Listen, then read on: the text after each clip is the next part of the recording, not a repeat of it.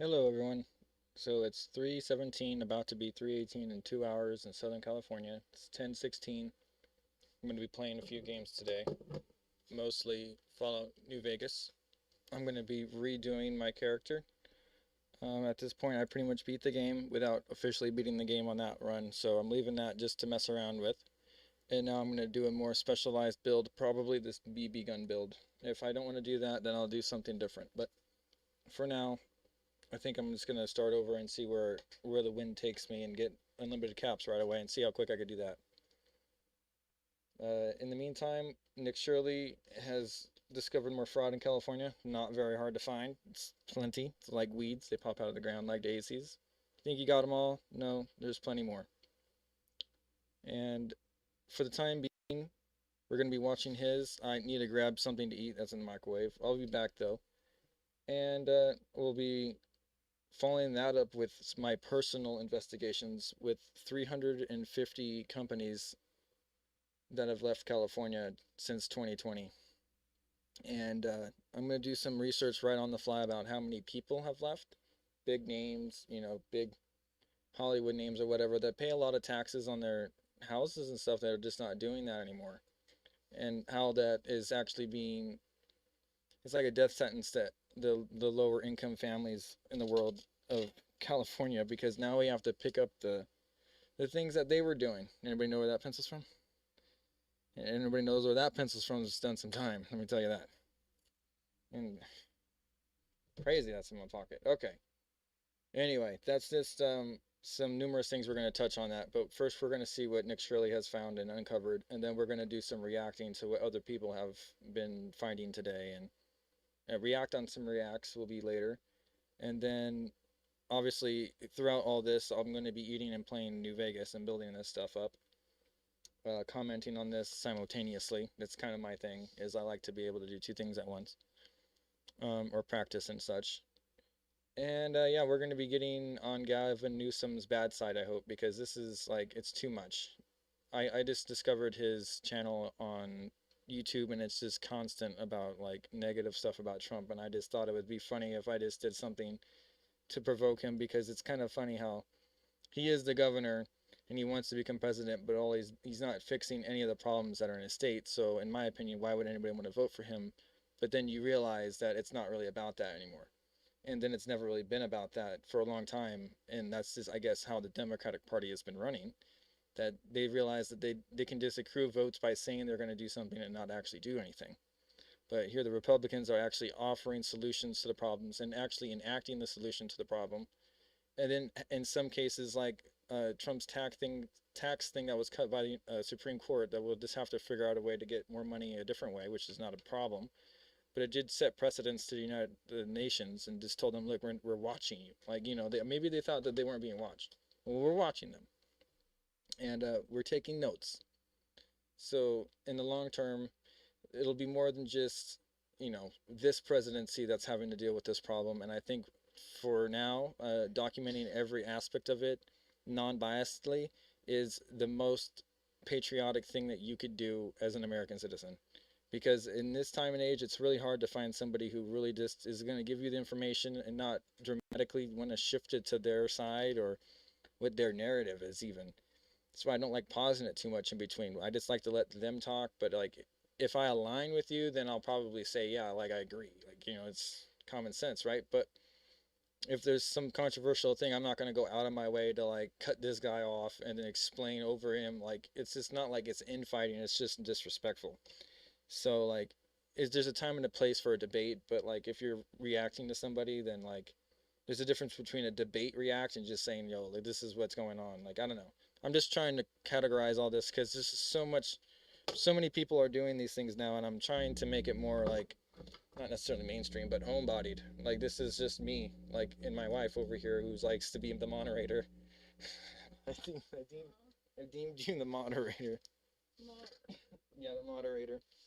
So she's over here moderating the chat for me and trying to let me know. But sometimes she passes out, and I don't know if you guys are saying anything in the comments, but make sure you like and leave a comment and let me know uh, if you like any of the topics in the playlist, because I have posted a playlist of what we are watching in the bio. And if you don't see it in the bio, it's in the for sure in my Discord. So join my Discord. The link will also be like should be in my description of my channel if it's actually active. I just changed it. I don't really know if it's a week or how long it takes for the URL code or the link to not work. So I'm just going to be more up to date with that so you guys have more options to see. Like you don't, so you won't need to see my playlist like through my screen. Like you can go through the thumbnails of the videos and pick which ones you want. So it's just kind of my own way to give you the free realm of the DVR and pick through kind of like that Goosebumps book at the bottom where you're like, oh, I could skip to this if I wanted to. So like that's just I'm giving you guys an option there. I hope you enjoy that because it's easier for me to put a playlist together than to have a whole bunch of tabs open on my computer that's very old. It's like you saw me tear it down. It's really old. And I'm gonna be doing more teardown videos. And if you're watching this and are waiting for that, that's not this video for the day. But yeah, I need to tear down the Xbox One and clean it. It's gonna be getting. I mean, I am having an extra fan on top of it at the moment to try to pull fan like heat off of it because of just how often it kicks on and just the caked dirt on the fan is making the blades turn completely white and ashy. So I need to clean that. It's just I was trying to wait for the warranty to go, but then I realized the warranty was probably only the first year, right? And while I'm talking about this, I'm just waiting for this Fallout 76 to update in the corner over here because I don't want that to take from the stream because I noticed that there's something fluctuating in the bottom right corner here. Like if you see, it shows it all colors of the rainbow, not really, but green, yellow, red, orange. It's going all over. I'm waiting for that to stabilize before I really play anything. Although I do think that this guy is appreciating all the help. He's actually within a week gotten 537 subscribers off of this one video. So while I go get my food, without further ado, we'll be playing this.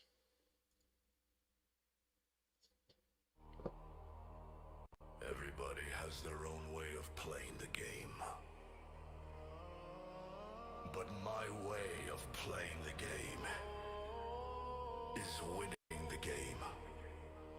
They want to go and be victims? Good. Let's make them earn it.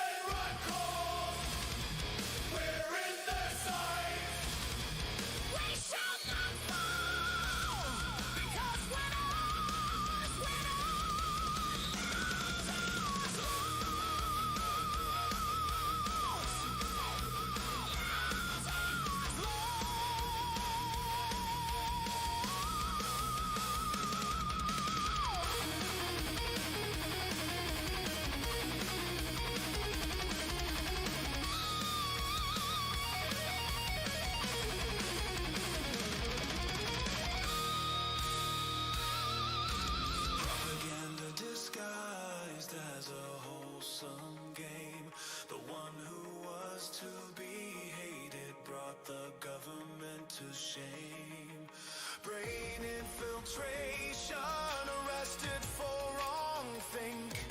Your purple-haired goth girl had become everybody's kink. Fraudulent healthcare, nobody to give the time. The repercussions leading to ice to clean the crime. Cornering a man, a weapon within his hand. Creating chaos and turmoil didn't go as quite as planned. So play the cards, you're in my court. If you deal your hand, it'll come up short. Scream and cry, you'll all complain. It's just my way of winning the game.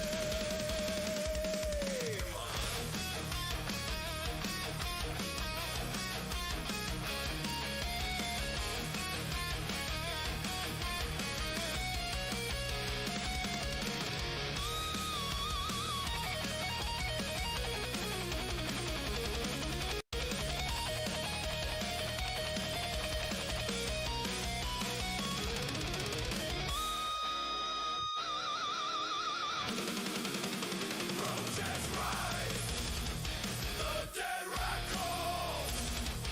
We're in their sights. We shall not fall, because we're not, we're not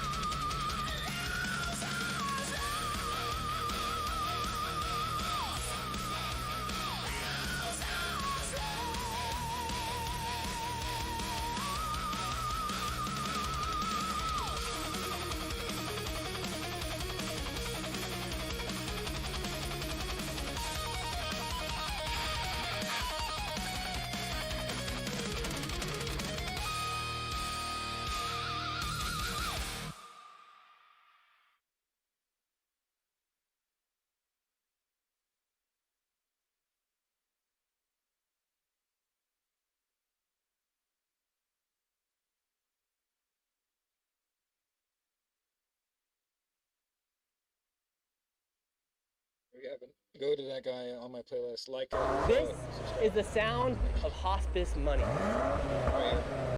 That's the name right there. That dog from that one. Could you just answer the question, what's the need for 1,000% It should come up. increase in hospice care here inside of LA? Do you have the paperwork to enroll a little boy by the name of Joey? You don't know what's going on. Well, it says there's 14 children enrolled here on the state of California. That there is $6,000 per beneficiary. Can you give us any explanation? Where can we open a hospice at? Get a Maybach just like you.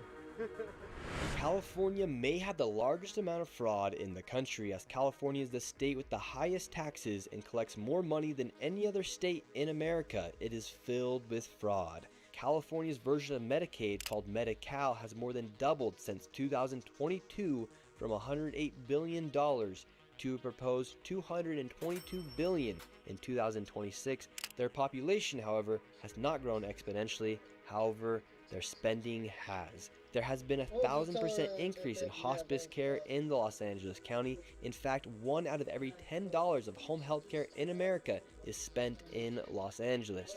On top of that, their government-funded daycare programs are filled with violations. While they continue to give money to these fraudsters, it is estimated that the fraud in California could be in the hundreds of billions of dollars. In this video, we'll be going face to face with these fraudsters, confronting them as they defraud the American taxpayer out of millions and billions of dollars as they live their lives in luxury, driving We're not around. asking anything from you guys. Just leave us alone. I don't even know what to say. We're not even. Oh God, it drives me nuts. I get it, but to be honest, I could have still been in the military right now and not been able to talk to them. So, like, in my opinion, tough luck. Like, just because I wasn't in there for my full term doesn't mean that, like, I was going to be able to communicate my whole life whenever I wanted. I've always been, like, not able to talk.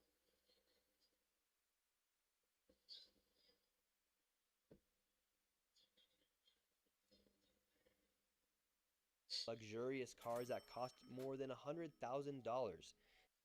that you actually paid for. Let's start first by going to these daycares filled with violations that still continue to receive money from the government. So this is the location of the daycare. It's in the middle of this shopping plaza. A lot of the buildings are closed down or boarded up, have been graffitied. And then you also have just a big dumpster right here with all this garbage, and then the daycare is right there. We're gonna go in right now. We actually have a homeless person there too. Oh. See-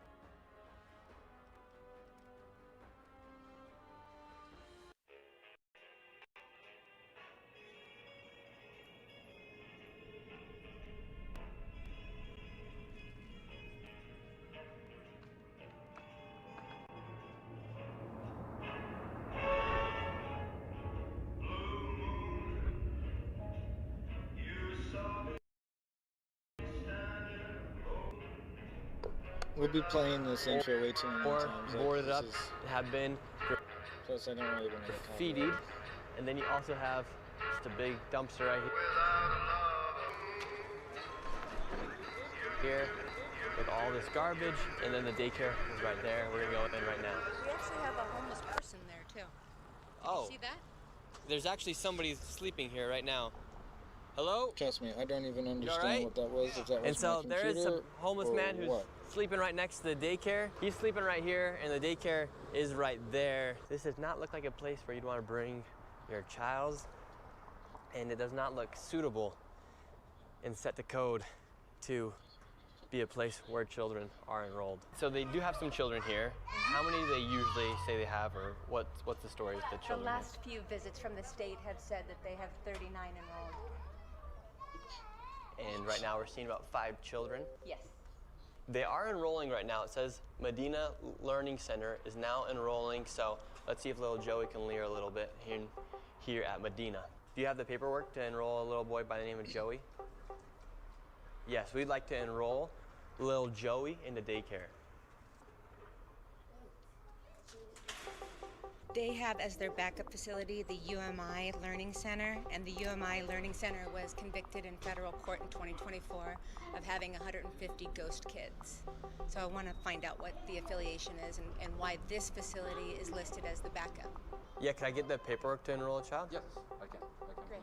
What do you think about daycares being used for fraudulent businesses to receive money from the government to say they're enrolling 39 children, 89 children, and for millions of dollars be going towards these facilities? What do you think about that as you do work in a daycare? No, it does happen. I've seen it like elsewhere. I've seen it being listening to the news. So it does happen. Time to time. Thank you. The card that they gave us, this is the licensee, the person who owns it. And that's so far been the only thing they've been able to give us as to how to enroll a child. And then in the back corner of this parking lot appears to be the playground. Here's a bunch of garbage, and then right here appears to be the playground. Some strange things are happening outside this daycare. Whether or not it's fraudulent, there is a lot of suspicious activity taking place. This right here is Hayden Sarah Family Childcare. This is a daycare right here. Apparently they have 14 children enrolled. Tell us a little bit more about this daycare right here. We're in the middle of the hills here in San Diego. So, according to state records, when inspectors arrived here, there were 14 kids enrolled but 0 present. And then this place was also cited for having missing children's records and also not having a facility roster. It's kind of weird that there's this daycare in the middle of a neighborhood. Hello. You don't have to, I was naked, okay? No, you weren't. I can sue you. I was like, I wasn't dressed up. I'm Muslim. Either way, can we enroll a child into the daycare? You don't know what's going on. Well, it says there's 14 children enrolled here on the state of California. Right. It says there's 14 children enrolled here. You don't care. I do care. Naked. Then where are the children? You don't care. Where are the children at? It's not enough, Minnesota. You come here. Where are the children at? Not enough. Where are the children at, ma'am? All right, so what she's doing is she's making a video right now. She's gonna send it out all to all the other daycares. But at the end of the day, enrolled for 14 children, no children here, and this is from the state of California. We're not targeting Somalian population. We're just going after daycares, and it just so happens to be that all the daycares, they are Somalian so far. Where are the children at, ma'am? 14 children. Would you like to make a statement as to where the children are? Ma'am, we would not be here if we weren't asking you. What do you mean we don't care? This is why we're here. And they're just mad that it's You don't care. This is why we're here to ask about these Don't ask daycares. me who you are. Who you are. My name's Nick Shirley, you already know that. I know, but you a troublemaker. How are we making trouble? You're causing trouble. Let me call 911. We just want to know where the children are. No, I'm calling 911. For what? To you. For what? No, you come my house. we haven't done anything. I don't know. They're only The mad problem because with they these got caught. daycares is that they receive Period. money through a If they program didn't get called caught, CalWorks, they but would have as you been see, happier. there are no children actually That's there. for These sure. fraudsters are simply enrolling children on paper to receive government subsidies. Even after the state visits these daycares and confirms there are no children actually there, the government and the state continue to give these daycares money. Now let's go to another daycare. Once again, we have another daycare, but this daycare is right here inside of this home. And let's see if there's any children here. They do say they have 7 enrolled. The state has said that there is 0 when they arrive. Is this Habubu Family Child Care? Yeah, we were wondering if we could enroll a child into the daycare here. We know you. You need to get up from here because there is trespassing. You see the sign we have trespassing? And can I speak with somebody on the sidewalk? We'd just like to speak with somebody. Yes, sir. Hide the sign, please. Yes, we're right here. Can we talk to you really quick, sir? Talk to you. Fuck you. What are you Can I come Just to talk to you, update please? you guys, it's All still right, so doing right now, the current complete situation and utter is we have some people non-good yelling uplink through right the now Ring doorbell because cam. of- A man came out, I don't started know what reasons. started yelling, and then we I don't even also know what to have tell you. this car recording us as I think well. around midnight I'm going to But they turn my just, we just computer want to off ask and for some reboot the clarification stream. for the American people. 4 If it different can- if it visits. The state persists. inspectors have shown up. There's kids enrolled anywhere from 7 kids and up. And every single time the state has showed up, 0. 0 children. That's the state of California. We're just asking for saying some this. clarification. I They put won't even extra answer any of our fans on it. I have So like, essentially, a heat house just exhausts like coming this off is of this thing. receiving It's money very from government sealed. subsidies without actually running And a that's why I daycare. have to Meanwhile, kinda they get peel money it off from the the back. government as Be they like a heat run their sink fake style. daycares. Now let's go to another Doesn't really one work that's unless even you more get- concerning you get as air in kids from are the left bottom. all alone. Now we're at the Jama Shukri Family Childcare. This place is not in a shopping plaza. It's not anywhere near any place that looks like a place where a daycare would be. In fact, it's actually in one of these apartments right here. So they're able to have daycares inside apartment buildings? Yes. So I've come across many of these.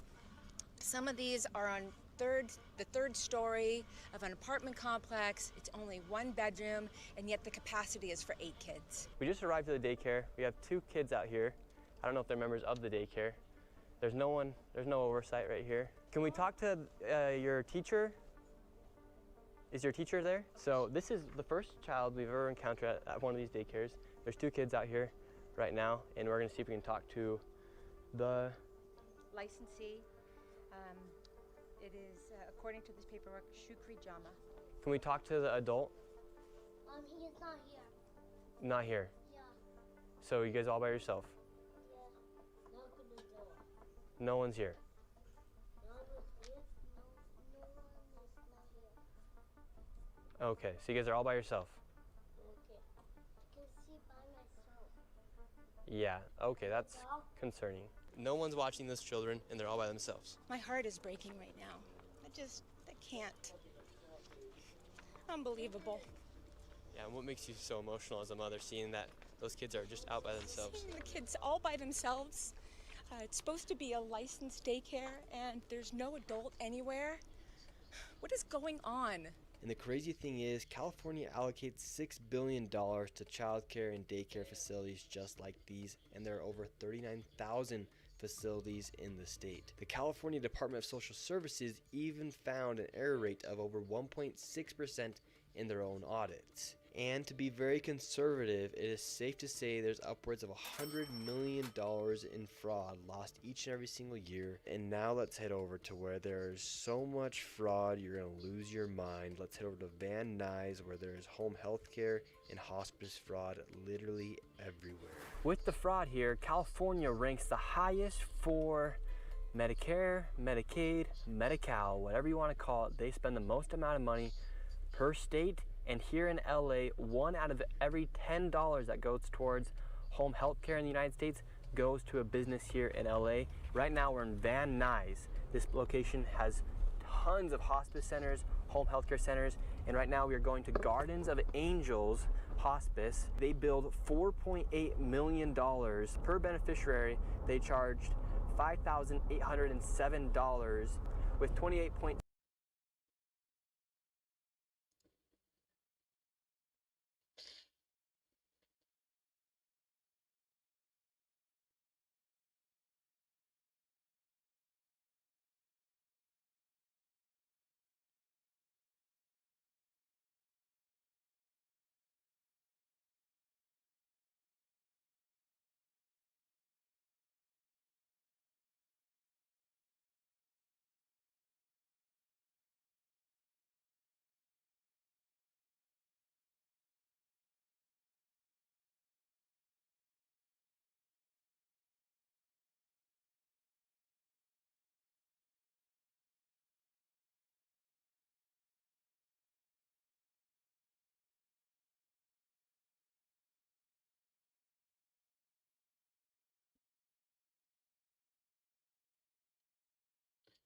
Right now we're looking for a Garden of Angels. Shit. Right now we're looking for a Garden of Angels Hospice.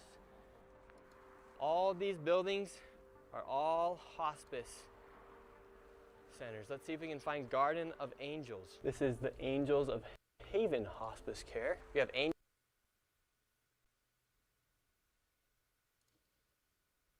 These have 0 SMS data, possibly shell registrations, shell companies. And it's rumored that these are Armenian Russian gangs.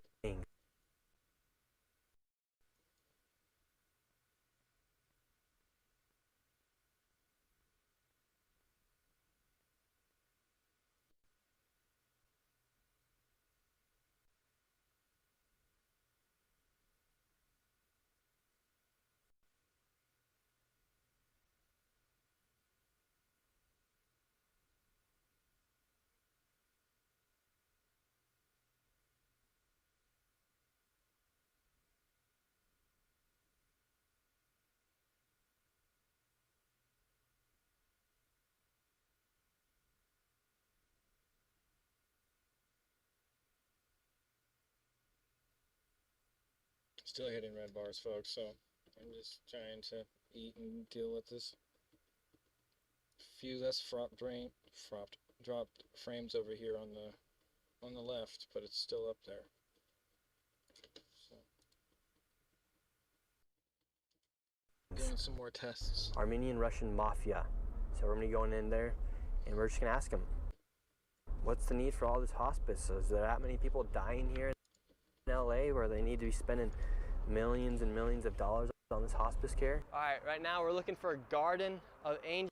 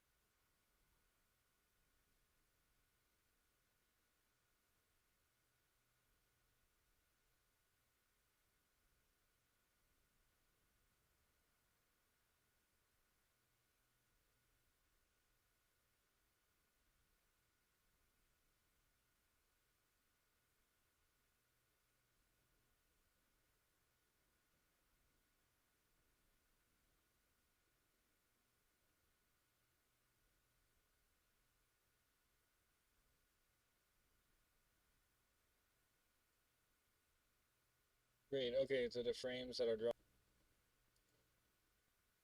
Boom, boom, boom. There we go. Angels Yeah, it's way more Hospice. responsive now. Maybe it was All actually these turned buildings throttling a little. are all hospice centers. Let's see if we can find Garden of Angels. This is the Angels of Haven Hospice Care. We have Angels of Valley Hospice. Hello. How are you? It's not even running. Good. They never We were really looking got for to make Guardian of one and Angels plug it Hospice, and get but rid this of one it. will probably do Angels of Valley There'd be a big Hospice. hole in the side of We were my wondering computer. if we could get some Perfect to get information air to in check our through. grandma into hospice. Maybe I should Yeah. consider this. We would love to maybe see if it's possible to get her in here to Angels of Valley. Hospital referral. Oh, okay, how many people do you guys have with you guys? Irrelevant. Oh, okay. Where are you guys from? Where am I from? I'm from here. We're just looking for a spot for our grandma. I mean, this is your thing. You have to know. Okay. I have to make my share. Yeah, because we're seeing like, we got Garden of Angels, Blossom Hospice here. Okay, well, we'll keep looking for Guardian of Angels then. So they say they only take it from hospitals, which could be a valid response. Let's go see if we can find Guardian of Angels. This place is just filled with hospice centers and home health care centers. You have one right here, 7-star home health care, and then up here you have Miracle Healing Hospice. So this hospice location, Miracle Healing Hospice, in 2023, they charged $1.3 million, and per beneficiary, it was $32,000 for 38 beneficiaries. Per beneficiary, that comes out to $32,935. Let's see if Grandma could check herself into this one. I'm just trying to be a good grandson. When we're knocking the door, no one's coming. We look inside the window. Empty building. In 2023, this place received $1.3 million. Not a single piece of furniture. Nothing. Insane. This is insane. Okay, well, since we can't go to Miracle, let's see if we can get SX Home Health. Says they're open Monday through Friday from 9:30 a.m. to 5:30 p.m. It's getting really hard to find grandma the healthcare she needs these days. It really is, isn't it? We got SX Home Health Care. They're not open, so it's all right because we can go to Alpha Omega Ventana Hospice Inc. Not only are these shell companies, these are shell buildings. It's like somebody took a motel building and turned it into 100 fraudulent organizations. We got a nice Mercedes down there. Three nice Mercedes down there. This 3 place might Teslas. even double as like a I'm gonna do it. illegitimate car lot. Like, are they selling a car right now? Grandma's not going to Alpha and Omega, so maybe she can go to Serene Touch Home Healthcare. Says they're open Monday through Friday, 10 a.m. to 4 p.m. It's 1 p.m. right now. Let's see if they're here. Perfect. This one's open. Hello. And once again, it was completely empty and nobody was there. We went to the next door because it was another hospice. Here we have another location. We got St. Michelle, HHCI, Home Healthcare Inc. Hello? No one's here. Hello, sir. How can I help you? Yes. Well, we were originally looking for some hospice for our grandma, and then it turns out that all these locations are hospice and home health care locations, and a lot of these... Looking for hospice for who? Grandma. For Dr. Oz? Yeah, for Dr. Oz. Yeah? Yeah, for our grandma. Yeah? It'd be- for grandma? It'd be pretty Tell good. Dr. Oz to take his grandma and go to the other buildings and find the hospice. You know, this is stupid. You can record me. Why can't I It's record okay. you? You cannot. Oh, okay. Well, we were looking for Guardian of Cannot Angels. Well, did you see any Garden of Angels on the doors? Nope, but they received and billed $4.8 million. Well, it's their problem. But we do have yours, actually. Mine? Yeah, yours is a KMD, right? Yes. So we do have yours, and there are a lot of these. How many millions did I need? We don't have your official number because it wasn't posted on the CMS website or on their data set. And you're from where? My name's Nick Shirley. They actually made like all this information, the data public for everyone to see what was going on in our country because so much corruption's happening. Yes. But it doesn't look like we could find any of your information from the CMS data set, but we do have you here. So is that concerning that your information wasn't reported to CMS? What information? To the CMS data set as far as the billing and how much money you guys receive from Medicare and Medicaid? First, you have to research. Oh, that's what we have right here. No, no, no. It's a piece of paper. Oh well, we went through all the data sets. If you want to learn, I'll teach you how to get after the crooked people. Okay, help us. We'd love for you to help us. First, you have to research. Like you said the name, and you have a number, right? Yes. Then you come to my office. It's a brand new office, and you don't come to building like this, like from like FBI guys. Oh, we're gonna get the crooks. Okay, well, can you tell us, for instance, Miracle over there? Yeah, I don't give a fuck about the Miracle. Well, you should because they're. Why not? You should because they're making people like you who have a real business apparently getting a bad rap. You realize that, right? For instance, they received $1.3 million. They're a shell company. There's nothing in there. It's completely empty, and they received $1.3 million. You should care. What do you mean? If you're in this industry, I'd be pissed if someone was stealing money, making me look bad if they were in my industry. They don't look me bad because I'm not bad. You have anything against my agency? Let's go. Well, we were asking. Put my hands and. We were just asking you questions, sir. Like, how come Miracle Healing Hospice right there? They received $32,000 per beneficiary, yet their building's completely empty. Call the FBI, Department of Justice. I'm just doing my job as a citizen to show people what's happening here in our country. Because we're all paying a lot of money in taxes, and it turns out a lot of it's just going towards fraud. Well, I'm very happy you're going to catch the fraud people. Honestly. Yeah, me too. But it doesn't look like bad. It doesn't make me bad because some people are doing bad stuff. Yeah, so what's the need for a 1,000% increase in hospice here inside of LA, in California? You're asking me? Yeah, because you're in the industry, so we figured might as well ask you. You obviously found it was a good business to start. You just started yours, right? I started my business in 1997. Okay, great. So how come you're seeing such an increase in hospice care here? Maybe I don't know. Everybody likes the business. What could I say? I do this from 1997. Good for you. And so, since you've been in the industry for so long, why do you think we're seeing a 1,000% increase in hospice care here inside of LA and in California? I cannot answer that question because looks like they're all running out of here. Everyone's heading out.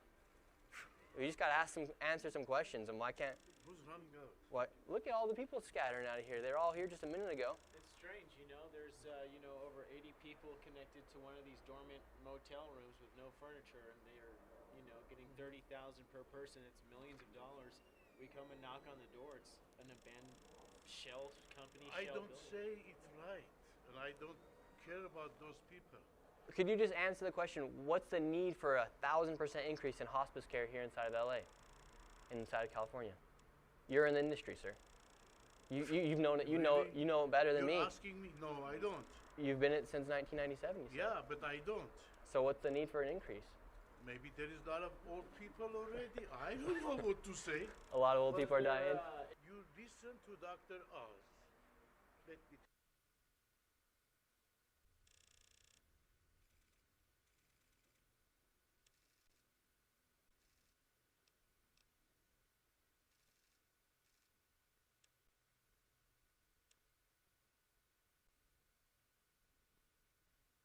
tell you like this. He's a good doctor. He's a fraud.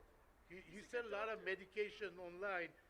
One of them, it's me. I bought. Well, his information comes straight from the federal government, so I trust his more than yours. Let me finish it. I bought his pills. I gained weight.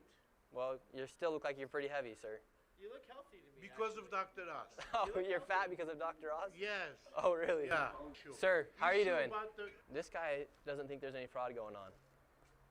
First of all, not this guy. You have to respect me. What's your name? Doesn't matter. All right. Well, this guy with no name. Well, you don't think there's any fraud? My name. What's your name? My name's Nick Shirley. My name is John Boyagin. Okay, great. There is a lot of fraud going on, but it's not me. I don't give a who does what. Yeah, we never said you were committing the fraud, sir. Well, I'm here. I'm here, right? So I'm standing next to you. Do you know where Guardian of Angels Hospice is? No idea. Oh, Angels of Peace. Cool. Hello. Well, can we just ask you guys some questions? We might be able to get you some business. Are you the head honcho here or what? No, you're the head honcho. Get out of from here. Give me my phone. Wait, I thought you don't know who these people were, though. Give me my phone. Alrighty. Light Angel. Come here. Oh, oh, I'm running. Look at him. What? Come here. I'm right here. I'm right here, sir. Come here. What's going on? Call 911. For what? Call 911. For what? Sir, we're just asking questions, and if you want to answer them, you can answer them. Call 911. We're just looking for Guardian of Angels Hospice. We're trying to check my You're grandma American into- citizens, Look, right? we're looking for trying to check Guardian of my Angels. grandma into hospice. You're American citizens, right? Of course, are Do you? you see any Guardian of Angels in here? Not yet. We're Then looking. get for out of it. here. That's what we're looking for, sir. There's like 100 doors. This is just one door. Okay, get out of here then. What's your problem with us asking people about simple questions about where our tax dollars are going? I don't. We're asking questions about where our taxes are going. You're not asking, you're harassing people. How are we harassing You people? can't be two guys standing in here as a guardians and you're harassing people. Yeah, because people want to kill me for exposing fraud here in the United States. Why they want to kill you? Fraudsters You're don't doing like good being job. exposed. Huh? Why are you raising your voice if you have nothing to hide? You think I'm hiding? What are you so scared You're about me accusing coming me? around here for? I'm not scared. I'm telling you don't harass You're shaking. people. Why are you shaking? Because I have a diabetes. Oh, okay, great. Yeah. But so, I need your full names. oh, you want my full name? It's on the internet. No, I don't go to internet. I'm too old. Oh, okay. What's your full names? Sir, we're just asking you questions about, What's your full names? oh, we just want They hospice. told you the Garden of Angels in this building. Guardian It's of right Angels here. to check in my grandma. Go look for it, bro. You see That's any what we're Garden doing. of Angels? That's what we're doing. I'm And you're getting telling mad you. at us. No, We you're can't going find to it. all the doors. We can't find it. I can't find it. So are all Where's the, my grandma gonna go, man? They're taking in millions of dollars. I can't find the place. You know? Well, what can I say? What can okay, I do? well, thank you, sir. Have a good day. So here in this parking lot, you do have some nice cars. You got a Tesla, a nice Mercedes, you got another Tesla, a nice Lexus, another Tesla, a really nice Mercedes right here as well, another Tesla, Audi, really nice cars. Mercedes-Benz, a lot of Teslas. A lot of really nice cars for Hospice. hospice. Usually- Must be very lucrative because a lot of these businesses, these doors right here have nothing on them. All the blinds are churned out. In places like Miracle up there, they have received $1.3 million, yet there's absolutely nothing inside. This is what you call welfare maxing. And Rise, you come out, you're welcomed by two nice BMWs, one right here, and inside of there, you have a whole plethora of Mercedes, Teslas, BMWs, you name it. But apparently, there's nothing fishy going on according to them. We then headed to the next hospice compound in search of Hospice of Caring Hearts, which billed $2.5 million. However, when we arrived, it was nowhere to be found, but there was a bunch of new hospices that popped up. So this is how crazy this hospice fraud is here inside of California. You have all these businesses, they literally open a business, they just put HFS Hospice Care Inc. They don't have to do anything with the storefront. And then you have another one right here, Relief Home Healthcare. Absolutely empty inside. And then you have another one, SKH Home Healthcare. They're just popping up everywhere. So this isn't some random thing that's happening here inside of California and Los Angeles in this Van Nuys area. Quite literally, we've been to 2 locations so far, and they're just popping up these home healthcare, these hospice centers, and they're not even doing anything to try and hide what they're doing. It's 1 p.m. right now. No one's working the front desk. Inside this location as well, you have absolutely nobody inside it. We're just wondering, we're coming through Van Nuys, how come there's so many of these home healthcare, these hospices that are popping up everywhere? I have no idea. What made you want to start yours? This isn't mine. I just work here. Okay, and how come you think there's such a sudden rise of all these hospices and home healthcares? I have no idea, honestly. Pretty lucrative business, or? I wouldn't say like that crazy. Because there's a lot of them. Yeah, I know. The same building, but now on the backside you have Canestro Care Hospice Inc., Studio Care Hospice Inc., El Primero Home Health Care right there. And if you're looking for a massage to take a break from the hospice and everything, you can come right up here and get some sort of massage. And this building right here is a perfect example of a dilapidated building that is now being used for a hospice home health care, and adult daycare. And this is the crazy thing that appears to be happening here in California. You can just start your own hospice. You have Advent Hospice right here. If you want to start your own home health care, you can just put up a white piece of paper and stick a logo onto it and say that's your home health care company. If you want to start an adult daycare, you can just get a building like this and receive money from the government.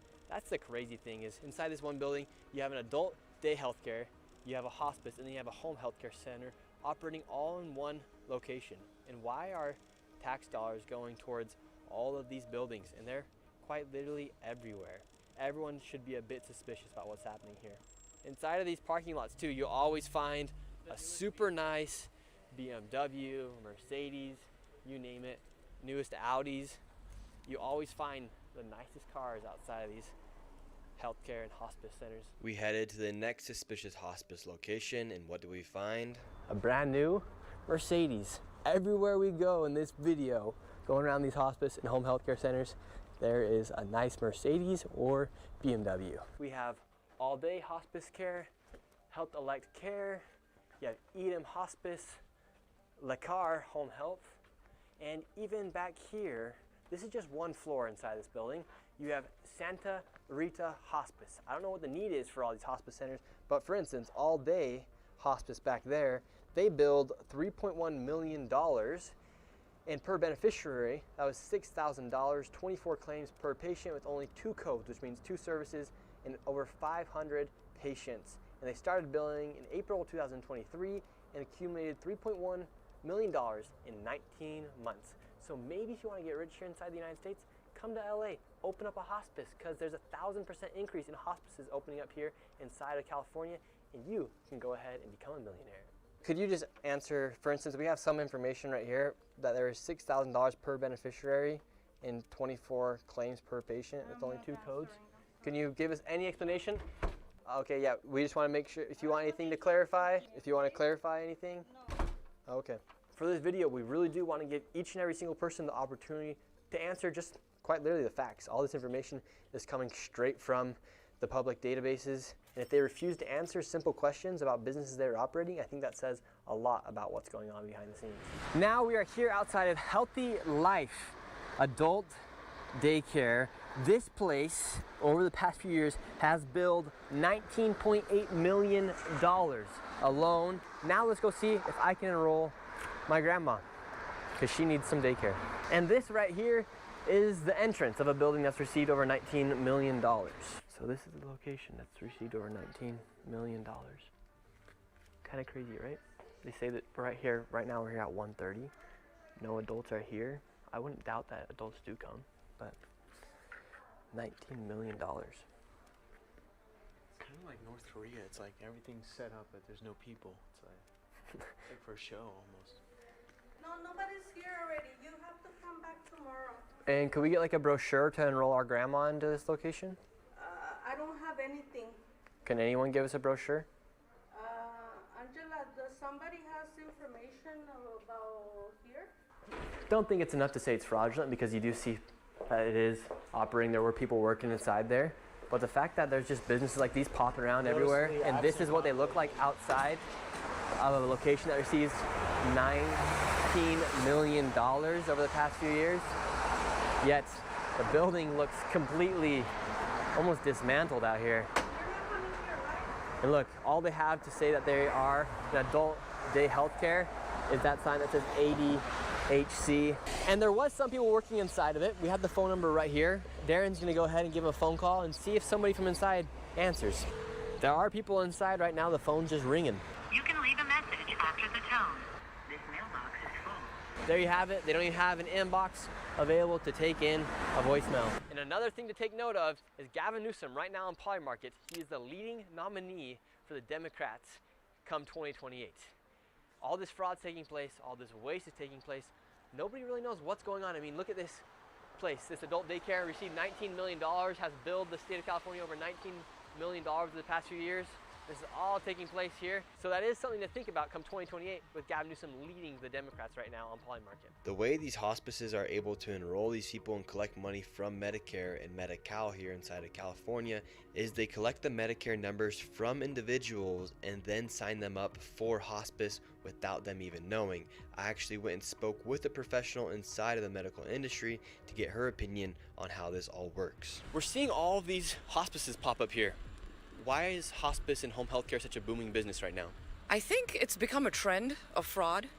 Honestly has. Like, I heard about this about 5 years ago during COVID, that people were building hospices and selling them. It was like a business these people made. So it's an easy way to build Medicare with their people's beneficiary numbers that people can easily steal and even purchase and buy. They buy numbers from people and tell them, give me your Medicare beneficiary number and then we'll give you something in return. And what does that mean, give you my beneficiary number? So there's an ID that you sorry, have. it's Medicare completely gives you, unacceptable Medicare is if for that is anybody anywhere 65 near and over. truthful. So they'll give you a The Medicare people ID are building number, these hospices and and that selling number is them. what's used It's to bill Medicare. So unexcusable. essentially, if they can get a number from somebody, it's almost like getting a credit card number, and then from there they can continue to bill and bill and bill and get that Medicare money. Exactly. It's actually more beneficial than finding a credit card these days.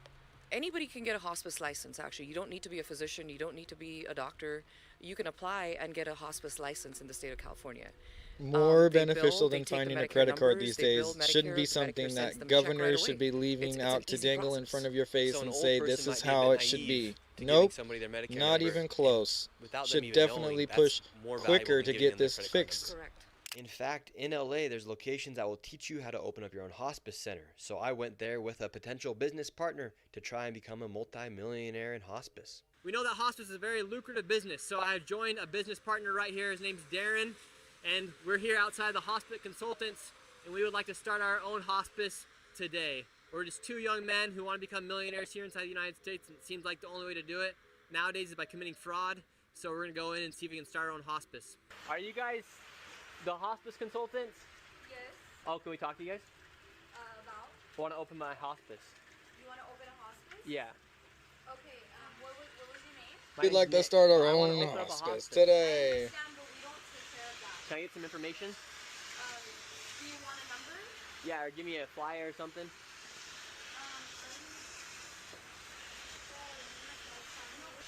And this is the hospice consultant. Yes.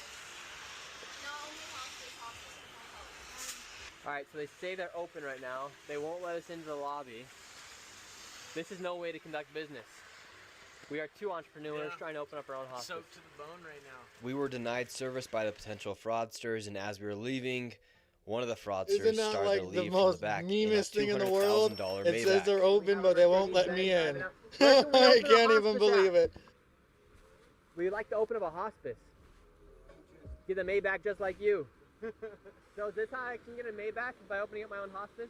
Now, after seeing all the wealth that is being created from these hospice centers, I headed back to the original location where we found over 15 hospices in one plaza. I wanted to make sure it wasn't a fluke that Armenian mafia members were running the show and that there weren't just randomly $100,000 cars the day I went by. And this time, it was even worse. Sir, how are you?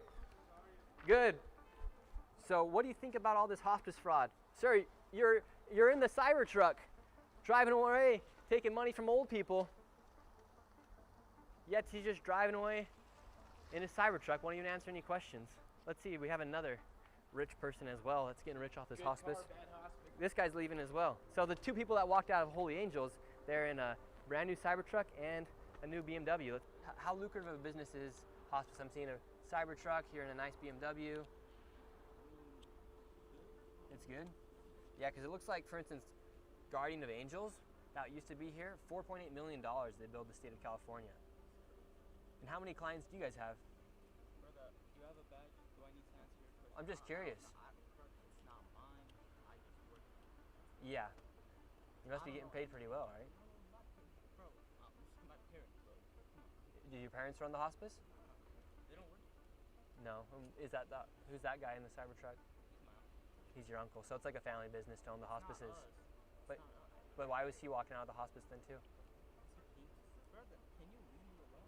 like these hospices, there's nothing inside of them. If it's not you guys, how come you're in the If it- newest yeah, if it- BMW and the newest Cybertruck? I can only imagine what the guy who's in charge is driving. Just all the other hospices? Do you like taking care of old people? Like, are you the one going out visiting the hospice patients, sir?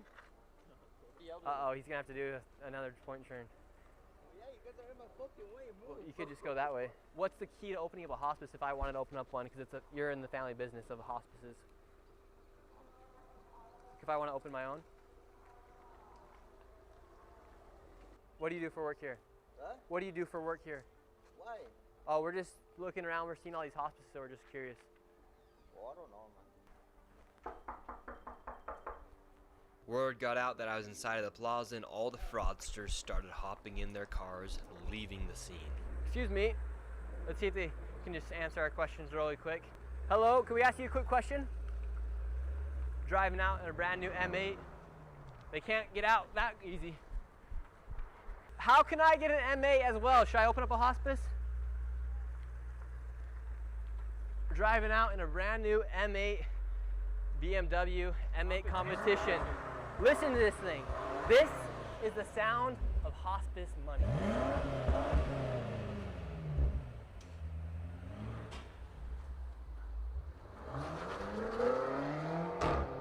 And this is the guy who said he's fat because of Dr. Oz.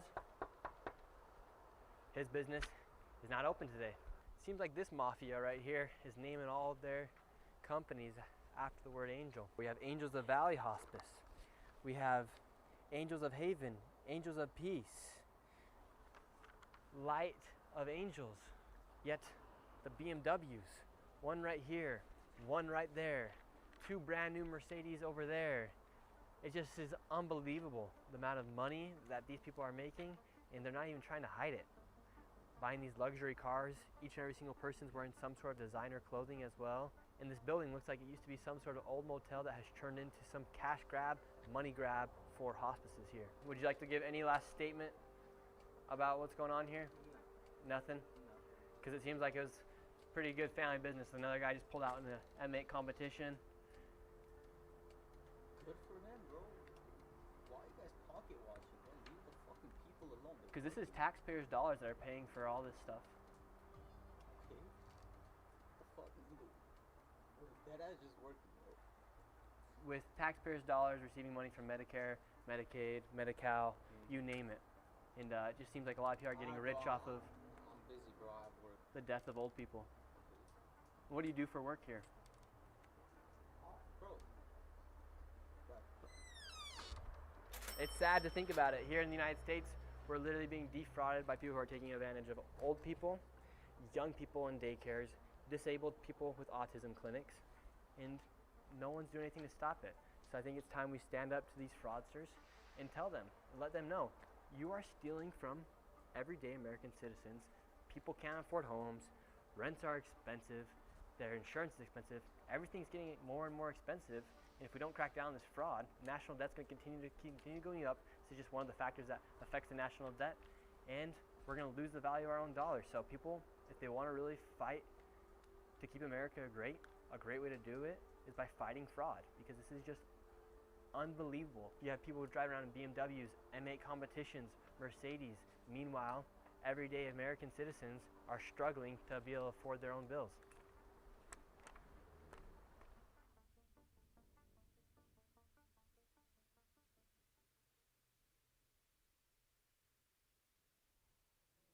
This absolute mess of a gaming PC just came in my shop because after a customer swapped his cooler, motherboard, and RAM in order to figure out why his system kept failing the power on self-test, well, the system still won't post. So what's going on here? Well, I doubt it's bad RAM because the old modules didn't work either, and I don't think it's our customer's GPU either, even though he's missing the clip on his PCIe cable, which is definitely dangerous, because if we take a look and run off the integrated graphics on this motherboard, we'll see that we still fail to post. So then what gives? Well, based on the assembly quality of this machine, with screws missing everywhere with just loose fans, our motherboard missing screws everywhere, and this radiator not even mounted all the way. It's literally sitting on the pump block. The best way to probably figure out what's going on is to start taking the system apart, because I'm going to want to rewire this anyways and possibly move these tubes to the other side so you can actually close the side panel. So let's shut this guy off and lay it down so we can start with our cooler, where you'll see that, yeah, this radiator is not installed at all. And having open RGB wires just laying on your motherboard, that's setting yourself up for disaster. Absolutely So let's start by pulling the unacceptable pump amount cap of fraud in off this so we in the can United States of unscrew and America. remove the pump Unacceptable. block.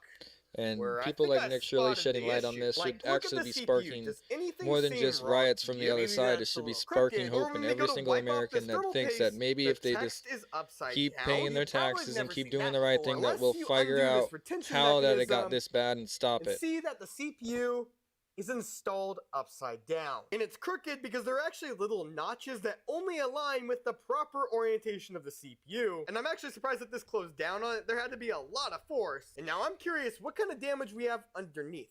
In fact, it's kind of stuck. All right, there we go. There's our CPU.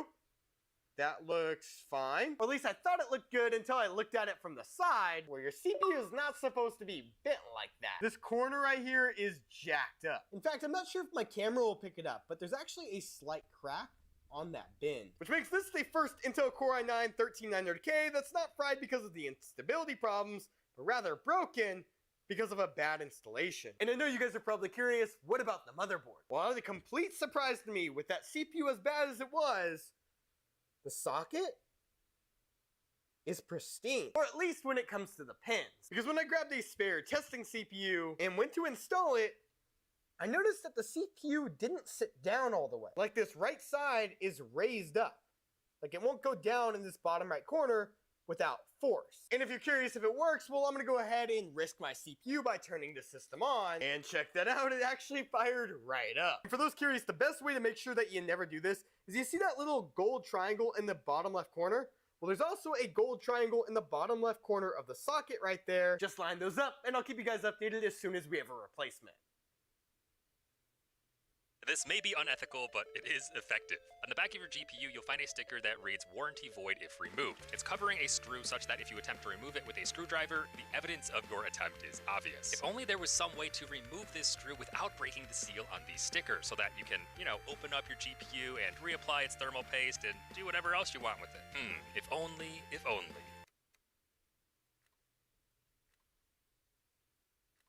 So, just in, U.S. President says Cuba will fall pretty soon. All right, so this was a little bit ago. In fact, when he said he would take over Cuba friendly like. All right, he's going to take over Cuba in a friendly fashion.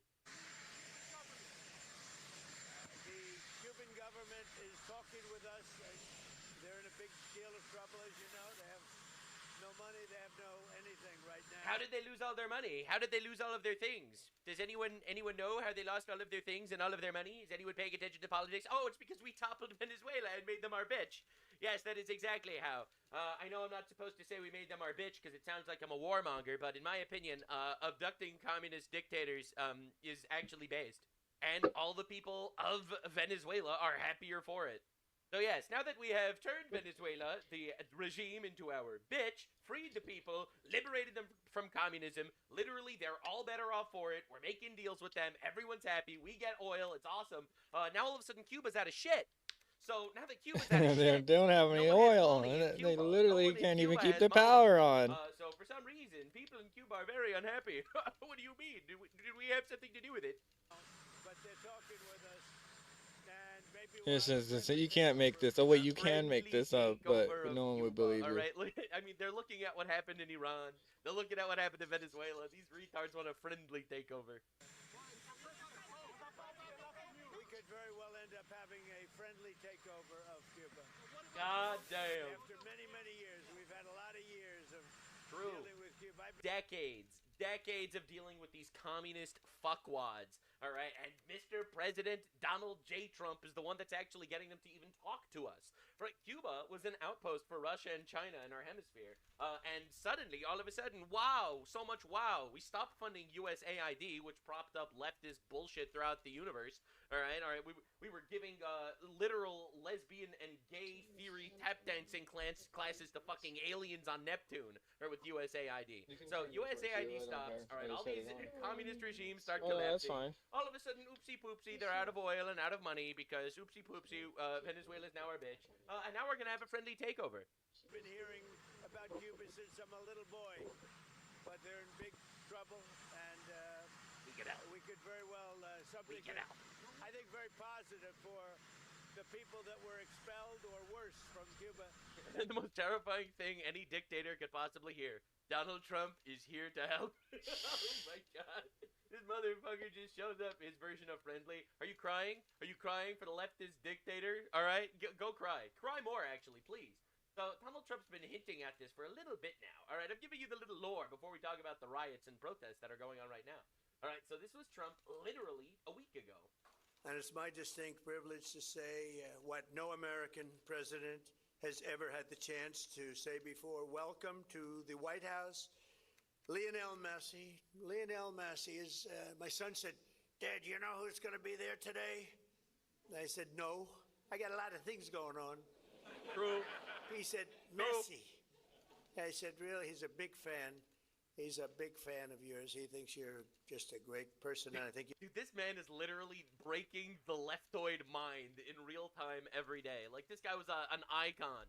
You got to meet him. I mean, still is an icon, but all of a sudden leftists are burning his jerseys and stuff. It's awesome. Well, so he's a big soccer fan, but he's a tremendous fan of yours, and a gentleman named Ronaldo. We have Cristiano is great. You're great. Boy, some big champions, some great athletes in that sport, and people that really love what they're doing, and they're doing it well. And it's an honor for us and everybody at the White House to be. Pretty incredible stuff, all in all. Who came from Cuba? You're going back. Pretty diabolical stuff. I love that Benny Johnson literally attached the wrong video to his tweet, and still it was iconic as fuck, and I'm sure someone's very unhappy about it somewhere, so it was worth it. We're not cutting this out of the video. But he literally did say, who came from Cuba? You're going back. You won't need die approval. You'll just fly back when I can see that. It's going to be a great day. We're going to celebrate that separately. I just want to wait a couple of weeks. All right, so Donald Trump says, we're just going to wait a couple of weeks. All right, just a few weeks. Just a few. Weeks of waiting, and we'll see what happens. Well, here we are a few weeks later. In case you missed it, last night, anti-communist protesters stormed the local headquarters of the Communist Party in Moron, Cuba, and set the building on fire. The Cuban people has had enough. So let's just catch you up on Donald Trump's stance on Cuba, because I'm sure you're going to have your Tucker Carlsons and your people being like, Trump betrayed his base. Trump said no wars, which is a lie. He said no long wars. He said no stupid wars. He never said no wars. And also, he did very. He's a smart guy. He likes to say things and means what he says and says what he means, and that's about it. And we can't take much from that. This was Trump literally 26 years ago. 26 years ago. This was in the year 2000. All right, talking about Cuba. Thank you. Talk about drain the swamp, man. I mean, he is doing as much as he can at this point. It's all been very recently to go into Cuba on deals, business deals, real estate and other deals. And I've rejected them on the basis that I will go when Cuba's free. Oh, shit. As you know, and the people in this room know better than anyone, putting money and investing money in Cuba right now doesn't go to the people of Cuba. It goes into the pockets of Fidel Castro. That's right, the communists. He's a killer. He's a bad guy in every respect. Castro's jails are full of dissidents, as you know very well. His graveyards are full of patriots, and his government is full of thugs. This dude's been on fire for years. It's insane. And it's inconceivable to me when I see the weak stance taken by our current administration, especially with the spirit in this room, because the spirit of the Cuban people is beyond any spirit that I've seen by any people, and I've been watching it for a long time. Oh, my God. And we can't allow him to get away with this program of coming to this country, hiring our best consultants, hiring our best lobbyists, and all of a sudden, senators and various other people miraculously are on the side of Fidel Castro. How did this happen? Oh, my goodness. What administration is finally going to put an end to this communist tyranny? Looks good here. I'll show you right now. I think we know. Now the battle is almost getting tougher, and it should be a battle that would be won or almost won by now. The point is that things can turn around, and they can turn around very rapidly. Yes, they can. And I believe that you will have victory. I believe you'll have victory sooner. I can't believe this was 26 years ago. Bro's been literally on the mark. Like, if you look back at Trump for like the last 40 years, he's been saying, we're going to take out Iran, we're going to obliterate Cuba, we're going to free Venezuela. He's been saying all this shit. And now it's like he has this little checklist, this little to-do list of random shit that he wants to clean up. And he's just doing it. He's just actually doing it. In his first term, Trump built the military. In his second term, he's freaking using it, and it's very entertaining. Rather than later. And you will win. You are going to win. And I'm going to be down here and I'm going to watch you win. I don't know what capacity I'll be. I'll either be the greatest developer in the country or the greatest president that you've had. This was in the year 2000. Oh my God. Long time. I'm not Oh sure. my God. This was in the year 2000. Holy crap. This trip has been very unusual. I've learned a tremendous amount. Jorge has taken me to more, I have met more Cubans than I knew existed. And they are great people. And now I'm friends, and I'm going to be here whenever you need me. If I could meet Promise kept.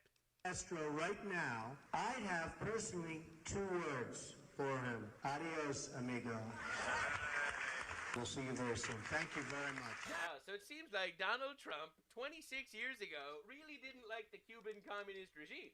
And it seems like it's all coming to fruition. This is the current dictator of Cuba. Castro's castrated already. He's dead. Miguel Diaz-Canel announced on a national broadcast Cuba has submitted to Trump and are now negotiating with the United States. This is historic, all right? People haven't been negotiating for the United States for a very long time. Bro turned to the left and he saw Venezuela. He turned to the right and he saw Iran. And he's like, you know what? You know what? I'm ready to negotiate with the United States. I'm sorry, Chinese overlords. There's a new boss in town we have to contend with immediately.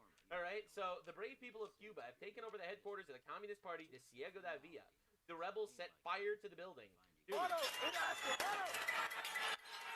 Like, quite literally, 2026 is the year of the Great Crusade. I said it literally January 1st on my first video of the year. It's the year of the Great Crusade. People are tired of this new order of libtard bullshit and leftist strangulation, which in my opinion is an offshoot of feminism, but we could talk about that another day.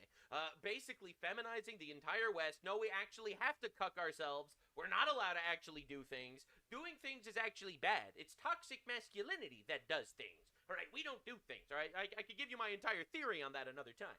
But the reality is, people are tired of the order of libtards.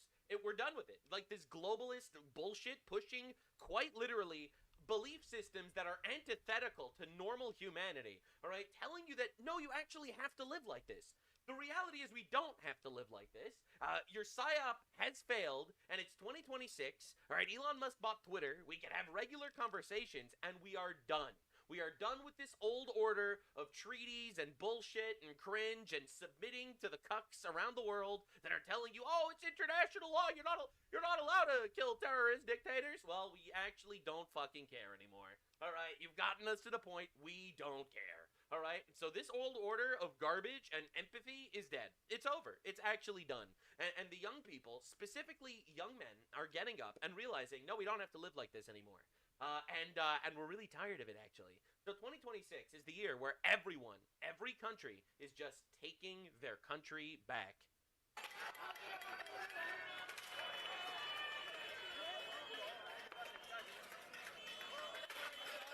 Dude, look how insane this is. They're just lighting the communist headquarters on fire. Absolute cinema. Latin Americans are literally going around protesting, make Cuba great again. Oh, but don't worry, a fat communist in California actually told me that the Cubans don't want to be free. Ridiculous. Just ridiculous. I mean, the world that we're living in right now. Wow, you can't even believe it. That's probably what he was saying. El Trumpo mucho grande, make Cuba mucho grande again. That's probably what they were saying. I'm just translating for my English speakers in the audience. I obviously don't speak Mexican.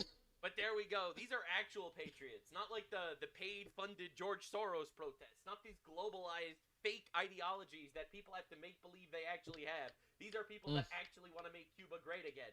And they're calling El Trumpo to actually get involved. What's going on? All right, just fill out the checklist, ladies and gentlemen. All right, Cuban protesters reportedly stormed the Communist Party headquarters. Bomb Iran. Lights in Havana go out. Bomb Iran more. Cuban government opened negotiations with Trump. Bomb Iran even more. Protesters in Cuba stormed the party headquarters. We could just do things. And people around the world are realizing we could just do things. Now, here's the funny thing. And a lot of people aren't willing to address the reality. All right, this is the fix everything easily switch.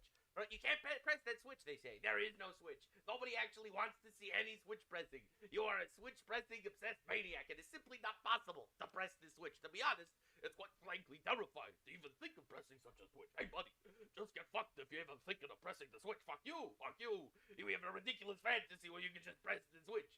The middle ground is not switch pressing. Yeah, if people say you shouldn't press the switch, then maybe don't press the switch. All right, I love how all of my communist impressions are just Bernie Sanders. Actually, Bernie Sanders, yeah, I was thinking, what is this going the on here? oligarchy is trying to press switches, and they really shouldn't. And this is quite literally what we're dealing with. We're dealing with They a got to lot of press switches. boomers in the boomerocracy, right? This globalized boomerocracy of left-leaning fuckwads that are just sitting there telling you that you're not allowed to press the fix everything easily switch because you have to jump through hula hoops of democratic, bureaucratic steps. But yeah, I don't see a lot of people trying to, there's a Cuban community in America, and there's a Cuban community, obviously, in Cuba. All right, 70 miles away from each other. Miami, all right, has a massive Cuban community. Super good. Everyone's doing well. It's a great community. Massive benefits to the American country by these people being there. They're fantastic people, okay? All right, 70 miles away. Same people. Same genes, all right? Same family, all right? Same culture. Absolute shithole. What's the difference? Literally, what's the difference? I don't see any Cubans in Miami trying to get back to Cuba. All right, protests break out in Cuba over current regime. Rubio is ready. Rubio is ready. All right, and it's actually insane. Look at this shit. Protesters in Cuba hurling rocks at Communist Party office in Moron as fire roars in the front of the building. Dude, look at this. This is insane. God damn.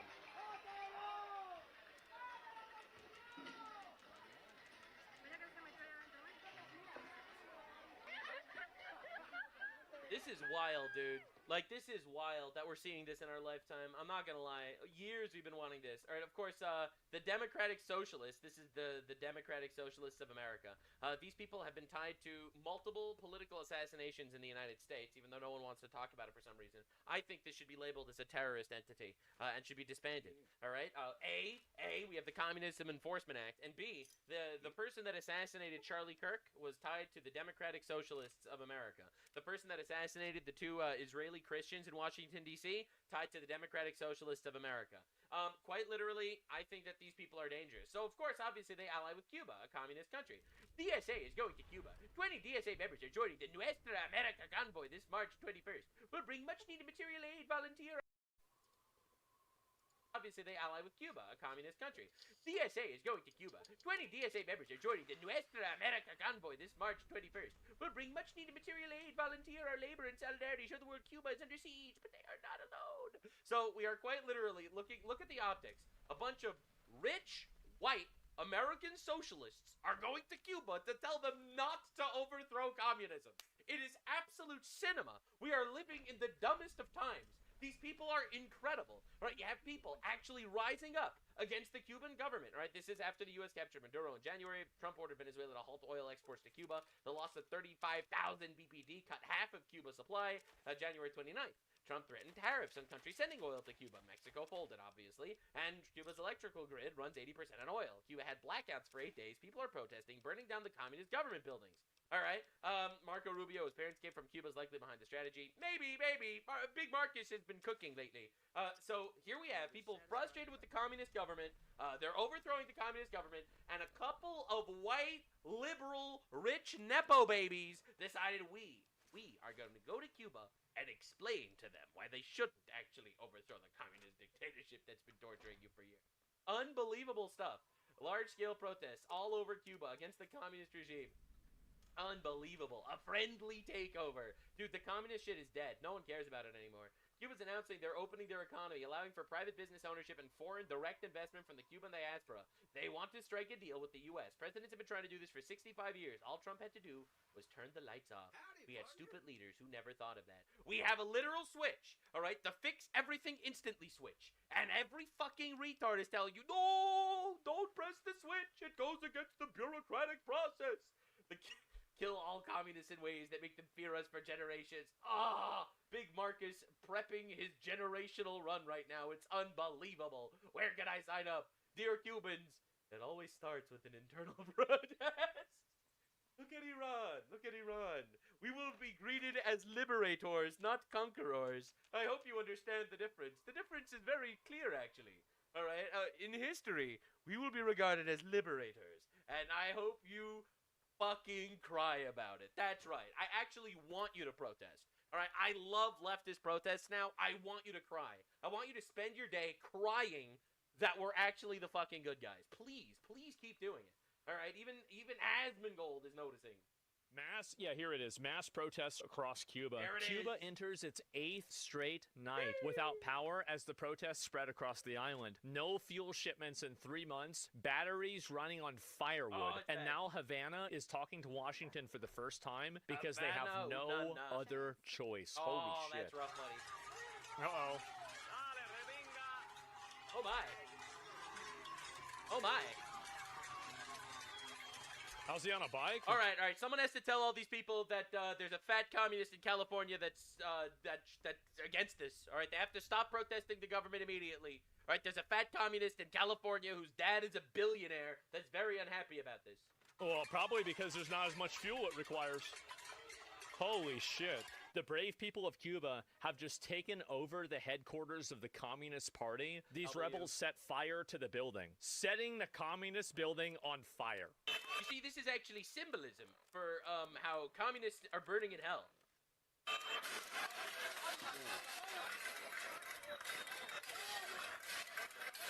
I want you to understand something. I don't hate communists because communism is a flawed system.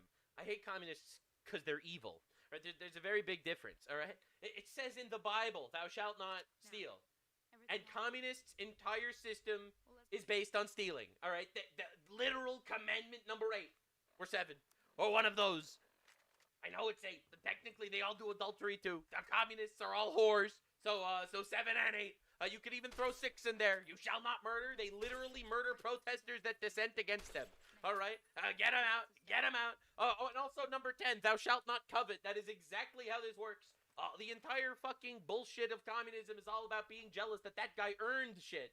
All right? Oh, that guy earned things, and therefore I'm jealous, and I want to take it from him. All right? So they violated 6, 7, 8, and 10. All right, for those of you paying attention, all right, they definitely don't honor their parents who are capitalists. The parents are capitalists. They made billions. Their sons are Nepo babies. That's 5. They also, by the way, for the record, don't believe in God. In fact, they worship Castro, and they worship Marx and all these people. So that violates 1 and 2, some would even say. All right, I'm just saying. If the 10 Commandments was a to-do list, these guys would be the goats. Oh. Wow. Damn. Uh-oh. Communism's canceled. It's done. Basically, Cuba, after seeing Iran, after seeing Venezuela, I think the guy from Cuba is like, okay, I'm going to call you. I see where things are going here. See, this is called peace through strength, by the way. All right? All our enemies just fucking kill themselves. Damn.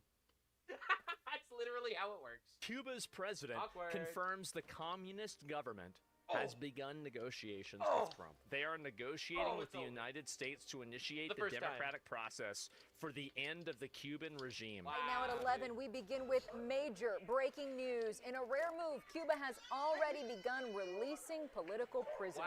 Cuba also confirmed today it's political prisoners, by the way, means someone protested and therefore we threw him in jail forever. Right? This is the human rights that Greta Thunberg is fighting to keep going. Talks with the Trump administration. Cuba's leader, Miguel Diaz-Canel, announcing both countries are in the early stages of a possible agreement as the crisis in Cuba deepens. Director of Cuba, Miguel, this is the same thing, announces that the nation, they have officially given in.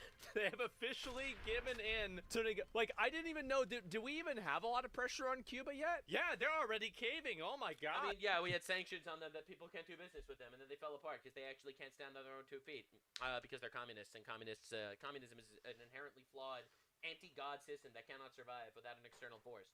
Communism is actually bullshit. This is amazing. We had pressure. Most of their oil's from Venezuela, and they also get shit from Mexico. Obviously, Mexico doesn't want to deal with us after we took out their cartel guys.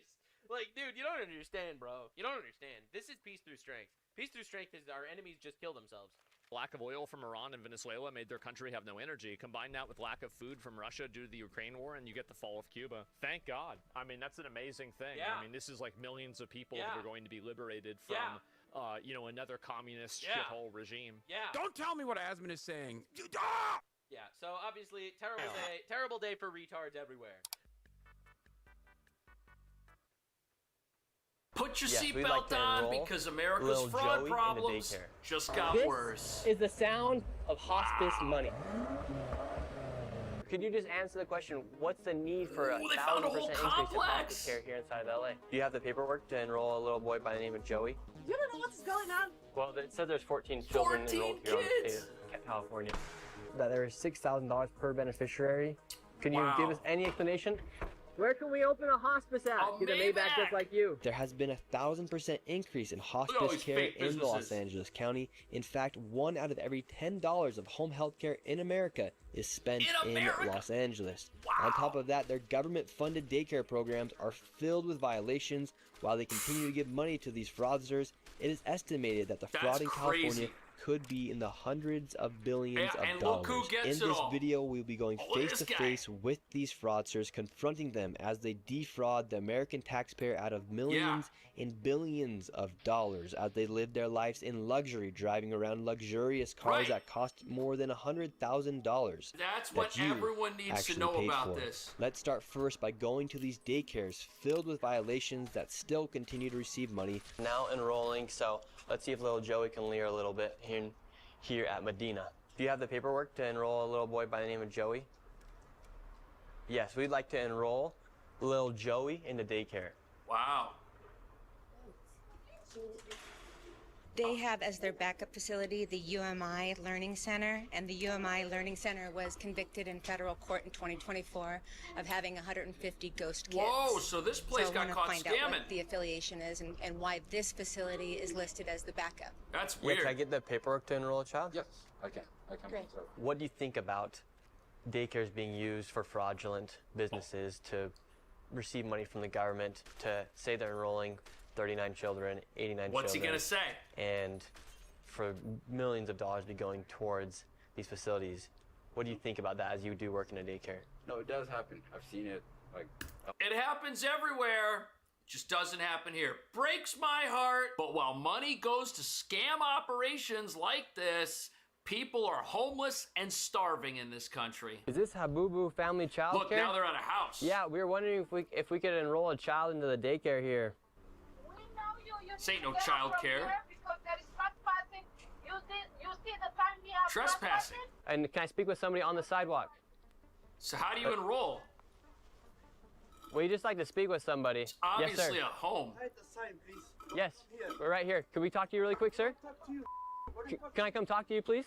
All right, so right now Oh. the current situation is we have some people yelling through the Ring doorbell cam. A man came out, started yelling, and then we also have this car recording us as well. Wow. But we just It's- want look at this. This is not a place where you have daycares. This is a place where people live, and these scammers have figured out how to turn their private residence into a money-making machine, which they live in, while people in this country have an affordability crisis. So essentially, a house just like this is receiving money from government subsidies without actually running a Yeah. daycare. Meanwhile, they get money from the government as they run their fake And care for their own daycares. family. Now let's go to another one that's even more concerning, as kids are left all alone. Oh. Now we're at the Jama Shukri Family Childcare. This place is not a shopping plaza. It's not anywhere near any place that looks like a place where a daycare And would none be. of these in fact, places it's actually in advertise. one of these apartments right What a here. scam. So they're able to have daycares inside apartment buildings? Yes. So I've come across many of these. Some of these are on the third story of an apartment complex. It's only 1 bedroom, and yet the capacity is for 8 kids. How do you run a business in a place that's too small for 8 kids, that's up here on the 3rd floor of some building that doesn't have a sign, doesn't do any advertising, yet gets millions of dollars somehow? This is where the money of this country is going. It's going to scammers, and then those scammers, what types of politicians do you think they support? This isn't hard to figure out why nobody wants to investigate this. Mafia. So we're gonna be going in there and we're just gonna ask them, what's the need for all this hospice? Is there that many people dying here in LA where they need to be spending millions and millions of dollars on this hospice care? All right, right now we're looking for Garden of Angels Hospice. All these buildings are all hospice centers. Let's see if we can find Garden of Angels. This is the Angels of Haven Hospice. This is crazy. Care. We have Angels of Valley Hospice. Look at this Hello. place. How are you? Good. We were looking for Guardian of Angels Hospice, but this one will probably do Angels of Valley Hospice. This one will do. Yeah, because there's so many. They're a dime a dozen. This one will do. Got a couple people sitting in there at computers. Got a desk. There's no people. There's no care facilities, but it's a hospice. It's taking care of people right now. If we could get some information to check our grandma into hospice. Hospice for 1 person only. Yeah. Yeah. We would love to maybe see if it's Freaking possible to get her in ridiculous. here to Angels of Valley. Oh, only referral. Oh, okay, how many people do you guys have with you guys? Irrelevant. Oh, okay. Where are you guys from? Where am I from? I'm from here. We're just looking for a spot for a grandma. Yep, that's Okay. right. You can't walk in and get scammed. Yeah, 'cause we're seeing only like the we got government. Garden of Angels, Blossom Hospice here. Wow. Okay, well we'll keep looking for Guardian of Angels then. The allegation is that this is a criminal organization run by gangs and mafia-connected criminals. This place is just filled with hospice centers and home health care centers. You have one right here. Look at this. 7-star home health care. And then up here you have Miracle Healing. Miracle Hospice. Healing. So this hospice location, Miracle Healing Hospice, in 2023, they charged $1.3 million. Wow. And per beneficiary, it was $32,000 for 38 beneficiaries. Per beneficiary, You that comes out died to 3 times in the multiverse. $935. That's crazy. Let's see if Grandma could check herself into this one.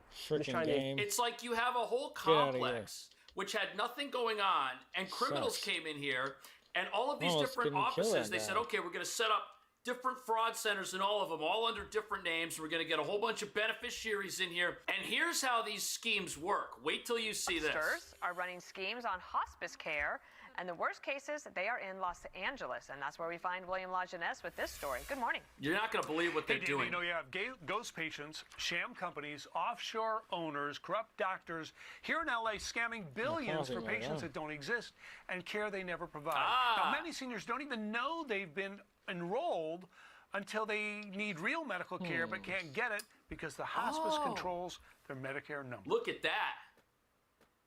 They're human traffickers. They're trafficking. These are the same beneficiaries. places. Hospice fraud in LA. Hospice is crazy here. You've got hospice that's grown 7-fold in the last 5 years. They represent about $3.5 billion of fraud, we believe, just in LA County. We are ground zero for the scammers. Sheila Clark says hundreds of LA hospices falsely bill the government for unnecessary care, Yum. often cycling patients from one provider to another. It's a non-ending benefit. That hospice is making, $4,000 a month indefinitely. Patients are bought and sold like trading cards. Ads tell recruiters to post up at busy shopping centers or senior living addresses to knock on doors. They promise That's patients insane. walkers, wheelchairs, and can earn $300 for any senior over 62 they sign up. So, you have an entire criminal complex here at the hospice centers targeting the elderly, just like these daycare centers, just trying to get their Medicare beneficiary number. That's what's sustaining all the complexes being investigated. A lot going on. First of all, not this guy. You have to respect me. What's your name? Doesn't matter. All right, well, this guy with no name. What, you don't think there's any fraud? Now they get the My name's police Nick called Shirley. on them. My name is John Boyajian. Okay, great. There is a lot of fraud going on. Oh, but yeah? It's not me. I don't give a who does Oh. Yeah, we never said you were committing the fraud, Well, sir. We're See, doing. I'm here. I'm here, right? So I'm thank you. standing next to you. Yeah. Do you know where Guardian of Angels Hospice is? No idea. Oh, Angels of Peace. Cool. Hello. Well, can we just ask you guys some questions? We might be able to get you some business. Oh. Are you the head honcho here or what? No, you're the head hunter. Get out of from here. Wow. Give Get me out of my my. phone. That's my what's from going here. on. These people were though. Now that you know what's going on, you know why they're so aggressive. Give me my phone.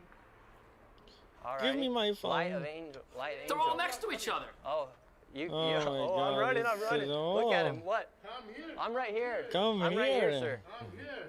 What's going on?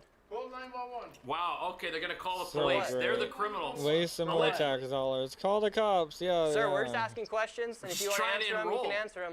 You go to this entire criminal complex. They can't enroll in any of these facilities. Nobody even wants to talk to them. And the people that do talk to them tell them to leave and that they're calling the Damn. cops. Look, we're looking for Guardian of Angels.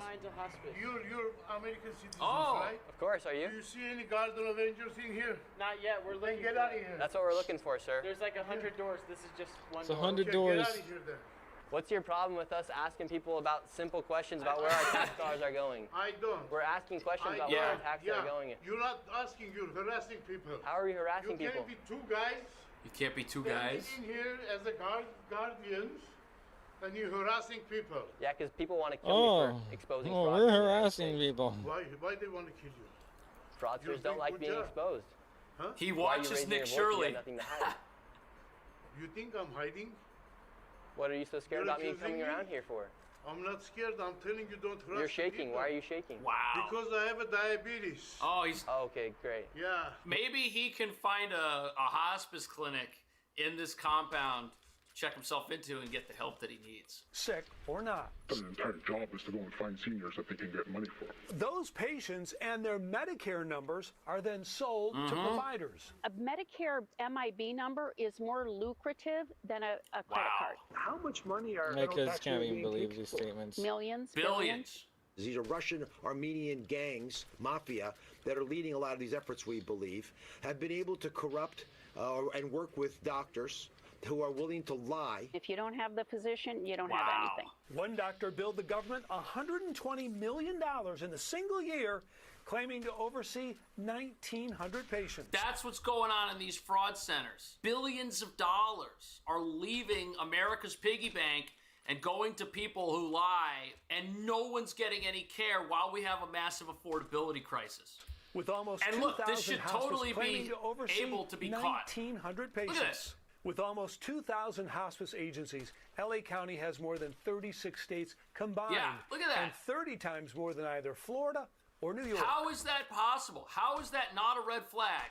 It is an obvious red flag, but nobody wants to check because this fraud makes its way full circle from America's piggy bank to the scammers and then back to the elected officials that set up these programs and let people get away with this. That's why there's nobody investigating these places. The entrance of a building that's received over $19 million. So This building has $19 million. $19 million. They get $19 million. Kind of crazy, This right? place. They say that right now we're here at 1:30. No adults are here. I wouldn't doubt that adults do come, but $19 million. Looks like they serve meals. Kind of like North Korea. It's like everything's set up, but there's no people. It's like, It's very awkward. Yeah, that's weird. It's like a literal facade. You have to come back tomorrow. And could we get like a brochure to enroll our grandma into this I have location? to come back tomorrow. Why are you open today anyone if give you us a can't help brochure? today? What is the thing here? How do you enroll? This is so nuts.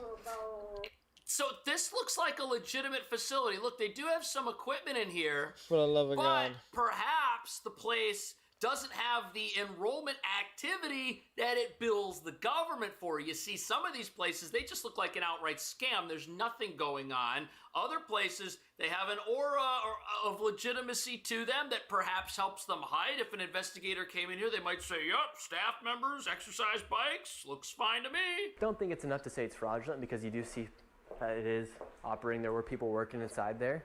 But the fact that there's just businesses like these popping around everywhere, and this is what they look like outside of a location that receives $19 million over the past few years. All the red flags are there. Yet the building looks completely, almost dismantled out here.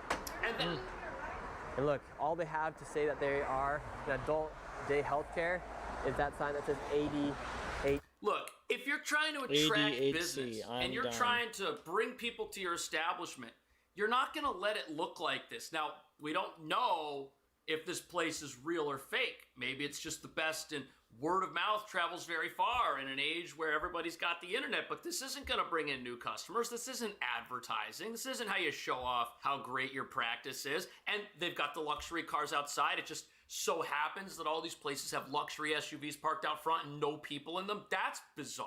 But here's how the beneficiaries So work. there's an ID that you have. Medicare gives you. Medicare is for anybody 65 and over. So they'll give you a Medicare ID number, and that number is what's used to bill Medicare. So essentially, if they can get a number from somebody, it's almost like getting a credit card number, and then from there they can continue to bill Right. and bill and It's a bill. government and get that credit card Medicare money. number. Exactly. It's actually more beneficial than finding a credit card these days. That's crazy. Anybody can get a hospice license, actually. You don't need to be a physician. You don't need to be a doctor. You can apply and get a hospice license in Wow. the state of California. They bill, they take the Medicare numbers, they bill Medicare, the Medicare sends them a check right away. It's an easy process. It's a pass-through scam. You need an office address, you need a desk with a computer and a phone so that you can make calls and bill the government and then get paid. And nobody comes by to check and see if there's anything happening. That's ridiculous. And it sounds like there's no guardrails in place to stop these things from getting set up, which is why so many of them are set up. So an old person might be a bit naive to giving somebody their Medicare number, Yes. and without them even knowing, that's more valuable than giving them their credit card number. Correct. In fact, in LA, there's locations that will teach you how to open up your own Oh. hospice center. So I went there with The a potential gurus. business partner to try and become a multi-millionaire in hospice. We know that hospice is a very lucrative business, so I joined a business partner right here. His name's Darren, and we're here outside the Hospice consultants. and we would like to start our own hospice How to start your own today. scam. We're just two young men who want to become millionaires here inside the United States, and it seems like the only way to do I it can't even nowadays believe- is by committing fraud. I know, so we're gonna go right? in and see if we can Let's start our see. own hospice. Are you It's guys locked. the hospice consultants? They're gonna teach you how to start your own hospice. I'm done. The people on the other side of this locked door are gonna tell you how to make phone calls, send That's so emails, sketch. and bill the government. All you need is the credit card number of an old person, allegedly. Or New York. 18% of the whole country's home healthcare billing is coming out of Los Angeles County. One How is sit, that one possible? area. That is 18%. not This map, possible. a cluster I of can't even believe it. 287 hospice providers in a 2-mile radius. That's insane. Some in strip malls, unmarked buildings, even Oh a my wrecking God, of yard course. and vacant lot. All of it A is vacant lot. I could fill that out in Kazakhstan. Oh, so people that aren't even in America could be getting in on this. It's real human life and it has consequences. Sure The does. problem, says Clark, Countries once a eating beneficiary's those number consequences. is assigned to a hospice, that patient can't get care anywhere else, including a hospital. Wow. We need to listen to these people when they say, I've been scammed. Now, yesterday, Governor Newsom filed a civil rights complaint against Dr. Oz for, quote, unfairly targeting the Armenian community. However, the governor's own auditor, state and federal prosecutors say Armenian American organized crime is behind much of the fraud here.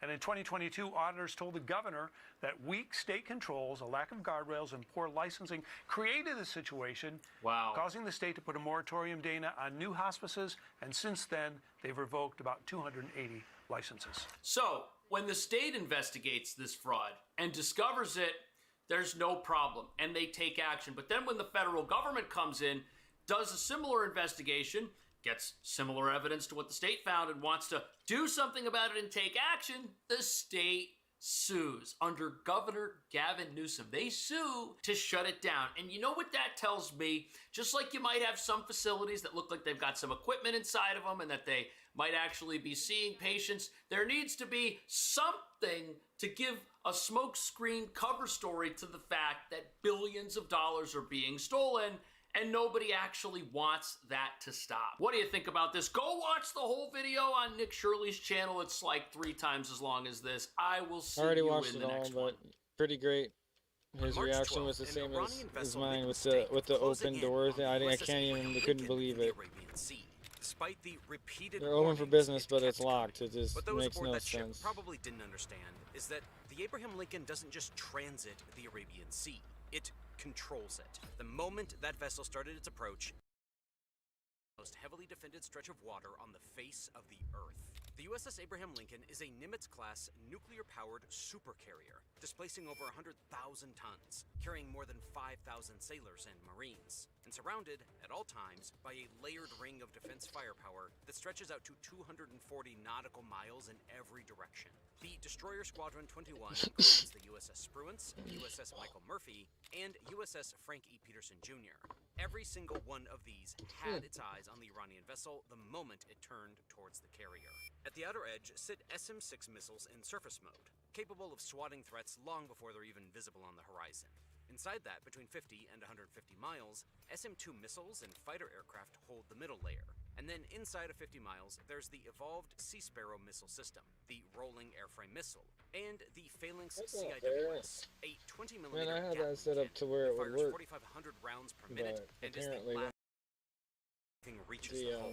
That the Iranian scene ship had thing from already base lost canvas the moment it 1080 turned to towards the 720 Lincoln. shifted the It whole just thing, didn't so know it yet. When it refused to gotta edit stop, everything one of now. the destroyers What's moved to intercept and opened fire with its MK 45-inch main gun, a fully automated naval cannon that has been the U.S. fleet's standard deck gun since the early 1970s, capable of firing between 16 and 20 rounds per minute with a range of more than 13 nautical miles. It is specifically designed to put accurate fire on fast, highly maneuverable surface targets. But surprisingly, it did miss. So the next call went to a helicopter. An MH-60R Seahawk was airborne nearby, and it was already carrying AGM-114 Hellfire missiles. The Hellfire was originally designed in 1974 as a tank buster, built to be launched from Apache attack helicopters and drill through armor. The Navy adapted it for maritime use in the AGM-114N variant, which carries a metal-augmented charge warhead optimized specifically for anti-surface strikes. The missile reaches speeds in excess of Mach 1, and can engage targets out to 8 kilometers with laser-guided precision. The helicopter fired 2. Both struck the Iranian vessel. The status of the ship and its crew remains unknown.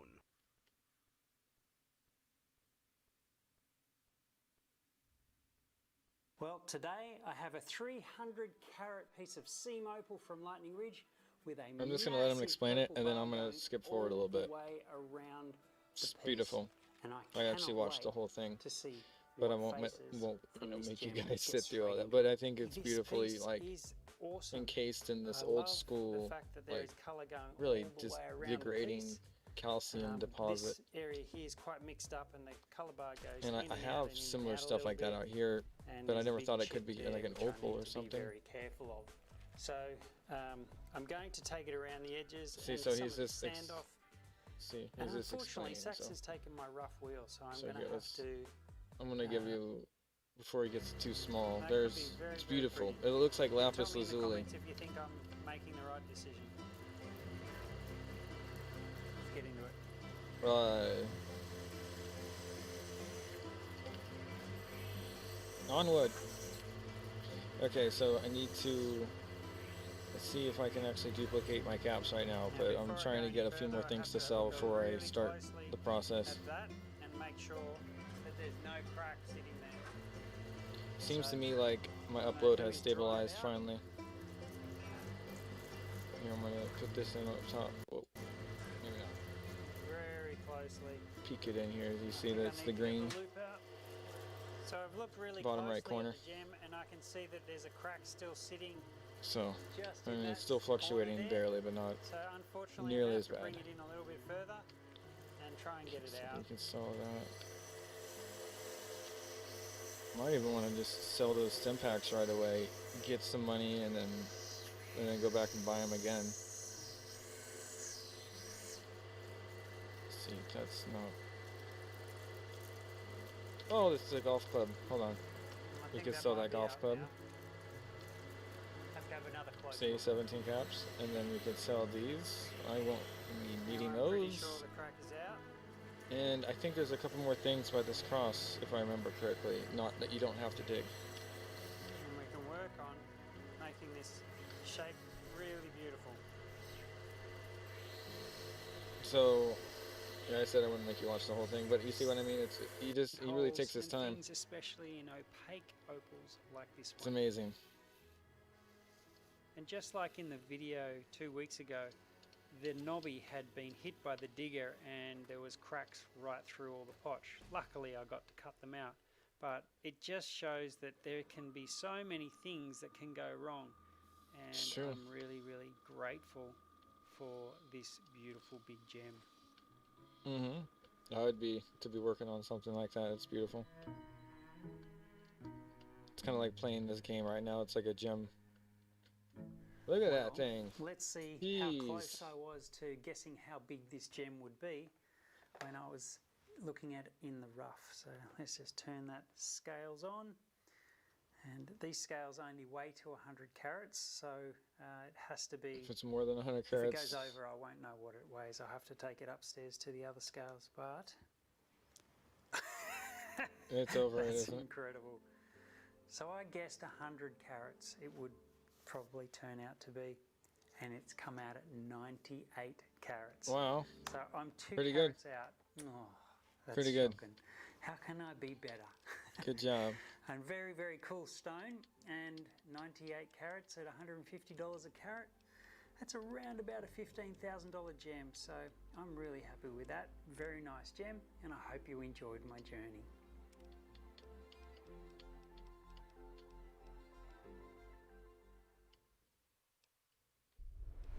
Next news. Breaking news from the White House. Gary Franchi here at the White House, Nice. just outside the James Brady briefing room, and we can officially report that President Trump dropping a bombshell that has the globalist establishment in full panic mode. When asked about America's future in NATO, the president looked at that reporter dead in the eye and said Tempting. 5 words that changed everything. Super I don't tempting, need but I'm thinking Congress. I should just do And this folks, one. what he revealed about our so-called allies during the Iran operation. So like I it is gain going to make gain your 1 blood experience, boil. I gain Now, 10. here's why this matters for It's you and like your it's the family. most You OP see, for thing I decades, think I've ever American seen. Taxpayers have been the ATM So we're gonna do machine that. for the entire Western world. We've spent trillions protecting countries that won't lift a finger when we need help. Your tax dollars, your hard-earned money, funding the defense of nations that just told President Trump, thanks, but we're not helping, while our military is in harm's way in the Middle East. Germany said no. Italy said no. Japan said no. These are supposed to be our partners, our allies. And when President Trump put it to the test during the Iran operation, they showed their true colors. The question isn't whether NATO is worth saving anymore. The question is, why are we still paying the bill? President Trump is finally asking the questions that no other president had the courage to ask, and the answers are going to change everything about America's role in the world. Now, before I show you exactly what the president said, here's something happening right now that you need to know about. We're tracking a developing story out of Washington, one the legacy media does not want you to see. As Iran destabilizes the Middle East, the federal government just made a move that could reshape America's security posture. Now, here's the truth. Our nuclear subs, our warheads, our next-gen power grid, all of it depends on uranium, and we import almost every single pound of it. This is not about energy independence. This is about survival, because a nation that can't power its own military does not control its own destiny. That's why smart investors are watching domestic uranium companies very closely right now. One company positioning itself at the center of this shift is Atomic Minerals, trading as ATMMF in the United States and ATOM in Canada. Do your own research. There's a link below a briefing for you, but understand this. All right, that is it, guys. Investment opportunity intersect, I don't really want to go into that cave right now. I'm trying to go get the rat slayer right away. Absolutely terrified. So I've got some video clips that you need to see. Wait, Each you know what? one is more Hold on. explosive than the last. Not load. And President Hold Trump on. held nothing back. By the time you see what our supposed allies did when he needed them most, Let me get my you're going mind to right. understand exactly why he's I'm gonna try to get reconsidering the everything. caps Now now, let's get because right if I'm into it. over there, I might as well This hit first one Novak, captures the and then I'll exact be able to moment buy reporter that asked gun right President away. Trump point blank about America's future If in I NATO. have the, if now I listen can do this carefully to what properly. he says about his constitutional authority and pay attention to his tone. This is a man who has had it with the freeloaders. Watch. And I need to make sure I get the express boxes turned on.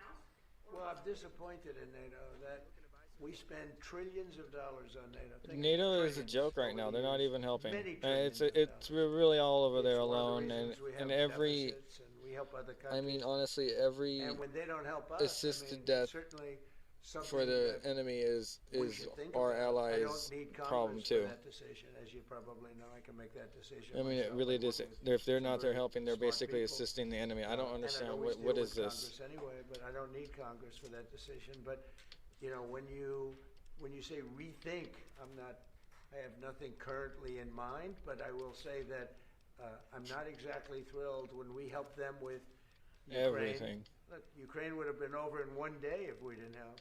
Frankly, Ukraine would have been over the first day. They had the best equipment in the world. It was our equipment. Did you catch that? I don't need Congress for that decision. Right. I can make that decision myself. That is the sound of a president who understands his constitutional power. Yeah, he knows where he is. I mean, it's great. And when he said we spend trillions, nobody has to tell don't him. Help us. He's speaking for every American taxpayer who's been. Newsom would have somebody telling him, "Hey, look, this is the role you have to play," like some kind of actor. What he says about making this permanent. Watch President Trump talking about the damage done to Iran. But here's what I want you to listen for. He says he wants to make it a little bit more permanent, Okay, let's so see if no I can future duplicate. president has to deal with this again. Listen to the reasoning here closely. Frankly, as somebody said, they could leave today, and it would take 10 years to rebuild the damage that's been done. But I think we have to make it a little bit more permanent because no other president has to go through this, and we shouldn't have any other president having to go through this kind of a thing. And if they didn't want to do it, if for some reason they didn't want to do it, we'd have the same problem. We don't ever want to have that problem again, not with lunatics. We can't have lunatics controlling nuclear weaponry. So I just want to thank you, everybody. Now think about what he just said. We can't have lunatics controlling nuclear weaponry. That is presidential leadership. He's not just thinking about today, he's thinking about protecting America for generations. 10 years to rebuild the damage. That's how thorough this operation has been. He wants to make sure no future administration can undo it. Now wait till you hear him describe just how decisively we acted. See the next clip. Let's try. It's about 2 minutes long. Every second of it is solid gold. President Trump breaking down the Iran operation in detail that you won't hear anywhere else. He talks about the Navy, the Air Force, and a decision that they made about Iran's oil that shows incredible strategic thinking. Watch this. Iran is just a military operation to me. Iran is something that was essentially largely over in 2 or 3 days because the Navy was wiped out almost immediately. The Air Force came next. The anti-aircraft came next. I mean, we're flying over Iran. We could take out their electric capacity in 1 hour. We have all the. There's nothing they can do right now because everything is knocked out. They have no 50K again, saved no up radar, before I started no this. anti-aircraft. They have nothing, and I was wondering if you couldn't do it at a lower it was a level. decision I made. We discussed it. Pete, Marco, JD, all of us, Chris, we discussed it. We can knock out their electricity in a matter of minutes if we wanted to. There's nothing they can do about it. Weird. We can knock out their oil in Cargill, and the only thing we didn't take down was their oil because if we knock out, I call them the pipes, very complex. But if you do Maybe that, it'll it's take too them low. forever to rebuild. That's amazing. Meaning, whoever, and hopefully it's a sane group of people, but whoever it is that's going to be running that, and we're going to try to get people that are going to run it well, and it's going to be a prosperous, wonderful place. It used to be, if you go back, it used to be the people are great, the people are smart and energetic, and it used to be very successful. Now it's a country run by fear. It's a country where they tell protesters, don't go outside because if you do, we're going to kill you. 2 or 3 days. That's how fast American military power dismantled Iran's defenses. The Navy wiped out, the Air Force gone, their radar and anti-aircraft, nothing. And did you hear what he said? We're flying over Iran. We own their airspace now. But the brilliant part they chose not to destroy the oil infrastructure so whoever takes over can actually rebuild. You see, that's thinking ahead. But he wasn't done. Listen to what he says about our timeline for leaving. See, this next one is it's a short one, but it packs a punch. So I am not seeing that happen. The region. Then he drops a line about NATO that will have That's Brussels fantastic. scrambling. Just 23 seconds, but listen to every word. We're not ready to leave yet, but we'll be leaving in the near future. We'll be leaving in pretty much the very near future. But right now they've been decimated from every standpoint. And again, we've had great support from countries in the Middle East, great support, but we've had no support from, essentially, no support from NATO. They have been decimated from every standpoint. Mission accomplished. But when he says it, we've had great support from countries in the Middle East, but essentially no support from NATO. There it is, folks. Our Middle Eastern partners showed up. Our European allies, nowhere to be found. Remember that. And then the president explained exactly why that is such a problem. This next one, it's only 15 seconds, but it might be the most damning thing you'll hear today. President Trump summarizes exactly what our NATO partners told him while American forces were in harm's way. And listen to the words that he uses. Well, no, I just think that it's not good for a partnership when they say what you're doing is a great thing, but we're not going to help. You know, they say what you did is a great That's thing. confusing, isn't it? Isn't that funny? It's like, oh, you got it. I don't need my name on it. That's fine. You're fine. We're doing the right thing.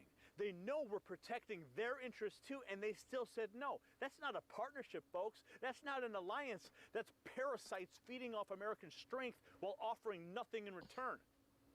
But don't take the president's word for it. Very strong words, Take a look Gary. at what Very was just strong revealed wordage, about but who wow. refuses to help. This is a breakdown that proves everything President Trump has been saying.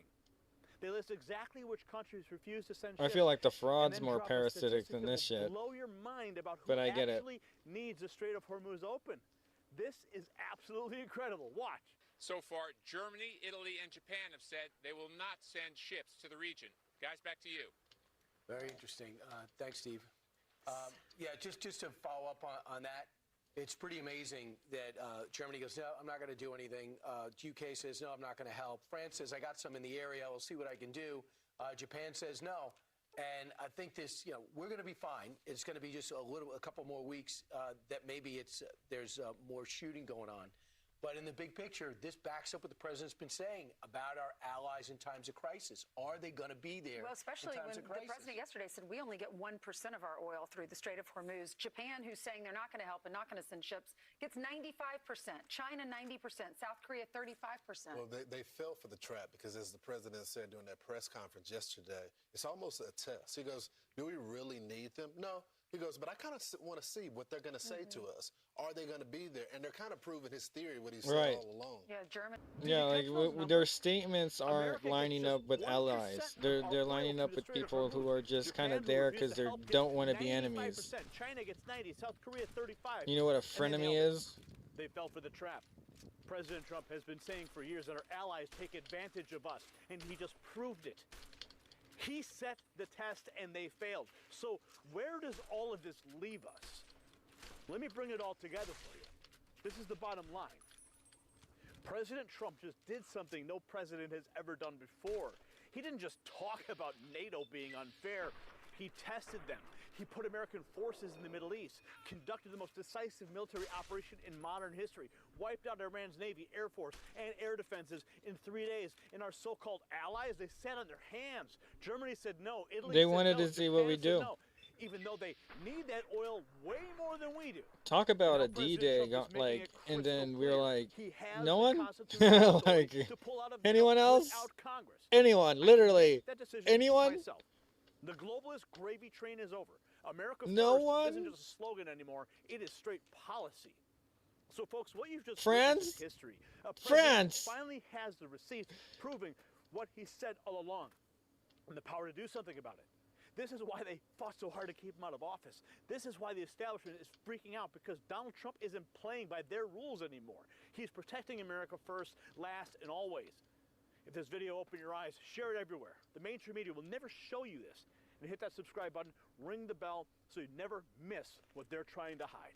Leave a comment below. I want to know what you think about NATO after seeing this. I'm Gary Franchi from the White House. I'm pretty, As always, I don't know, stay I'm up in vigilant. arms at this point. It doesn't make any sense. It's like, you're right. It's like the military of America is literally saving the world. No one else cares. Okay, today They we're say, going to oh yeah, you're discuss good, you're doing another okay, but super what exciting about study, helping? What and about this time sending a in ship? regards to the Anything? origin of France? terrestrial life on No planet one. Earth, or basically the idea of the history of life only on land. So, how exactly did terrestrial life begin? And what were some of the first complex organisms that at some point came out of the water and started to settle on land? And normally, when biologists discuss this, they usually focus on the big players. So in this case, things like plants, or as we've discussed somewhat recently, potentially types of organisms that used to be everywhere but no longer exist. Here I'm referring This is to a very the good strange subject that I wanted to prototaxites. talk about. And this is something we've discussed recently and something you can learn about in the video in the description. But basically, I'm here getting the this story to was make that special approximately armor, by the way. 470 million years ago, or possibly 500 million years ago, some of the first plants I decided forget to what survival colonize skill you land need to and have. slowly settled on the surface. And so here for a very long time, biologists imagined this period as a kind of a somewhat bare, but also somewhat green landscape that contained a lot of first, but also somewhat tiny, green plants, which was then followed by some of the first animals, very likely fish and certain types of arthropods, that started to spread from the seashore to land and eventually evolved the ability to walk. But that's the story we usually read in various textbooks, and that's what scientists assumed before. But the thing is, based on some of the recent evidence, including this major study you can find in the description below, a study from the Okinawa Institute of Science and Technology, that now basically suggests a lot of these previous assumptions seem to be missing a crucial chapter that might have been much longer than we ever imagined. And specifically here, for hundreds of millions of years before the first plant, or even before the formation of the first leaf, the land was already possibly transformed by a hidden kingdom that was genetically much closer to us, animals, Of course than that to plants. it went off. And here we're What the talking about hell? fungi, or basically mushrooms. And so in this video, we're going to briefly discuss how the fungi were probably some of the first engineers Okay, on the well, surface of I the don't have planet, and infinite how they were most likely the original right now, but ecosystem that established everything else for plants and animals that arrived we're working afterwards. with what we And so got. here we're going to discuss some of these new discoveries that seem to push the history of fungi by approximately 1 billion years, and basically discuss how without them, complex life on land might have never even happened at all. But first, let's discuss the obvious. Why is this the first time we actually hear about this? Or at least I guess I hear about this. Well, in this case, this is really in regards to fossils and, of course, archaeology.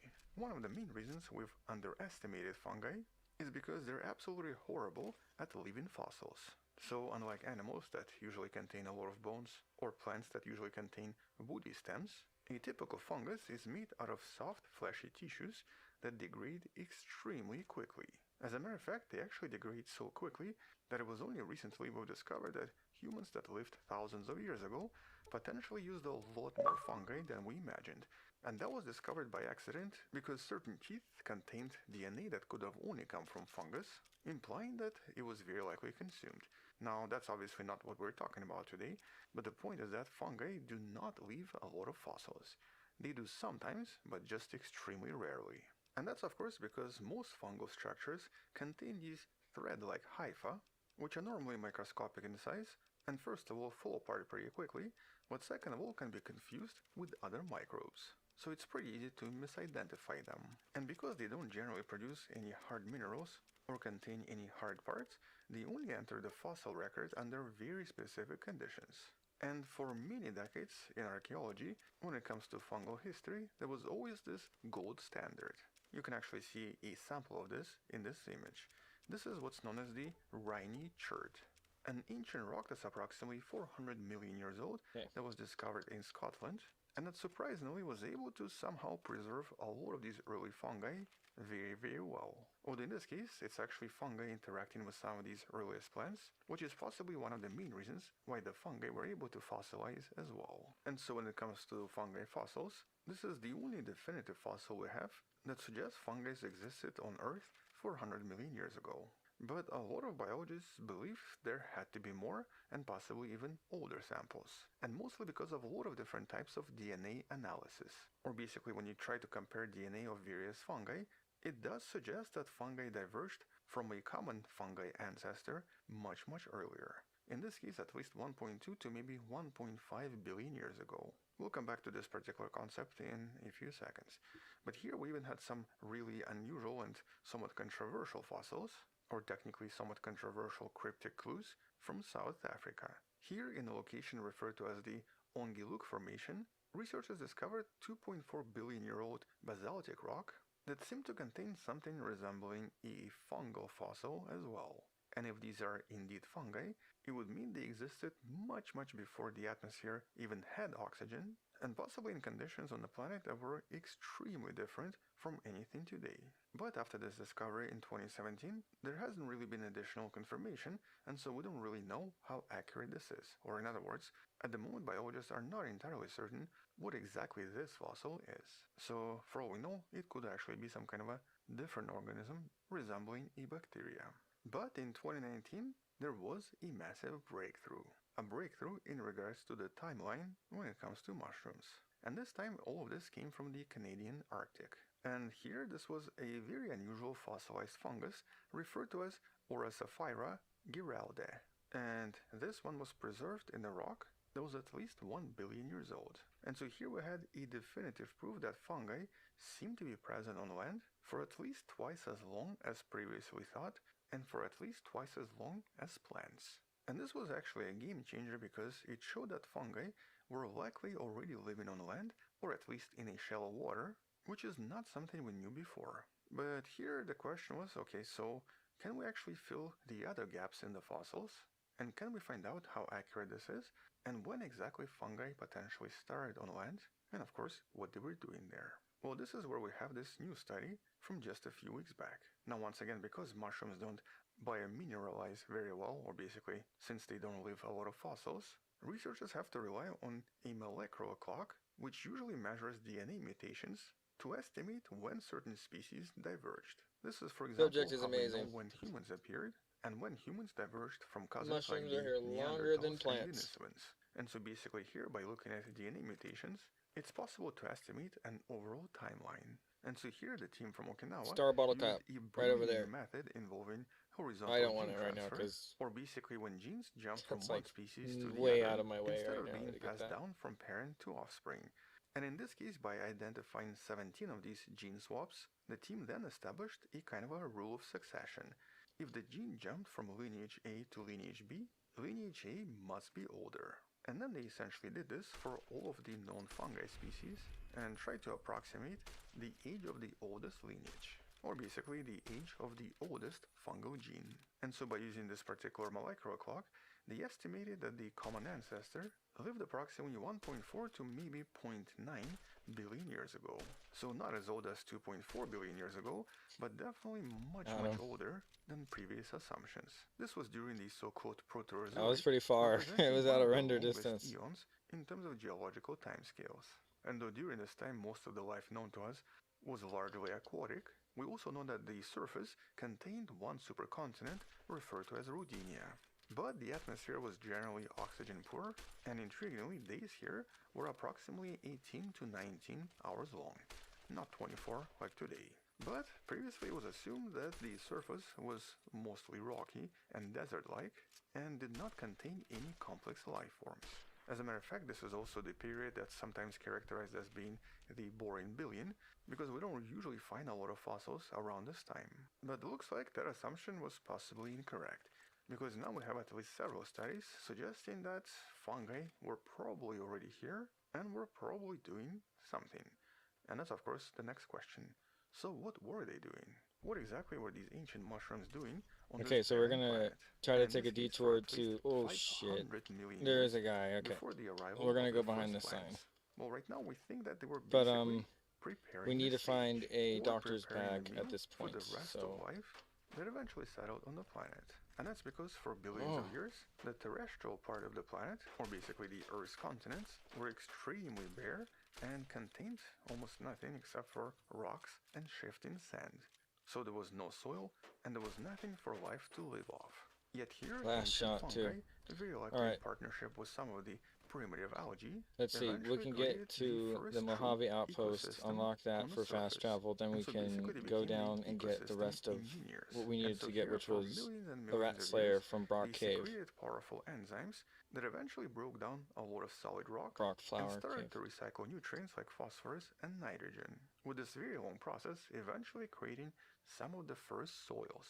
And I of mean, course, can you believe fundamentally this? altering Like, they the created the environment first and soils, possibly so even the they color probably of the had planet. And so by the time black, the first plants were ready to move to in the Amazon, surface they call it 500 million years ago, the dark they dirt did or not whatever, come the to the terra preta. wasteland And the instead black landed dirt in a world that was probably almost was used. perfect for Mushrooms them probably helped because of these make it ancient become fungi. into And existence. since the first plants did not even contain any true roots, they could only survive through the That's not process supposed to known as happen. mycorrhizal symbiosis.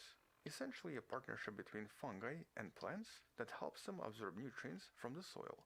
And this is of course something that a lot of plants, actually 80% of all plants, still rely on today. Basically every major tree and every major plant that contains roots will usually contain a huge network of fungi inside of them, responsible for extracting a lot of stuff plants cannot do themselves. And as a return, fungi get a lot of different sugars and basically free energy from the plants that can photosynthesize. And so here this was possibly the formation of this ancient partnership, with fungi eventually becoming an important part of many different plants. But when it comes to fungi, there's actually something else that's kind of fascinating about them. And specifically when it We comes gotta to find their a caravan evolution. guy who has Whenever our a planet doctor bag, faces or one of we're the global gonna be a little bit extinctions or slow for now. global catastrophes, I mean, we a could lot fast of travel fungi back tend and to see heal this at the as a doctor, new but opportunity. that's also And so, caps. for So example, during the Permian remember, we need to Triassic save caps extinction in order to get the good 252 amount of million years caps in ago, order to which create was one of the worst extinction events the on reserve the we planet, need. I here, started based at a on a lot of 50K fossil reserve, records, so we that's can quite a actually see reserve to a get to. massive But fungal spike, as reported in this Berkeley study I'm gonna from be 2011. like And checking so again, following many different like when I get a extinctions, couple thousand fungi caps and once see if again I could become start it. the Then dominant I life on don't the have high planet, hopes, but mostly we're gonna because keep it up. there's a lot of that matter for So them we're to gonna survive off, see what and we they can don't do at really this need point. sunlight or even stable temperature conditions in order to survive. I mean, if you have mold in the house, you know how difficult it is to usually get rid of it. And well, mold is a fungus. So a lot of fungi, they basically thrive Obviously, my where other no other life character can build and survive. everything is And like we set. of I have course saw 4 this million again caps. I 66 don't even million need to years play ago on that. I'm when set. the asteroid killed the But like, dinosaurs. As this many is why I'm forests trying to make perished, the entire multiverses. world became a kind of a massive Because compost if heap, I could, which once again allowed on fungi to demand, flourish do this and cap allowed them to glitch, like figure recycle out a exactly lot of how many matter, caps you need to rebuilding the make. foundation for the I new mean, you world. need in order As to a matter of start fact, the unlike glitch in animals order and to work plants, and even unlike certain properly. other You know, organisms, a I'm lot like of the genetic basically data shows us that dummy proofing it fungi right now. tend to actually not even So I don't care get about like mass haters in the extinctions comments saying, and do "Oh, I not tried suffer to from do them it with at all. I mean, 400 obviously, caps the and it mushrooms didn't that were work," living and I'm under just the gonna be like, "Yo, I asteroid tried that impact too. I most don't know likely what the perished, fuck," but but all of the other ones living yeah. elsewhere were So here totally we go. fine. They regrew very fast and recolonized the planet within Doctor's just years. bags are expensive, And well, but by itself, this definitely so presents is my mushrooms or time. fungi in a completely different light. Or basically, they're not just decomposers and they're not just something you put in your omelette, but they're possibly some of the most important complex life on the entire planet, and very likely set the stage for everyone else to eventually start Okay, we living on got the somebody surface. over here And we though could they sell do to, show I up think. at the end of the life story, especially during the extinction events, they also seem to be the main architects that began everything on the surface. So basically all of the soil we rely on potentially came from these little guys. They enabled the evolution of plants, No. they allowed animal life to eventually settle on the surface, and they continuously survive every major disaster. And of course spoil our bread and make our bathrooms smell like mold. But that's a different story. They're still pretty cool though. And so trying to understand their evolution is not just some kind of a trip into the past, it's also a tool to help us understand what life needs to survive, or what we might even discover on some other planet somewhere out there when looking for some kind of a biosignature on a different planet. And so if we do find life on a rocky planet somewhere out there, it might not actually be green at all. Instead, it might contain certain chemical signatures produced by some kind of an alien fungus, as they're essentially transforming the surface just like they did on planet Earth. But in any case, this is definitely a somewhat intriguing study, and is definitely changing our perspective and the overall understanding of this boring billion that we previously knew very little about. And especially because fungi previously have always been a little bit underestimated. And so there's a very high chance that it was actually because of these little guys that the world became habitable. We'll definitely discuss them in some of the future videos, and so until then, check out the previous video on the proto-attack sites in the description below. Thank you for watching, subscribe, come back tomorrow to learn something else, support the channel on Patreon where you can find additional videos without any ads, and can DM me directly, or by joining the channel membership that grants you early access. You can also support this channel by buying the Wonderful Person t-shirt in the description below. Stay wonderful, I'll see you tomorrow, and as always, bye bye. Peace out. Alright, that's all I needed from here.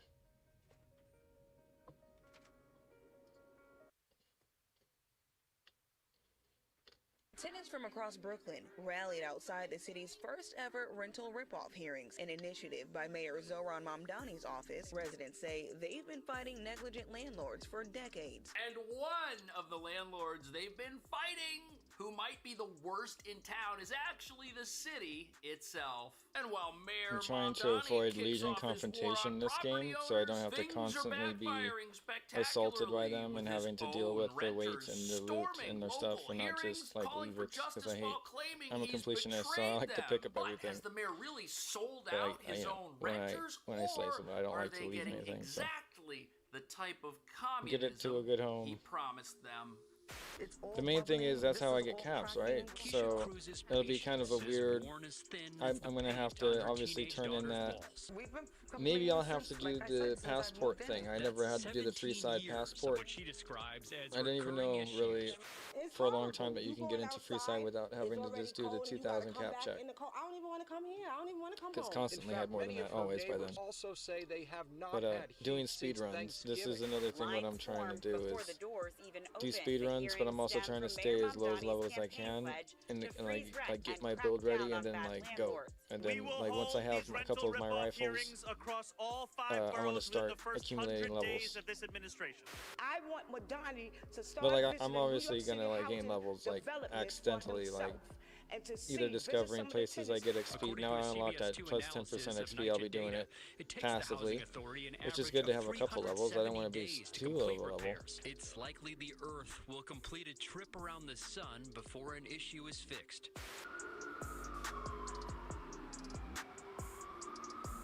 So as renters in New York Crazy. watch their homes fall apart, the socialists running this place, I think if I run through here, I'm gonna get shot by like making more than plenty of people. So I'm gonna $300,000 try to go around here with the scorpions over here too. So you have to figure out a path through both of them. I would sneak. I think I should have saved. To be honest with you, but I'm kind of risking it right now.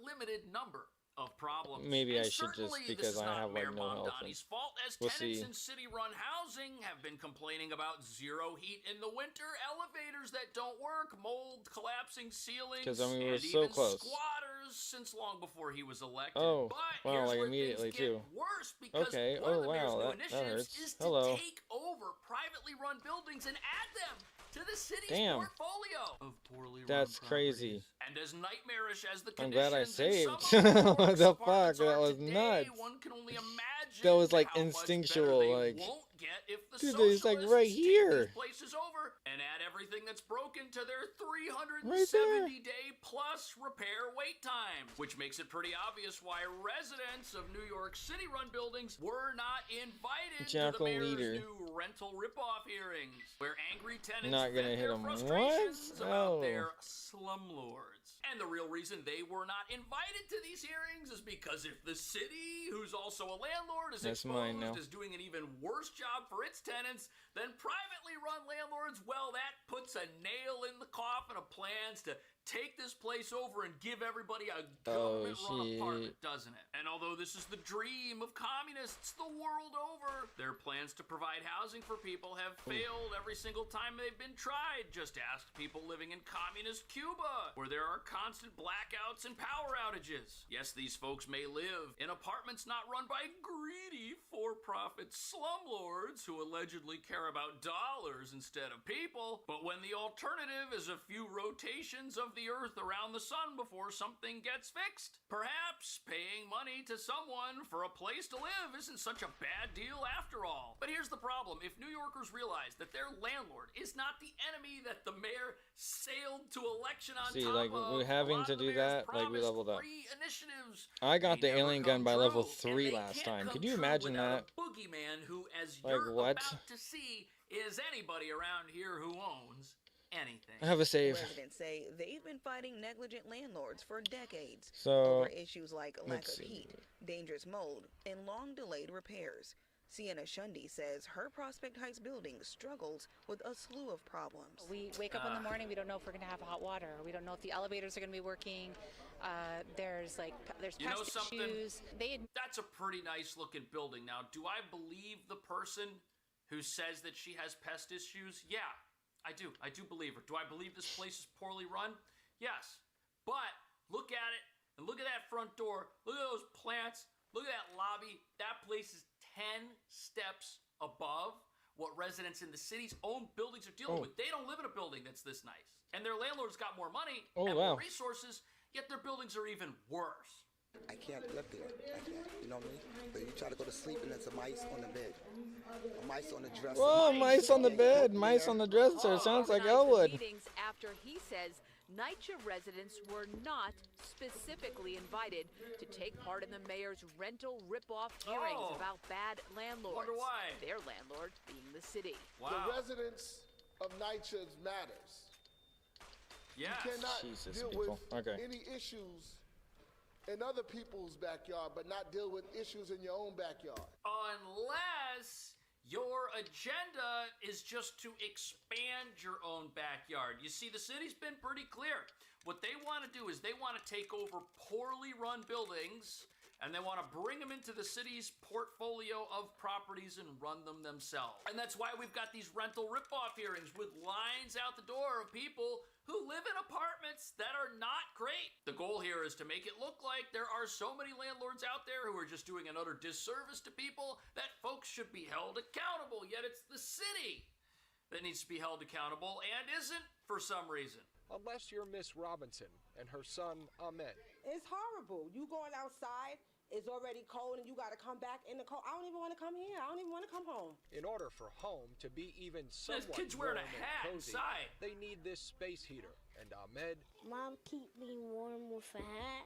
needs to be dressed as if he was outdoors. It's like you taking a shower and then you going outside wet. You know, you could get sick like that. Who's going to pay for our sick bills? Oh, did you hear that? You know what's not expensive? A government subsidized apartment. But you know what is expensive? The healthcare bills that come from having to live in one because there's no heat. What a disaster. We're supposed to be talking about affordability, saving people money. And we want to talk about bringing down housing costs. And the way the city wants to do this is to get everybody living in some sort of government-run apartment somehow. Look at this. The mayor wants to take buildings from bad New York City landlords, and there's a bill on the table that could make this happen. And they're going to wrest control of apartment buildings from the city's worst landlords in order to improve life for tenants. How on earth are they going to do that when they cannot improve life for their own tenants? That's a good as you're about to see, question, more Cash. I have apartments no the city of New idea. York is in charge of, They need the more to people who figure end this out, up though. homeless. This is going to blow your mind. More than 8,600 NYCHA apartments currently sit vacant, according to city data. Wow. Meanwhile, hundreds of thousands of people are on the NYCHA waiting list. Inside Rasha Hundreds of Eldasuki's thousands of Queensbridge people. apartment, life gets cramped. She shares one bedroom with her husband and two little ones. 40 years old and 10 years old. In the other, two older sons sleep head to toe in a shared bed. Closet space is at a premium. Guess what?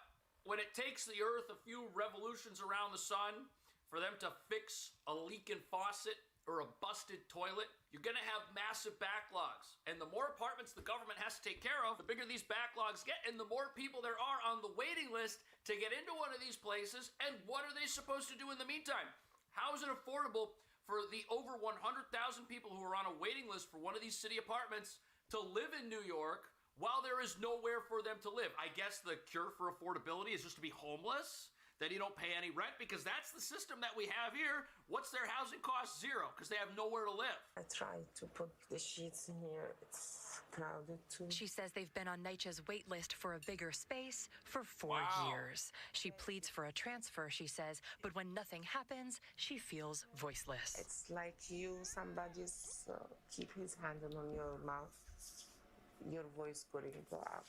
And they're That's not crazy. alone. The transfer situation is appalling. At a recent city council hearing, officials cited a growing... Look, this is a city council hearing for problems in NYCHA, and no one's there. There is literally no effort being made by these legislators that claim they care about the common man in the city and claim they want to improve people's lives, because right here you have proof that trying to improve people's lives with communism does not work. No heat, no hot water, and the boiler wasn't working. I have water in my walls. I don't even know how that happened. Tori Brown was one of more than 150 tenants at the city's first rental ripoff hearing. In a one-on-one session with housing officials, she described the problems she's faced in the 9 months since moving to New York from Florida. I think being heard is nothing compared to action for me, so we could sit here and talk all day. I'm sure everybody would feel good getting it off their chest, but a lot of people want actual action. So this woman right here, she fled the tyrannical state of Florida to live in a New York City apartment, and she's not loving it. But she just moved here, and she's at the rental ripoff hearing. And you know what that tells us? That tells us that she is not living in one of the city's government-operated homes. She's living in a place where there is a private landlord. Is her place perfect? Not at all. But it could be a lot worse, and it will get a lot worse if that private landlord loses their building to the city who's supposed to take it over because they're allegedly so bad. Now, here's the thing that we need to address right now. Why would a landlord in New York City have a terrible apartment if they're allowed to charge tens of thousands of dollars a month in some cases for units that are not exactly that impressive? Well, I'll tell you why, and it has to do with this whole thing you've been hearing in New York City about freezing the rent. You see this freezing the rent campaign initiative by the new mayor? Well, it only applies to apartments that are stabilized, government-regulated apartments, which make up some of the units in privately owned buildings. You could have a building that, say, has 20 apartments, and it could have 5 rent-stabilized apartments. Now, freezing the rent would mean that those apartments no longer see any rent increases, but what you got to understand is they already have effectively frozen rent because their rents are capped at an amount that is lower than what the landlord would need to earn on those units to make money on them. And what does that do? That means that people like this woman who just moved here and fled Florida, her apartment stinks and is overpriced and is poorly managed because the landlord is losing money on the building as a whole, you see. There's only so much the landlord can charge on the other 15 units that are not stabilized apartments to make up the losses on the 5 that aren't in our example. And that's why she's having a tough run of it here. And here's why. Look at this. Rent stabilized apartments, their insurance costs are way up since 2019.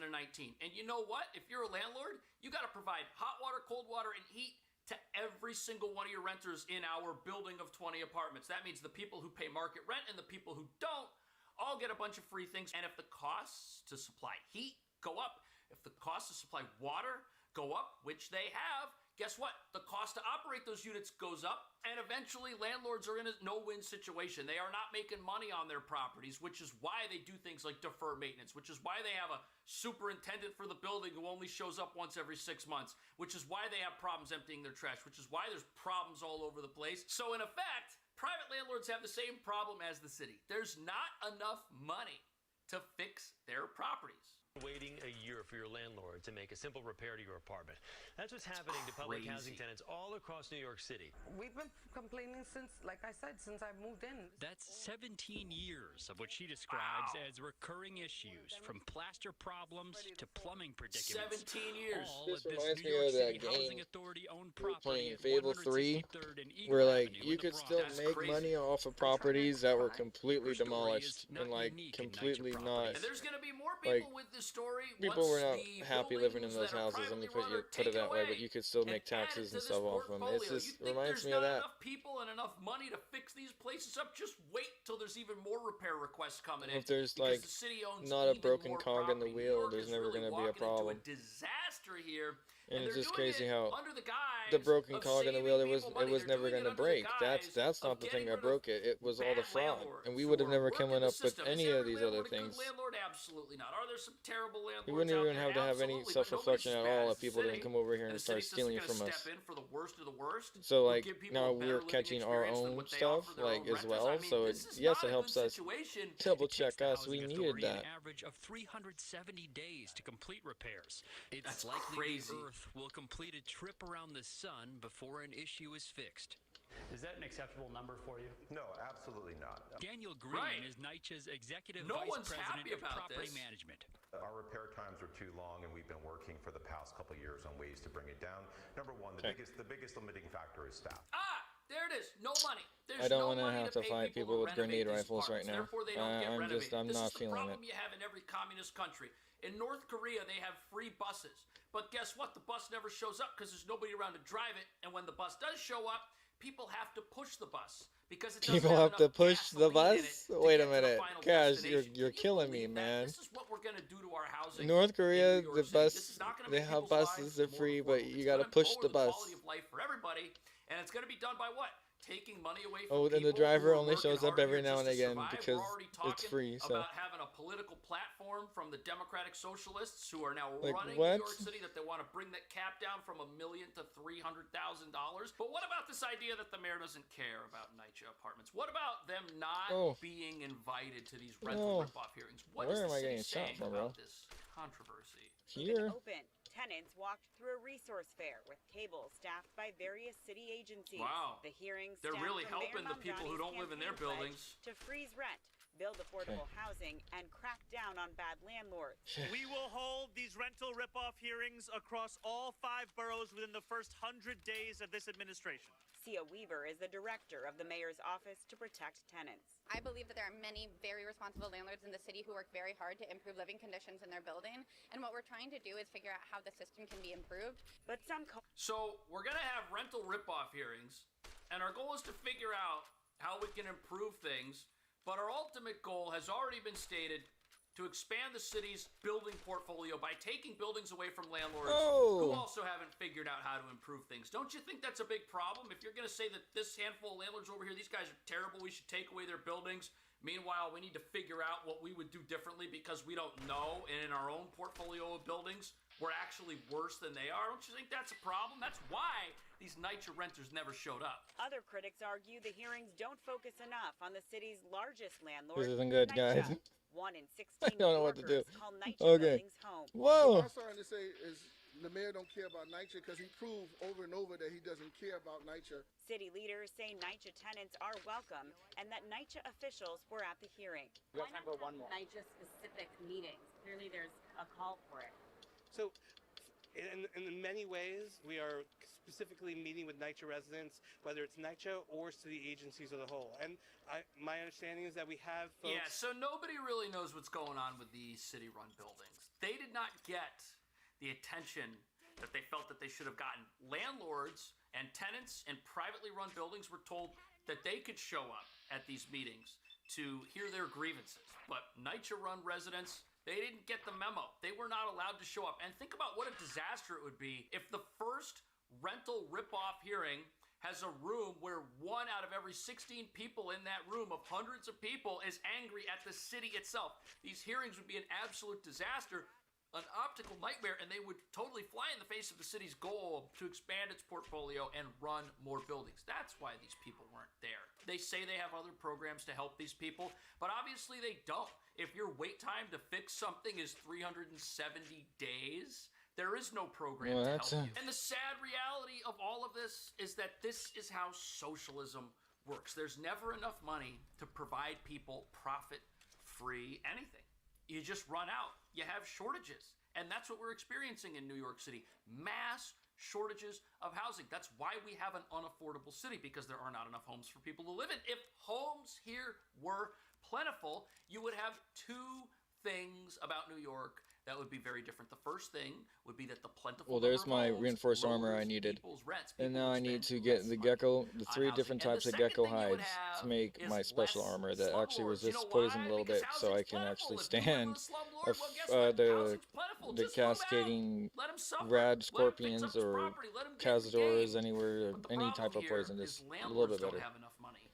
They're Naturally not like that. rolling in dough, these landlords. If Before they having were, to do any of repairs would the happen. Zion. They I mean, wouldn't I want could to be just on show the up to the slumlord list. Zion Think thing people right want now to be and on do the it city's again. I mean, slumlord level list. 1, that'd be crazy. Of course not, but that's I've how done it that. works. It If your building sucks. It doesn't takes make enough forever to money get stand on like its a own gun. 2 feet. What do you think about all this? Thank you for watching. I will see you. You notice how I used a the next survivalist rifle last time? It's because of it's what I had to get to leave. Israel I strikes couldn't get Iran's repression out. forces, opening the path for uprising.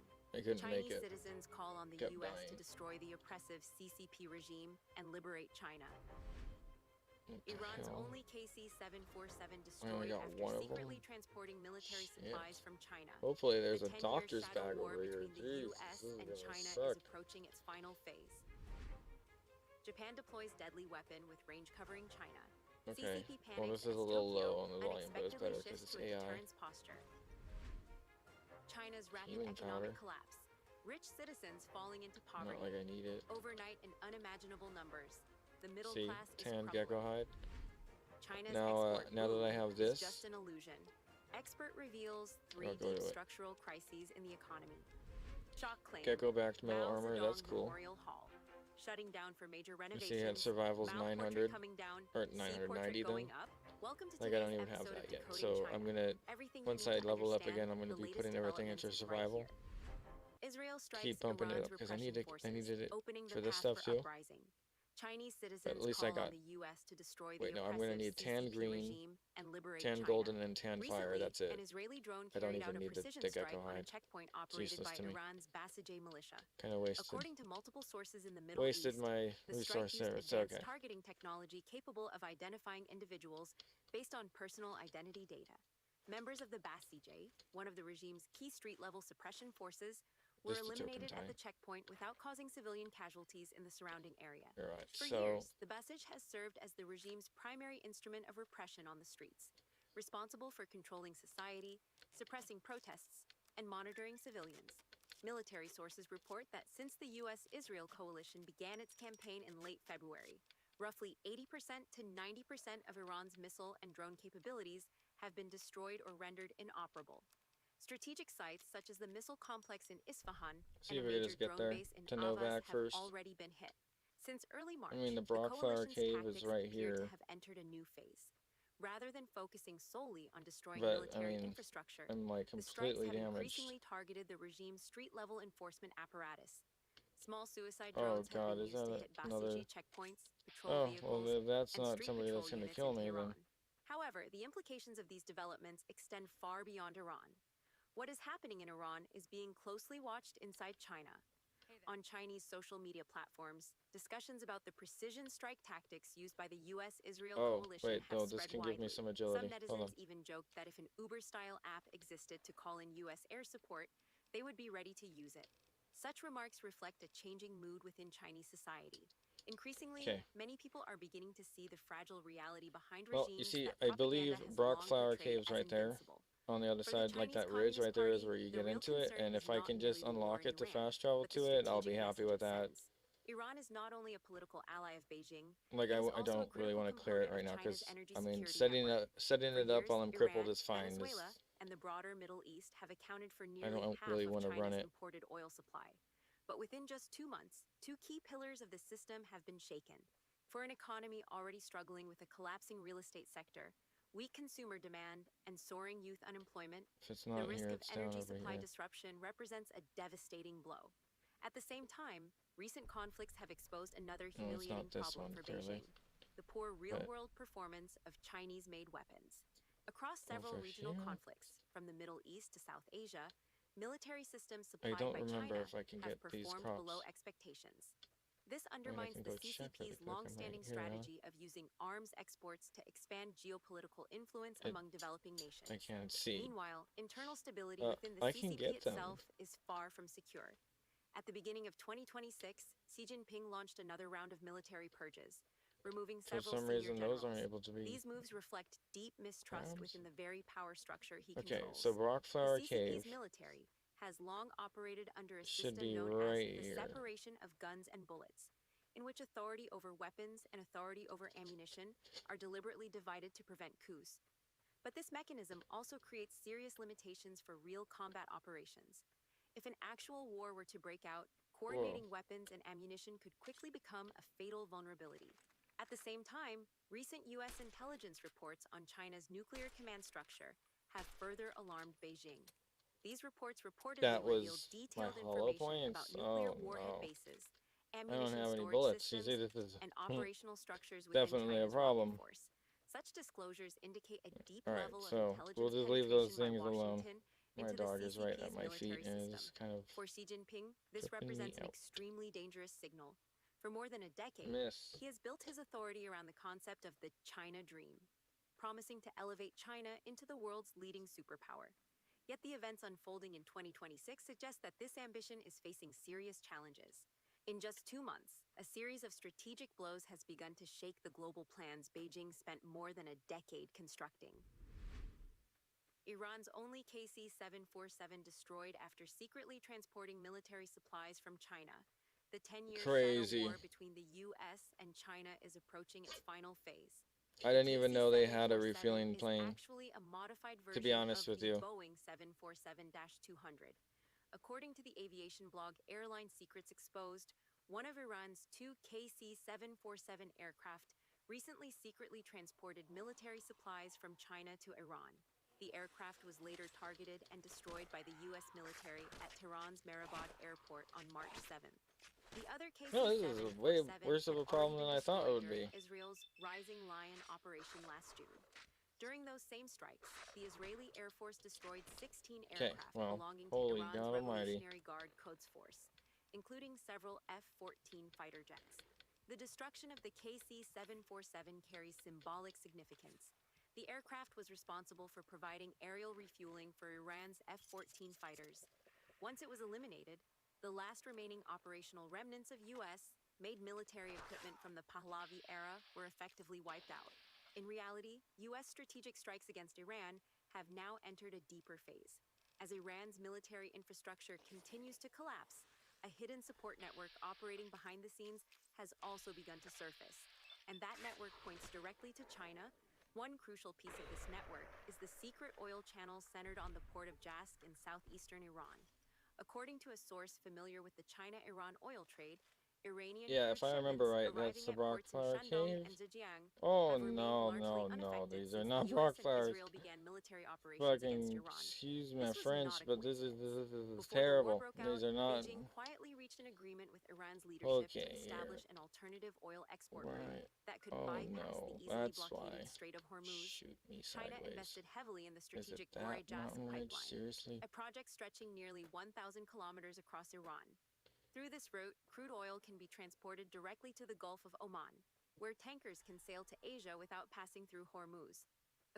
Because I know at Novak there's a medic usually around out front that you can buy doctor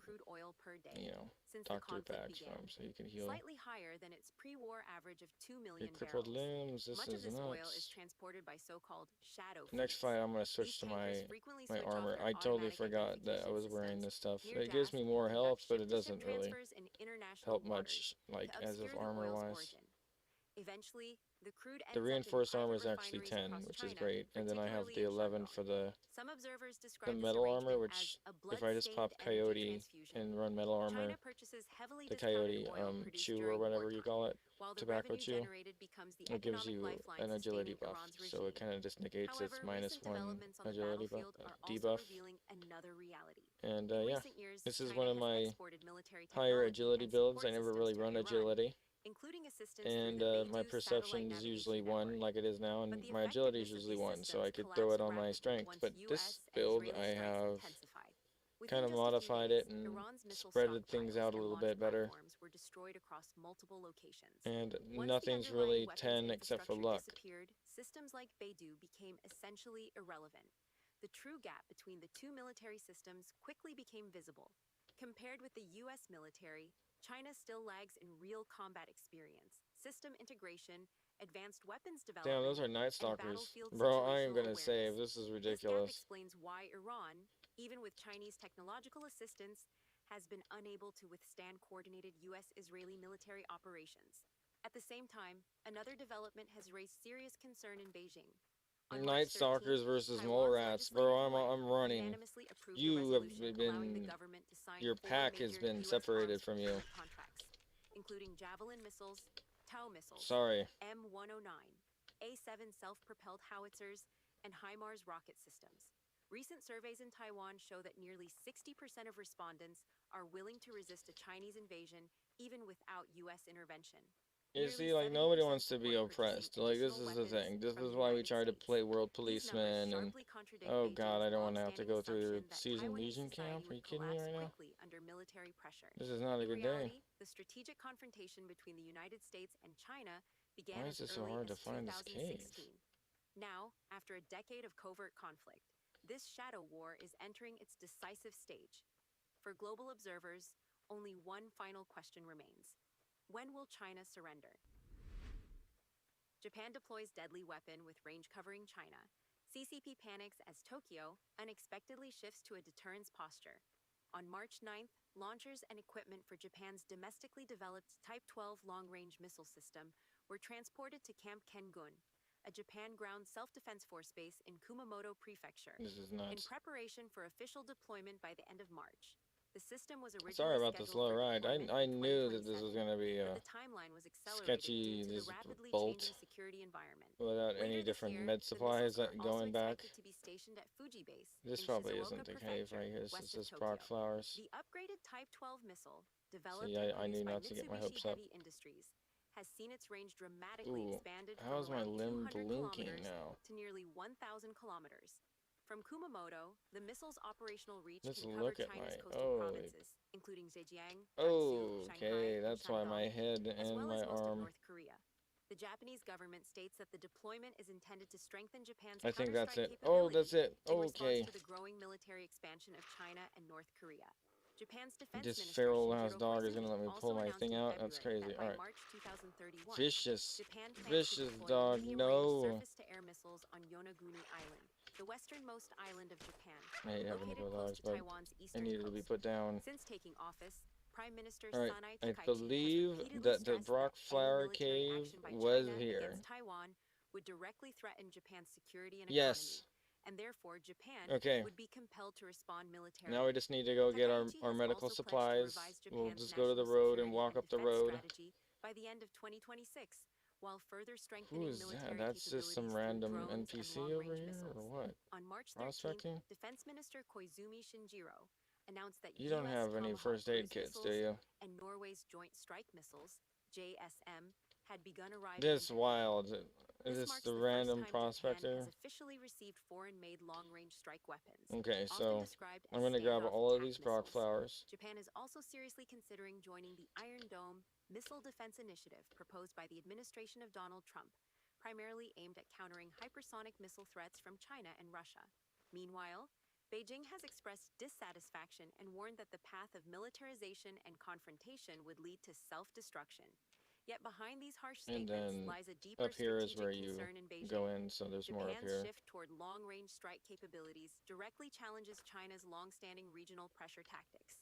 For decades, China has relied heavily on military intimidation across the region, from large-scale exercises around Taiwan to See, there's frequent more air and back naval over there, but patrols like near I said, Japanese we're gonna come territory. back and then I'll scour it, because I don't even have near the Xander route to make it into anything, so not to mention, like, I don't really need that much, but this is the door. You go in there to get Rat These Slayer. included live-fire drills in the And if you Yellow have the Sea, Wild Wasteland joint perk on, strategic air patrols with it's gonna Russia, be and a incidents shout in out which Chinese to a movie J-15 reference or fighters something. blocked fire control radar I onto forget Japanese exactly the F-15 one, aircraft, a but maneuver widely yeah, the interpreted rats are as a gonna be pre-attack signal. named. Rather than deterring Japan, Here we these go. So actions I got accelerated some more Tokyo's Coyote decision 2. to expand its own military capabilities. Now we're gonna make In it Japan's all the way recent over parliamentary to our election, medics political factions widely seen and as Novak. sympathetic to Hopefully Beijing they're there. suffered significant defeats, while the If not, government I of will Prime just fast Minister travel back Takaichi and get secured this strong over with. public But at least we backing. got everything fast The travel election ready. highlighted a growing trend within Japanese society. National security and the perceived Here we go. threat from Tobacco China too, sorry. have become central political issues.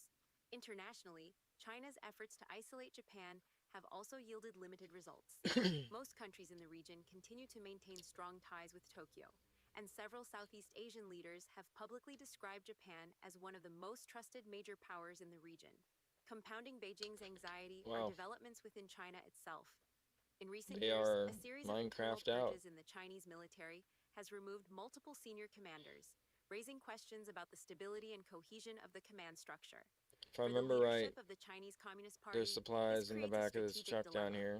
Escalating military And that's pressure like risks, supposed to confronting be a growing Wild Wasteland, regional I think, deterrence too. network centered on the That's US. not really there always. Japan alliance, while stepping back, could weaken the image of strength Beijing has long projected.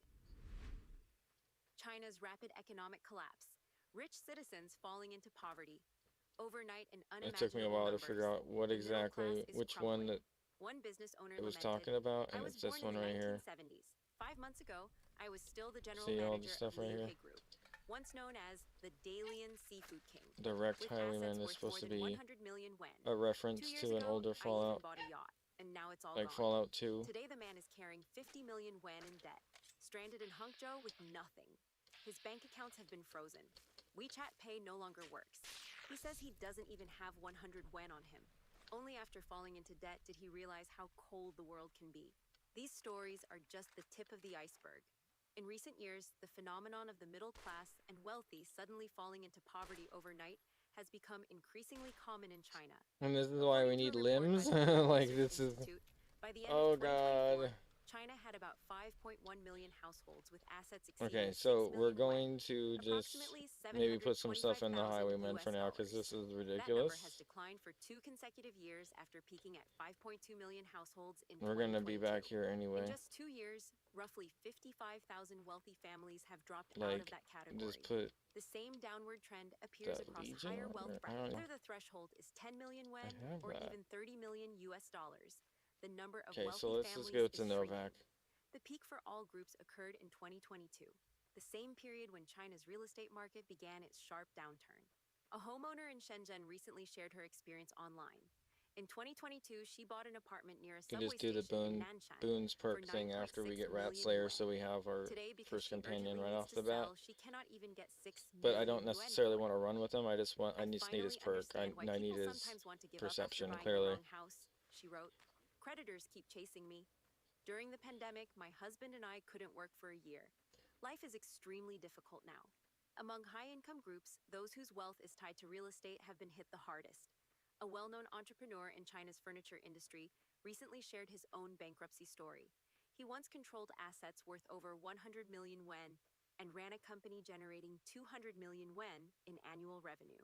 But after the pandemic began, he continued expanding aggressively. He invested 200 million yuan in land, spent tens of millions more on exhibitions and marketing centers, and relied heavily on borrowed capital. By 2025, the company's funding chain had collapsed completely. He sold his luxury cars, mansions, and personal assets, yet still owed 180 million yuan to banks, suppliers, and partners. He now faces hundreds of lawsuits. These stories reflect a broader shift taking place across China's wealthy class. Hurun's report shows that the share of wealthy Chinese who feel financially secure has fallen nearly 30% from its 2021 peak. By 2025, only about 23% of high net worth households say they still feel financially comfortable. This decline is not just about numbers. It reflects a profound change in mindset. Meanwhile, in Hong Kong, once called the Pearl of the Orient, the middle class is also feeling growing pressure. A middle manager earning 80,000 Hong Kong dollars per month recently described his situation. After paying mortgage payments, insurance, parking fees, family support, and children's education, he is left with less than 5,000 Hong Kong dollars each month. If I lose my job, I won't last 3 months before going bankrupt, he said. For years, analysts say, Hong Kong served as a key platform for wealthy mainland Chinese to move their assets overseas. But policy changes and tightening economic conditions are gradually closing that escape route. At the same time, much of China's private wealth remains locked in real estate. As property prices fall and liquidity dries up, many paper billionaires are suddenly facing severe cash shortages. Stories of bankruptcies, asset fire sales, and financial collapse are becoming increasingly common. In today's that's China, the medic. wealth may take decades to build, We but gotta losing go. everything can happen in just a few months. China's export boom is just an illusion. Expert reveals 3 deep structural crises in the economy. Chinese authorities recently announced that the country's exports Jeez. surged nearly 22% Not easy to find. year-on-year during the first 2 months All right, of I 2026. need State media quickly portrayed the figures here. as proof that Just China's I can't manufacturing move. strength remains solid and that Chinese production continues to play an irreplaceable role in the global supply chain.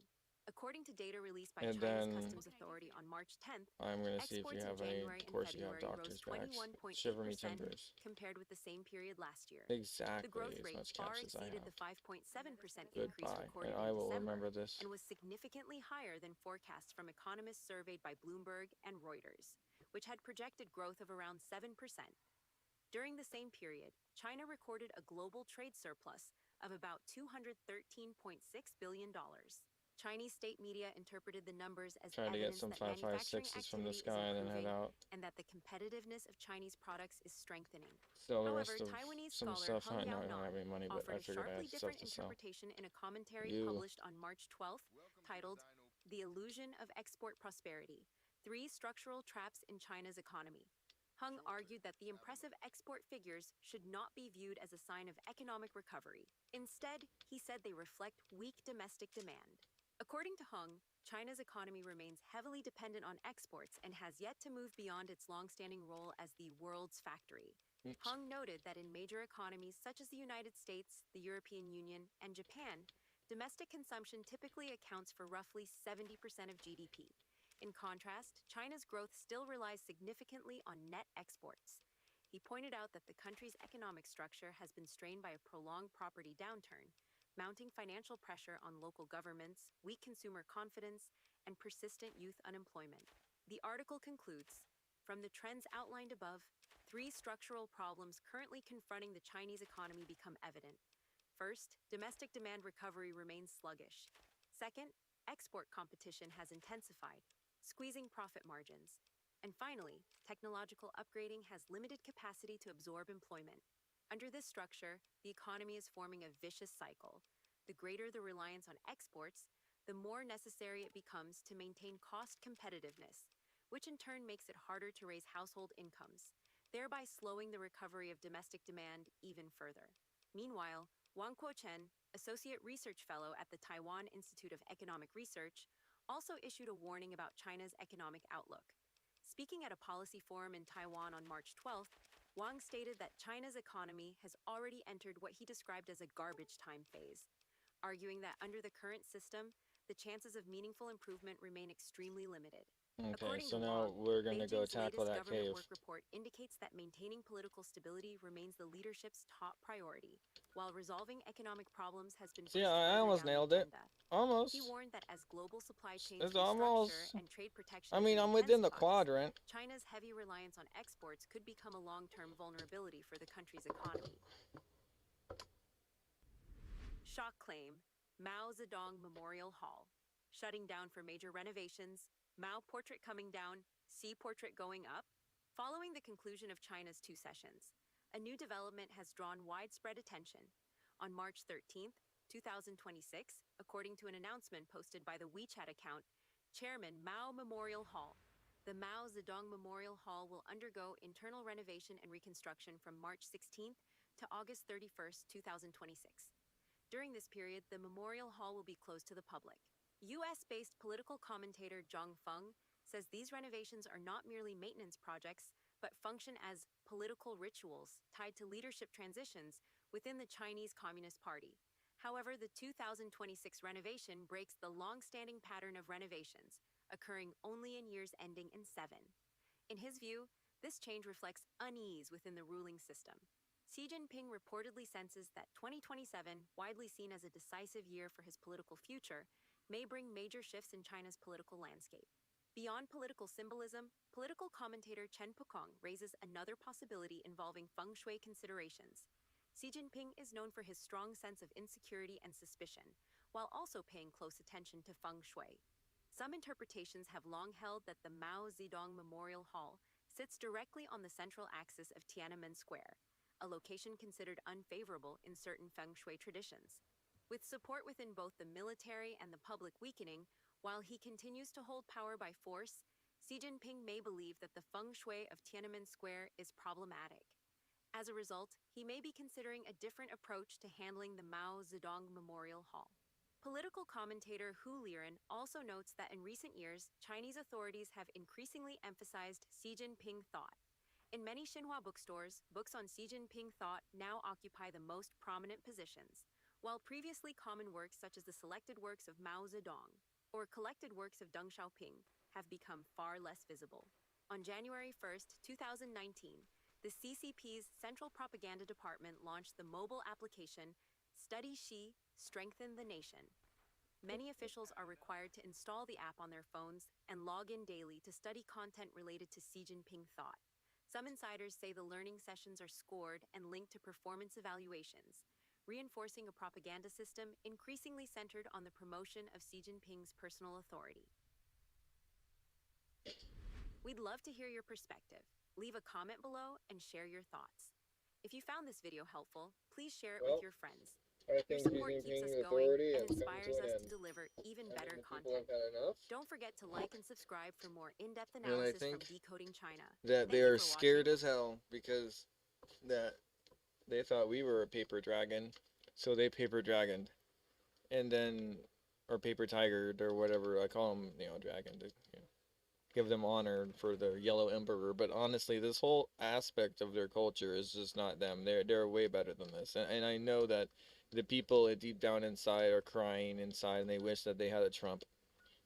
They really did, and I mean, like, honestly, and not just some like Trump, like that's like, I'm just saying, like, a leader that necessarily would be fitting for them that isn't Xi Jinping. I mean, it's just the horrendous trafficking of human trafficking from North Korea over there, the women that, I'm sorry, the problems and everything like that. That there's some precious metals worth Like so we're on the right track. the birth rate is there's a problem with birth rates because there's too many men. All right, the big reveal. And they have this problem where they just let slave trafficked women in from North Korea, or they're not. I don't want to say they let it. It just happens, right? You wanted to say that because they know it's happening, but they don't stop it. So like, what is that? Like, other than just complacency? So that's what I'm saying. Some of the stuff needs to be fixed. It's like I was saying with the cartels here in America. It's like, this is happening, but you don't care that people are bringing fentanyl over to kill your citizens. So what do you? You're not any better than them. Oh my God! I think I should have just gotten the rat slayer. Okay, let's see if we can just kite these guys. Probably too big for this little furnace, but hopefully Whoa. I can get it so Whoa. it sits down below the rim here. I'm using this crucible just for Whoa. the volume. I want to smelt down as much Whoa. as I can at a single whack. I know here. I shouldn't have done this. Let me see if I can get this to fit in this I'm furnace. sorry. And then we'll load it up with slag. I wish I had a few grenades. So here's an interesting little thing. I put Do I not have down the grenades? bottom of my Oh my furnace. God.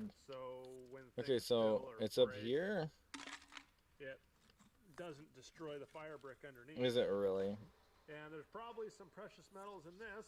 I'm done. Okay, so when I reload right now, is this going to be over here? And I want to get this out of here so I can It's get going a to little be bit more frustrating, room but oh well. Wait a for minute. the crucible to sit down in there.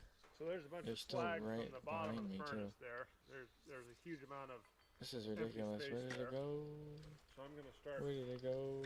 taking our There is no rat slayer.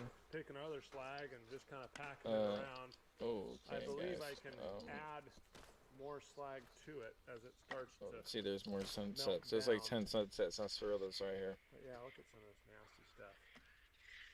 Just get it all in there. So, I know it's on the ledge up there, but do I remember All how right, to our get there? crucible is full to the brim, and I've added So some left is extra not the way, borax clearly. lumps in there. One of the reasons I've added the borax is to help things fluidize and get going as the borax melts.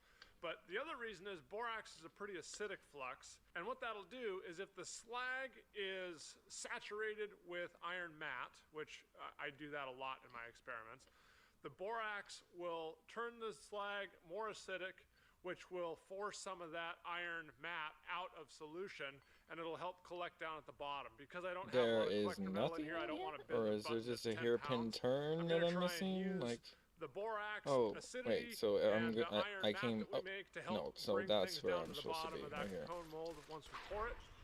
But Okay, that's good. the idea with the borax. If I just melted it all together as is, I'm Thank worried you. that we wouldn't have enough stuff My to dog come came down in to the right when bottom and after collect. that rat. I was like, oh my God, there's a rat. It's like he's creeping through the door. Uh-oh. Oh. Oh my God, of course I fell. The key here is going to be heat this very slowly. What the hell? If you heat it up really, really fast, you end up with a molten pool of slag and a cold center that still has a bunch of water and a bunch of stuff in there that's going to come off as gas. And as that Okay, so slag educated. melts down and you have that cold center and it starts releasing all this gas, it bubbles and froths and makes a whole huge mess in your furnace. So you got to heat it up really, really slow before it gets covered in molten slag, or you'll have a huge mess in your hands.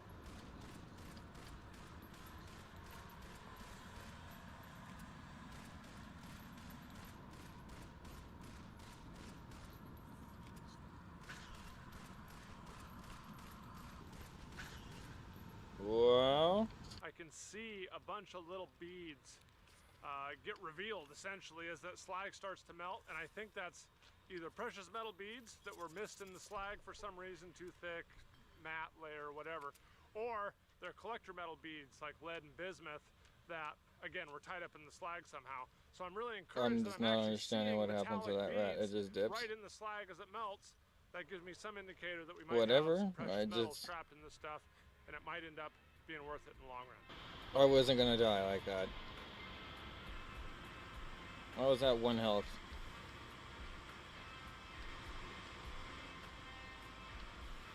So see, like, I was searching the areas around the outside to find, and just to pass through. Give you guys a sneak peek of an upcoming video. Right here, so that was the other rat that scared me down into the rest of the rats that, oh. Gold-filled jewelry. I'm gonna get this Or maybe that was the one that was trying to get to his buddy. I don't know what the heck happened, but I thought there was only 2 up here. But look, Rat Slayer. There might be an ounce of gold. There we are. There could be 4 or 5 we are reunited. Now we just got to get it out. Okay, it has been too long. All set up with this fume hood. We've got our acids figured out. We've got a bunch of stuff here, glassware and everything. We are getting all geared up Good. to refine some God. gold and silver. I'm really, really excited about it. Not only can we do jewelry and other stuff like that, but we can also refine the gold out of my mine. And so we can get really pure gold for coins, other stuff, jewelry that we might make from it. So stay tuned for all those videos. Be sure to subscribe so you don't miss it. But now let's get back to smelt. Okay, so he's almost got 500,000 likers right here. Mr. MBMMIL. There are 2 L's. Sheesh. MBMMLLC.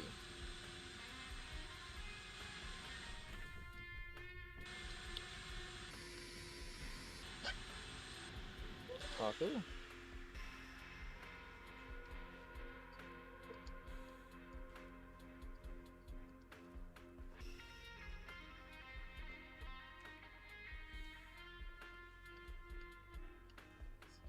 My dog's now on the ground. Anastasia. She's wondering what she missed. Wow. She wasn't happy about that. No-uh. Oh, shit. They found me. Anastasia? What? My dog needs to use the restroom, folks.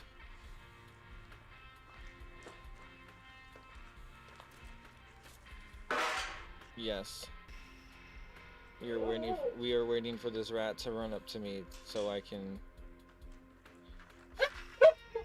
I don't think he will ever run up here, huh? I'm hidden now? I thought...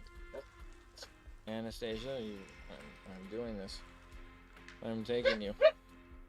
Okay. This is a lot of talking. Miss. Wow. I know there's gonna be a rat over here trying to kill my ass. Okay, okay. Screw the rat, you're gonna eat it? Okay, let's go.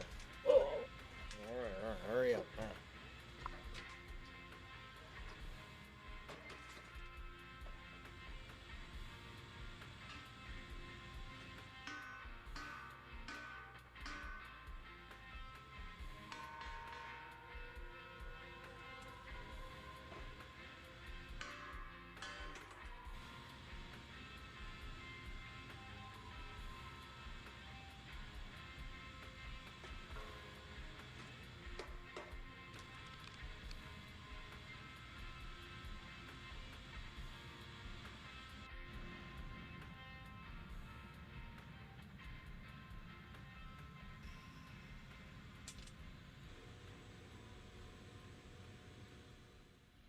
Well, I'm just about to do my second pour of the day.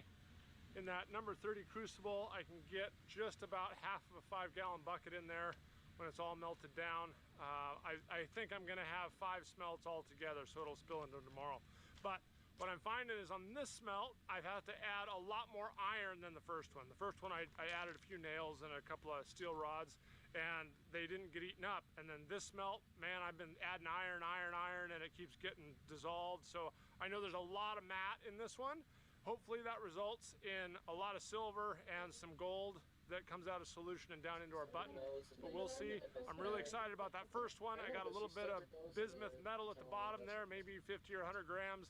If I can get 2 or 3 additional grams of gold out of each one of these, I mean, that would make it worth it. If I could get 5 grams today and 5 grams tomorrow of gold, that would be well within what's reasonable on cost-wise. All the dogs really, we call them health bars. Recovering this gold and silver. So I'm excited really to see what I can get out bars of the metal. Blue Buffalo. But let's keep going and get the rest of the slag Oven Baked process. Crunch made with real apples, vitamins and antioxidants. Classic anytime treat. And she just went to the bag and stuck her nose into the bag, and they're sealed, and she knew what was in the bag.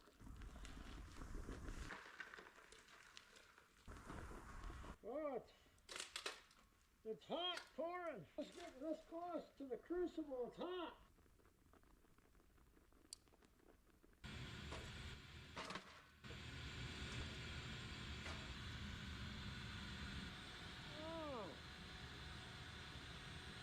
Oh, dang it. I knew that was a possibility.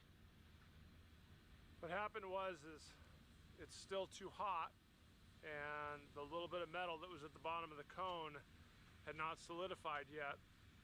And I've seen that happen when you mix lead and bismuth together. They both individually have a melting point about 600 degrees, Fahrenheit, which I'm pretty sure we're below here. But when you mix them together, that melting point goes way down, like 200, 300 degrees Fahrenheit. I should have cleaned the slag out of that bin before I dumped it in. Now I've got metal splashed all over all my old slag too, so that's really disappointing. The reason I needed to turn it over is because I've got that third smelt ready to go, ready to pour, so I needed my cone mold. So that's where I'm at. Let's go pour this last pour of the day and come back tomorrow and figure out how to clean that mess up.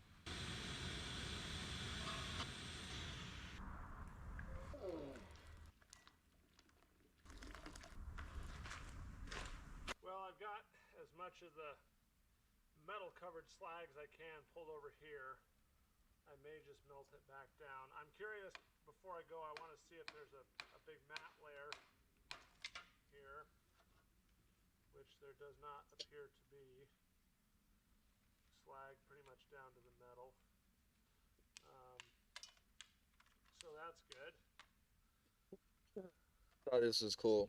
He's trying to refine the gold, I guess. I'm going with refining the gold, but there's slag that he's refining, and there's gold inside of the slag that he's trying to reclaim. Finish up this project tomorrow.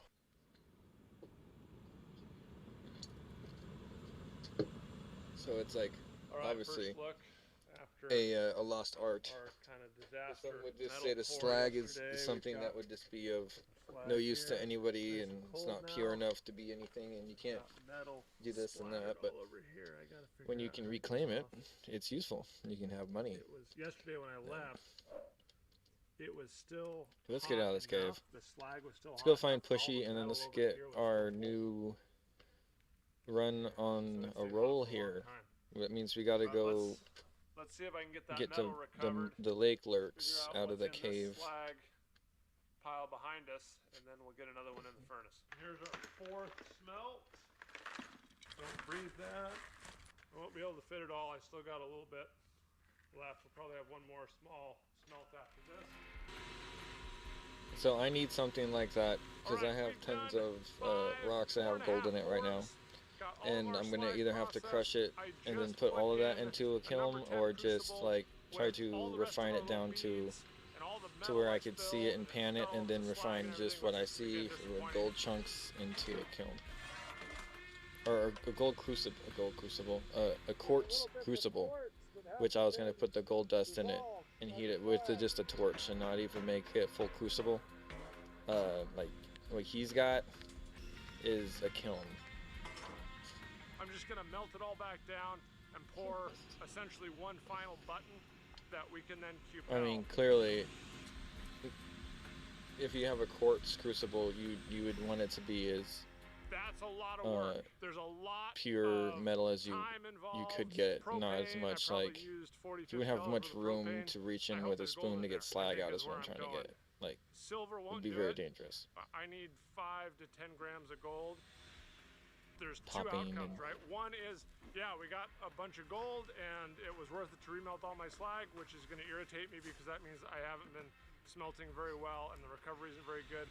Or the other outcome, which might actually be better, is, hey, we didn't get hardly any gold or silver at all, and I've melted ounces and ounces and ounces of gold and silver in this stuff, in this slag, and getting a 99+% recovery would be pretty darn cool. Shoot me. So really, either outcome will tell us a lot of information, and one we make money, and the other one we get some valuable information, and I really don't have to worry about the slag anymore at all.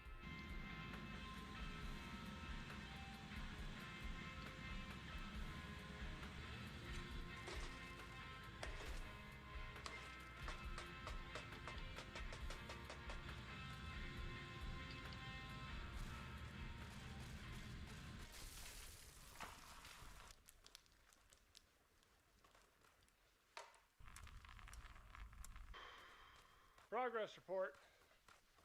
I got my last pour here. That is the splashed. I gained good metal distance. I should on have the just kept it. slag, as well as most of my other slag buttons. I've got one slag button over on the table. Not slag, what am I talking about? Metal. I've got one button over on the table.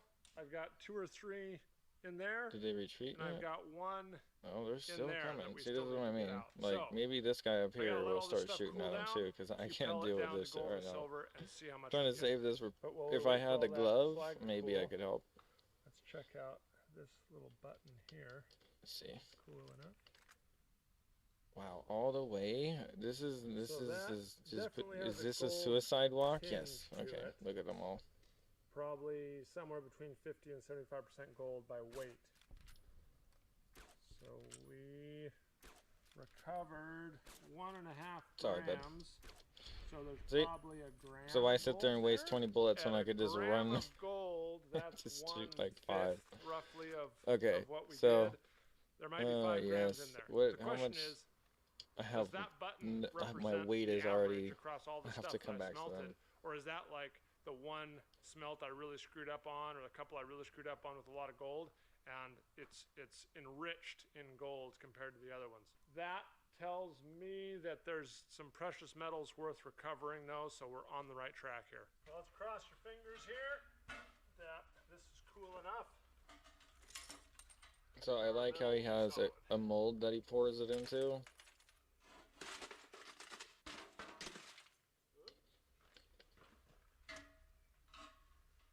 Stuck on the bottom. It always sticks in the bottom of this mold for some reason, which is in some ways good. I don't know why. No. Okay.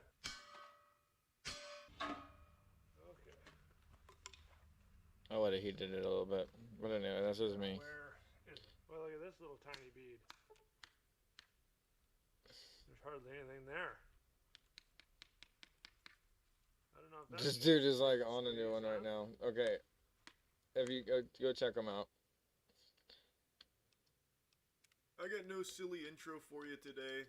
What this lady's done just makes me furious, so I want to yap about it. Krishan Rock. Maybe you've heard her name, maybe you haven't. I'm pretty confident you've at least seen a couple of clips of hers because she has been addicted to social media attention for a while.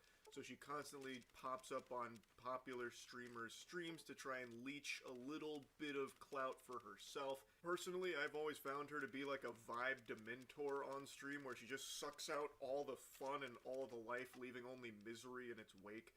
But that's not the biggest deal in the world. There's plenty of people that are, you know, vibe terrorists that just aren't super entertaining to watch. That's not like a crime. But what is a crime, at least should be, is the way that she handled her pregnancy. Krishan Rock loved to party. I say loved like it's past tense. I'm sure she still currently does. But while she was pregnant, she still didn't let that stop her. You know, it wasn't an obstacle. She didn't pump the brakes because she's pregnant. She still went hog wild, partying, drinking, and smoking while pregnant. And this was shown multiple times on camera, just shamelessly drinking and smoking while pregnant, which everybody knows is really bad for the baby. Because we all was drinking, even you, with the baby and stuff. I mean, we should do that. I should just, because I don't have any perks against radiation right now, I should be smart and keep that radiation suit. Okay. Oh, I pressed X. Hopefully it just sent. Hopefully it sent. It didn't just back out of the whole thing. No, it looks like it did. Okay, good.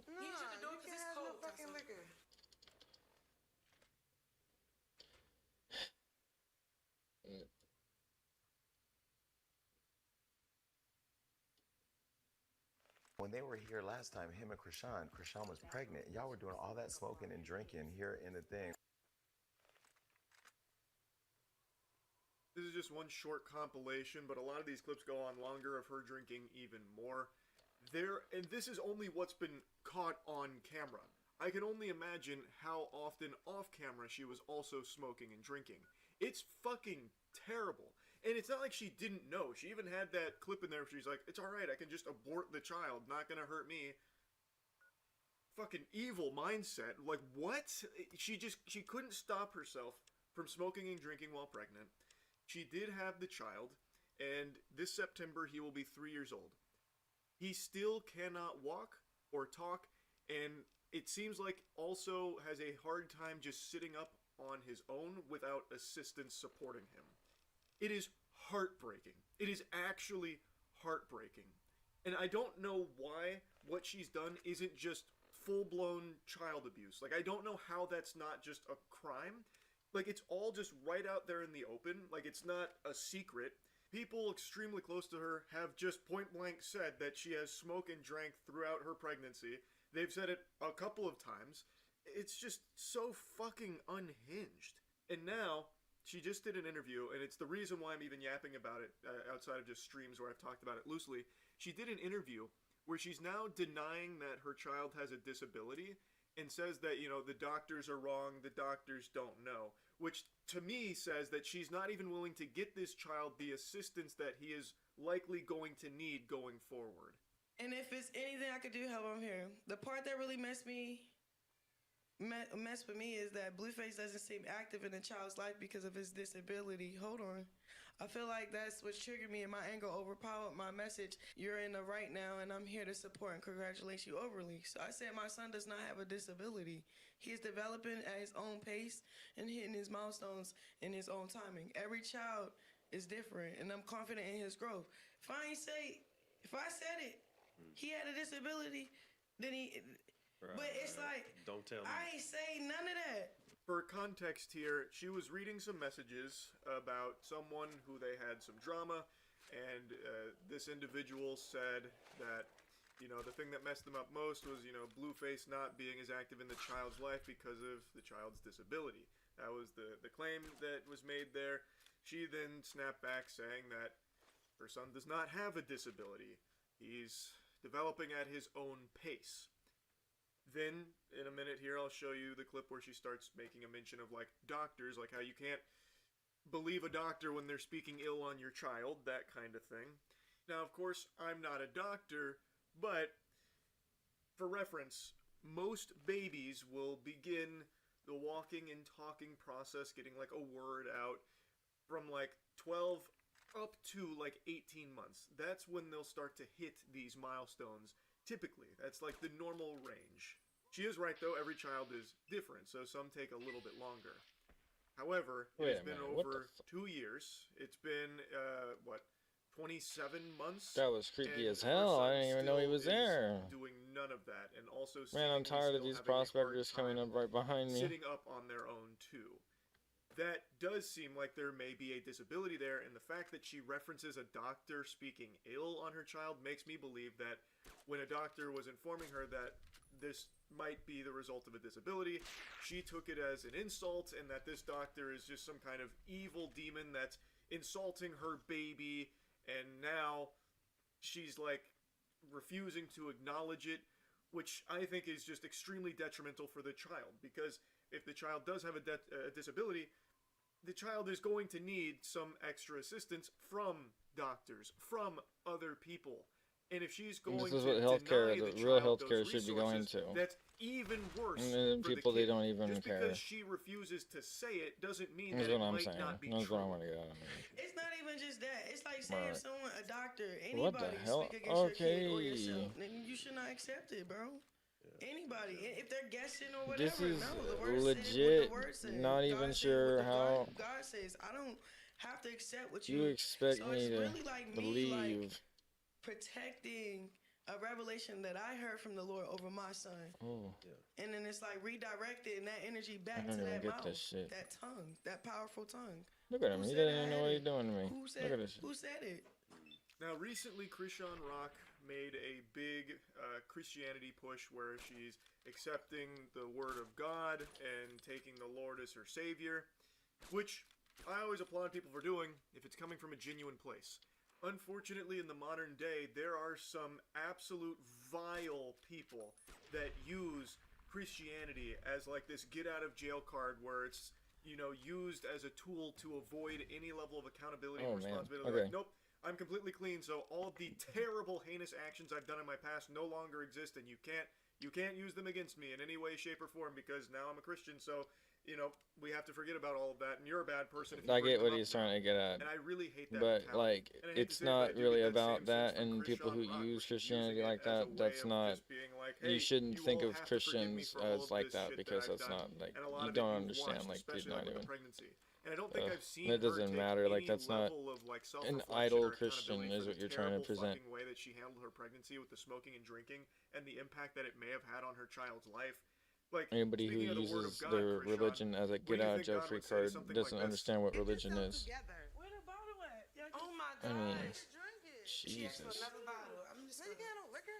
Yes, I can. I can abort the child tomorrow. It won't hurt me. He needs you to do it because it's cold. Complete callousness, uncaring if the baby lives or dies, even saying that she would get an abortion and it wouldn't affect her. There's also another Gnarly. clip where she's If I 3 was weeks the pregnant, talking son to and a heard doctor that and shit, asks I'd be if like, it's too damn, late I'm to not get an even gonna abortion.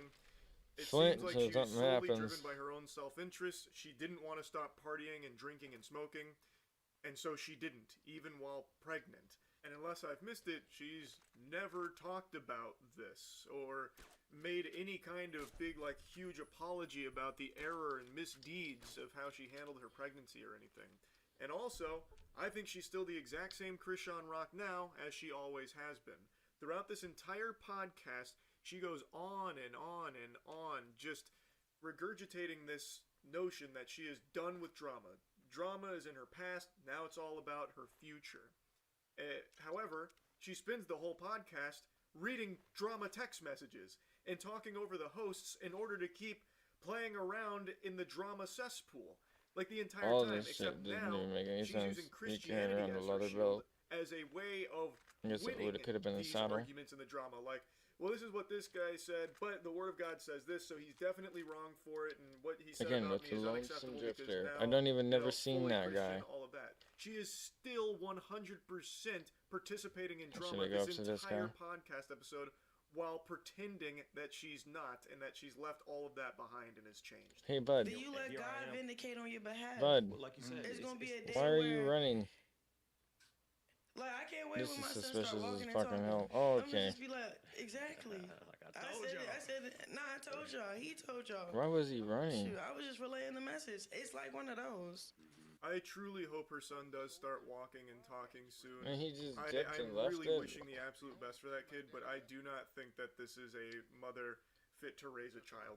Especially based on her statements in this interview here, where it seems like she's no longer even going to listen to doctors in regards to the potential disability that her child may have. Like, that just sets this kid up for a really rough future. I'm really, really hoping this child gets the care that he needs. I am not convinced that Krishan Rock is a good mother to this child at all. It still, to me, feels as though she's solely interested in her own career as opposed to trying to help her son to the best of her abilities. And it seems like she's already toying with the idea of depriving him of this medical care that he may require in the future.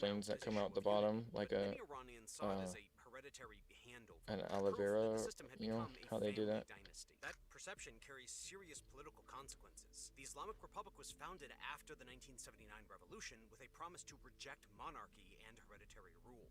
Power was supposed to come from religious authority and revolutionary legitimacy, not family bloodlines. If leadership now This passes is 18 hours ago. The new Supreme Leader could have been killed by now, but we're listening to this. dynastic system the revolution claimed to replace. Inside Iran, that comparison is explosive. Many older Iranians still remember the fall of the Shah, whose own monarchy collapsed after years of public anger over corruption and inequality. The idea that Yeah, the country might now and be there's drifting still people that are around that remember that, and they want that to come one back. of the most sensitive debates inside the political system. His rise comes It's not all terrorists over there. right now. Airstrikes pound Tehran. Reminds me of that one Jeff Dunham thing. Like, we're all in this. This is hot. Oil prices have We got hot jumped face. 20% overnight, pushing global gas costs higher and rattling economies far beyond Iran's borders. Ordinary Iranians face frozen bank accounts, empty shelves, and collapsing infrastructure.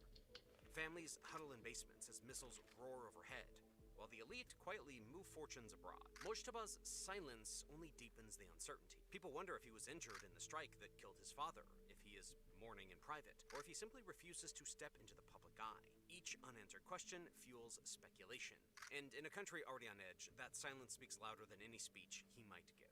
And right in the middle of that crisis, the scale of Mojtaba's hidden fortune becomes impossible to ignore. This is especially so when you see how it was built in plain sight abroad. The irony is striking. A man who calls for sacrifice and resistance at home while living like a king abroad.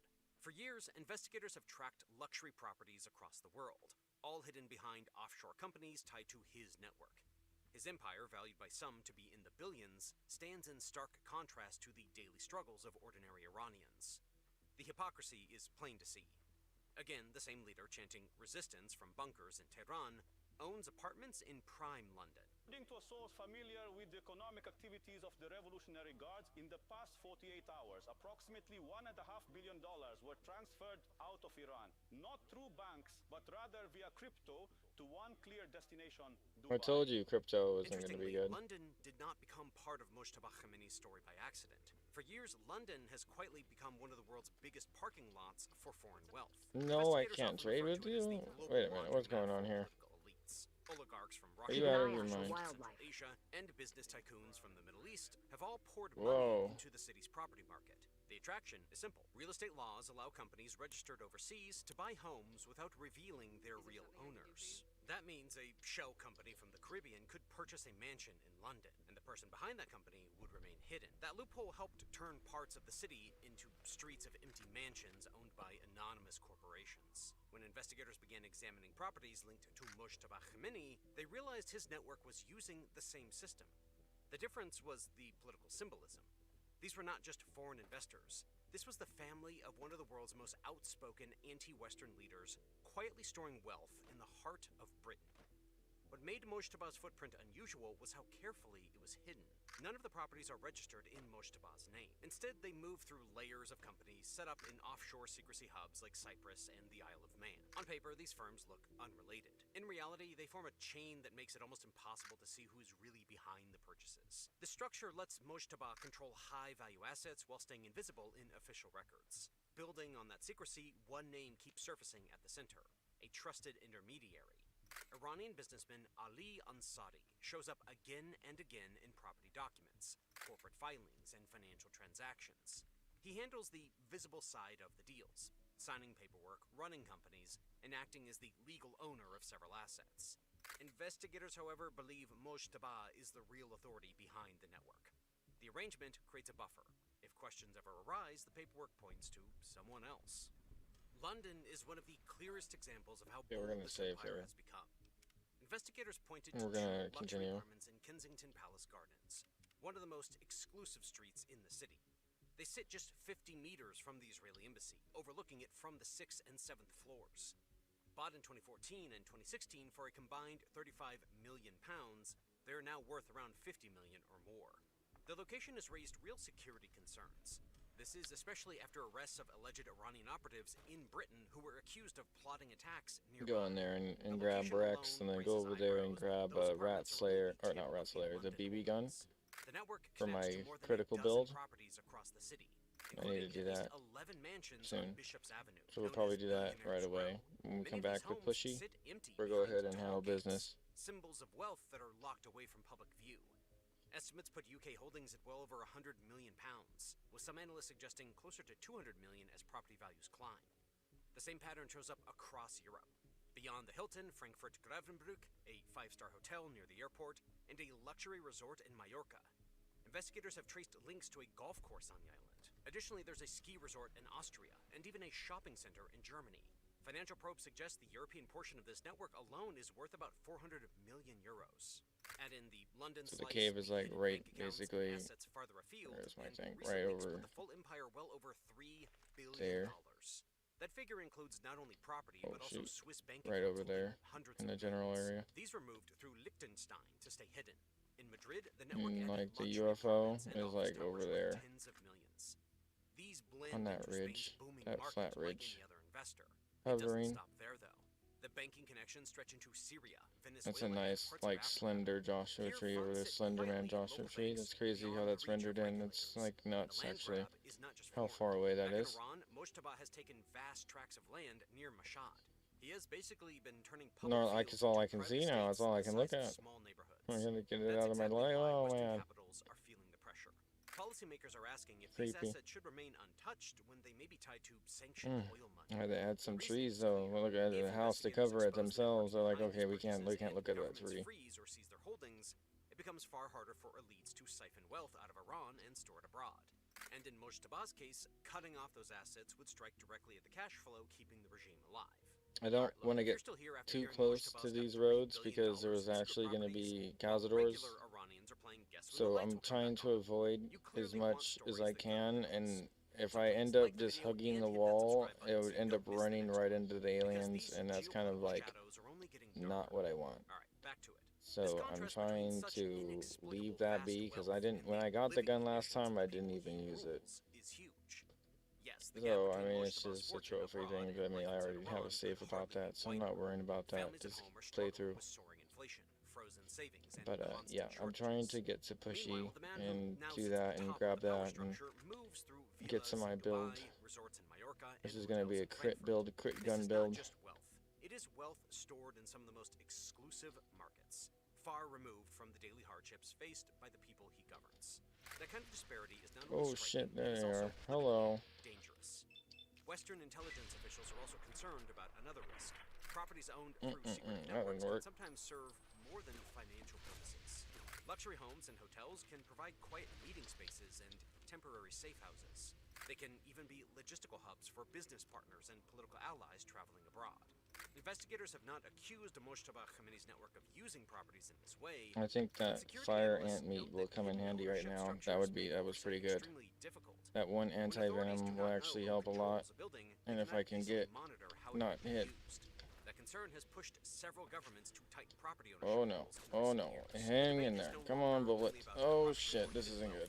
It is about transparency and security. I'm just gonna end this person. I can't have them keep stabbing me. This is ridiculous. It would strike directly at the financial lifelines that keep the ruling circle insulated from the chaos ordinary Iranians endure. Empty mansions in London and villas in Dubai are not merely symbols of hypocrisy. They are vaults of regime survival, and cutting access to them hits at the very arteries of power. The pressure is mounting because policymakers understand this is one of the few levers that can truly bite. Come on. Sanctions on oil exports have been circumvented for years. Like I don't really have much when it comes to healing right now. Freezing them forces transparency, exposes hidden networks, and sends a signal that wealth built on secrecy can no longer hide in plain sight. Let's see if I can save. Officially named Supreme Leader, A new the stakes save. are higher than ever. His hidden wealth is no longer just a In scam. case It is a I weapon. don't. It funds alliances with Russia, props up Iran's security state, and shields elites from the chaos ordinary Iranians endure. The question is no longer whether Mojtaba Oh, this owns is gonna these be a miracle shot. properties. Is he really at full health? This will be through Oh, this is freezing not assets, good. exposing of networks, and cutting off the pipelines that allow dictatorships to thrive in the shadows. This brings us to the most important question of all. Where did the money Ooh. to purchase the world's prime real estate come from? To answer that, we first have to look at how Iran's economy works, not just on paper, but in practice. Iran sits on some of the largest oil reserves on the planet. For decades, oil sales have been the main source of government income, bringing in tens of billions of dollars during strong years. In most countries, that money would move through the national budget, where parliament and public auditors can track how it is spent. In Iran, the system works very differently. Oil revenue often passes through a network of powerful institutions operating with limited public oversight. One of the most powerful players in that system is the IRGC. Initially a military force after the 1979 revolution, it has expanded far beyond defense. Today, the Guard is deeply involved in major economic sectors. Companies tied to it handle construction projects, energy development, telecommunications, shipping, and large infrastructure contracts. When national projects are awarded to firms linked to the Guard, the line between state money and private enrichment blurs. Another institution sits even closer to the center of power, known as Setad. Originally created to manage properties abandoned after the revolution, it grew into a massive financial network. Setad now holds stakes in banks, pharmaceutical companies, telecommunications firms, and large real estate portfolios. Unlike government ministries, Setad does not report to parliament. It answers directly to the supreme leader. The structure allows enormous amounts of wealth to move through the system with minimal outside scrutiny. Iran's economy has been under heavy international sanctions for years. These have mostly been targeted at the banking sector and its ability to export oil through normal channels. But sanctions rarely stop the flow of trade completely. Instead, they just push it into the shadows. Over time, Iran developed one of the most sophisticated sanctions evasion systems in the world. The methods can be surprisingly simple.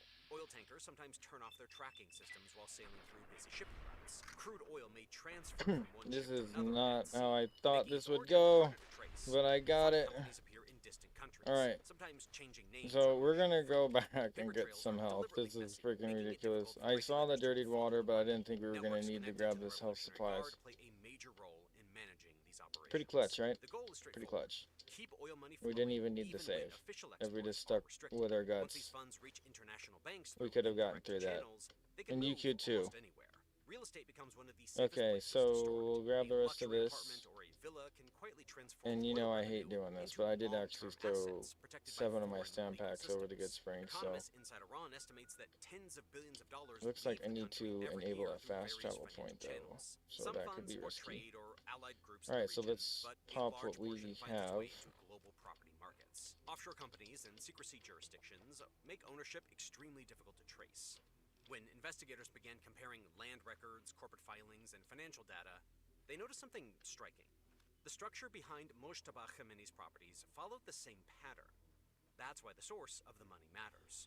The wealth behind Mojtaba's global property Hortz network appears to begin Farmstead. with Iran's oil industry.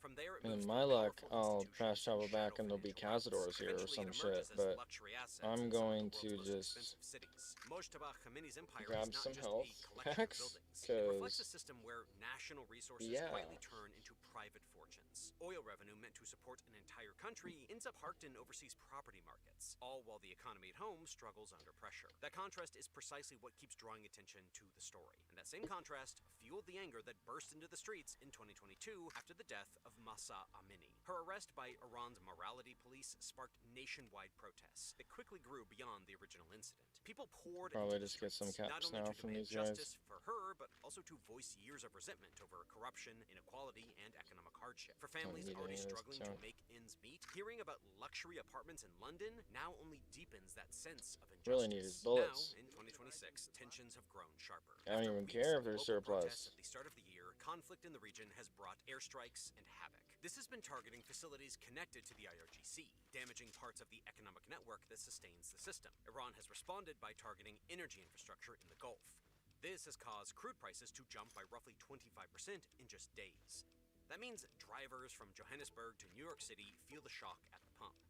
That's a reminder that instability inside Iran ripples far beyond its borders. Inside the country, economic pressure has intensified. Banks have restricted withdrawals, shelves stand half empty, and inflation has made even basic goods feel out of reach. Power outages now stretch 8 Gotta hours a save day these for in many weapon cities, repair leaving kits. families sitting in the Saving dark. tripping Kids time try to for do their my, homework by the light of a armor. single candle or a Lead phone wrenches screen for that's repair running kits. out of battery. When the lights finally flicker back on, parents wonder how long they can keep paying the bills that keep climbing. Grocery shopping has become a careful calculation. Bread lines have grown longer. Families are cutting meals to stretch their budgets. And demonstrations are returning to the I mean, streets. honestly, This I time, don't the need that chants cleaver, bro. mix the memory of Mahsa Amini with anger towards what protesters it didn't describe work as a very well. powerful elite moving Can wealth sell out these. of the country. Since Mojtaba Khamenei stepped into the role of supreme leader, that divide has grown more visible. The IRGC has publicly reaffirmed its loyalty to its new leadership. This will be At the fine. same time, activists and members of the Iranian For now, diaspora I don't are calling see for any tougher action bulk against the financial networks linked to the ruling 5.5s. circle.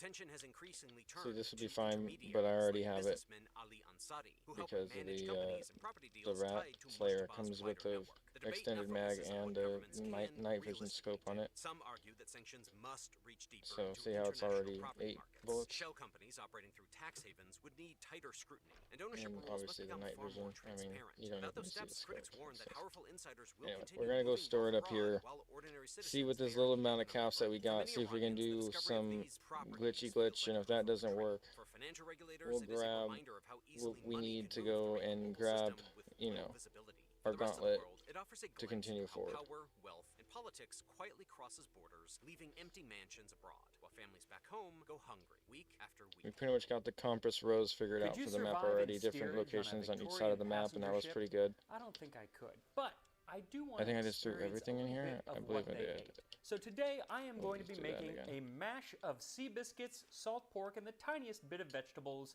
a dish called biscuit hash. So thank you to Hungry Root for sponsoring this video as we set sail in steerage. This time on Tasting History. My buddy Max Miller. Yes. On this channel, I have done a series all about the Titanic, and frankly, a lot of you probably found me that way. And in that series, I did a video on what the third class ate, and I talked about how it was such an improvement compared to what those in steerage, or third class, were eating in the I did see that decades video. It was a previous. great video. Like, through much of the 19th century, if you were on a passenger ship in steerage, you were basically eating the same things that the crew was eating, except that you actually had to do the cooking.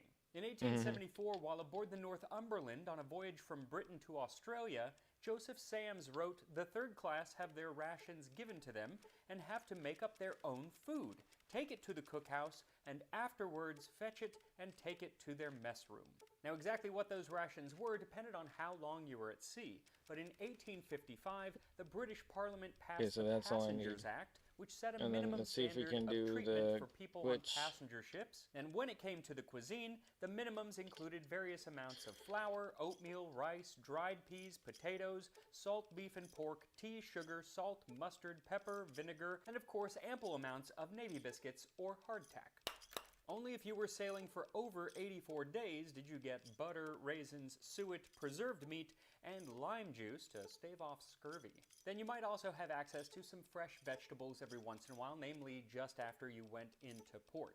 Now, because they're just eating these rations, doesn't look like it, huh? there are no actual menus They would have already from done this it at period least once for by now. third class, really. There are plenty of menus for first and second class, but not really any for third class until a little Pretty bit gnarly. later on.